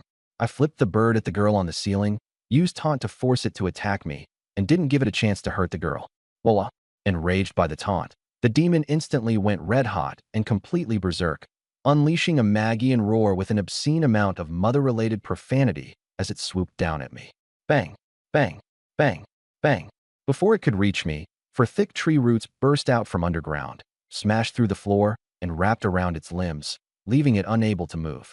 After forming a contract with the sapling of the divine tree, I was basically boosted to epic levels. Not only was my plant-type talent maxed out, but I could also summon tree roots to fight. No can do, little cutie. I walked up to the girl and splashed a bottle of holy water on her. White smoke rose all over her body, and the demon struggled in pain, unwilling to leave. Holy water had some exorcising effect, but not much. I raised my hand and gathered a mass of emerald magic. After forming a contract, my magic carried a holy attribute, greatly enhancing its exorcising effect, and slapped it against the girl's chest. Under the combined effect of holy magic and holy water, the dark red-skinned demon was blasted out of the girl's body, and in an instant a tree root shot out and pierced through it, killing the demon on the spot. I walked over and kicked the corpse a few times to make sure it was dead for good. Strange, the demon was already taken care of, so why hadn't the system announced the mission completion? A sharp knife stabbed through my chest from behind, piercing me clean through. Ha ha ha, you naive, inexperienced priest. You even believe what women say. You fell for it. Behind me, the pockmarked Oriana let go of the knife handle and stepped back a few paces, her face twisted in a grin. You. I immediately realized there were two demons in the grocery store. Both Oriana and her daughter had been possessed. I had only killed the one in the daughter's body just now. No wonder the system hadn't notified me. No, your logic is flawed. I came to exorcise the demon because it's my duty as a priest. What does that have to do with believing women or not? Women are all liars. Women are more terrifying than demons. The moment you heard that woman's first words, you should have been on guard. It was only because you took her words at face value and came here to exorcise the demon that you ended up like this. The demon in Oriana's body roared hysterically, as if venting its rage. I frowned and said weakly, Sir, do you have some kind of prejudice against women? A succubus woman took everything from me. It was a night without stars or moon when I met that succubus in the woods south of Sand City.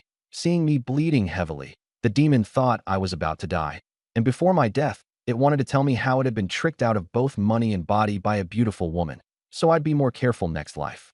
Even if you're a demon with a story, I don't want to hear your melodramatic love tale.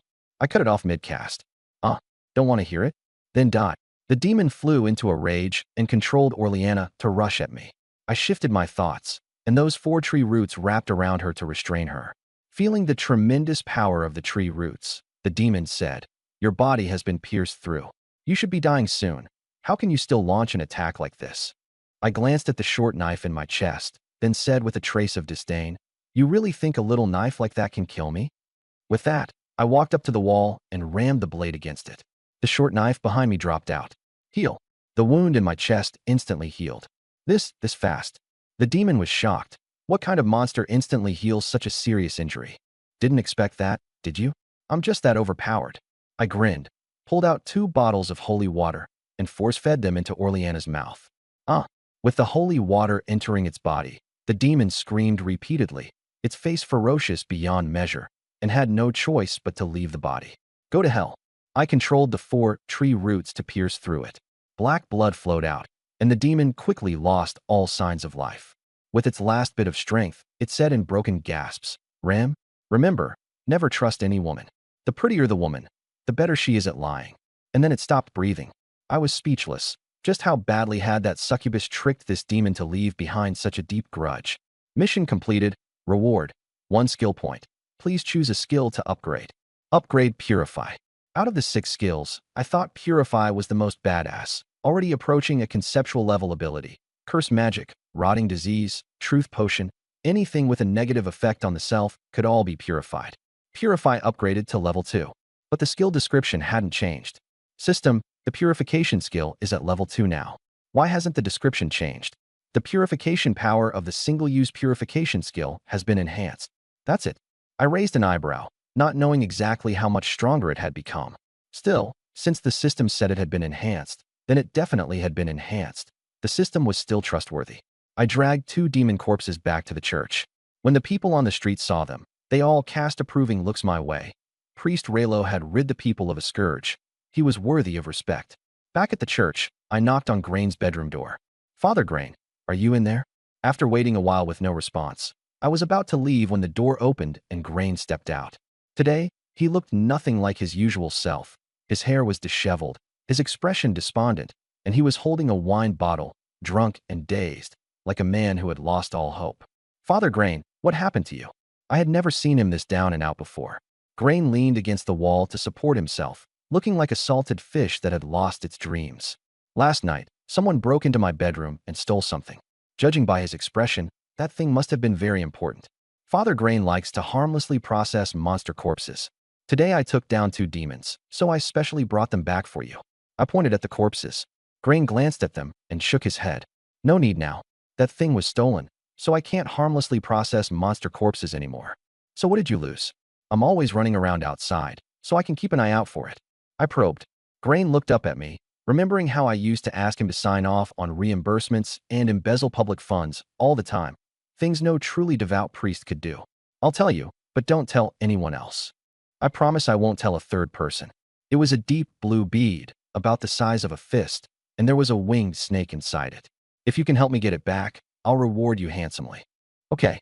I knew he was a spy for the Serpent God Church, and that bead might be an important treasure of the Serpent God Church. Also, that thief was no ordinary person.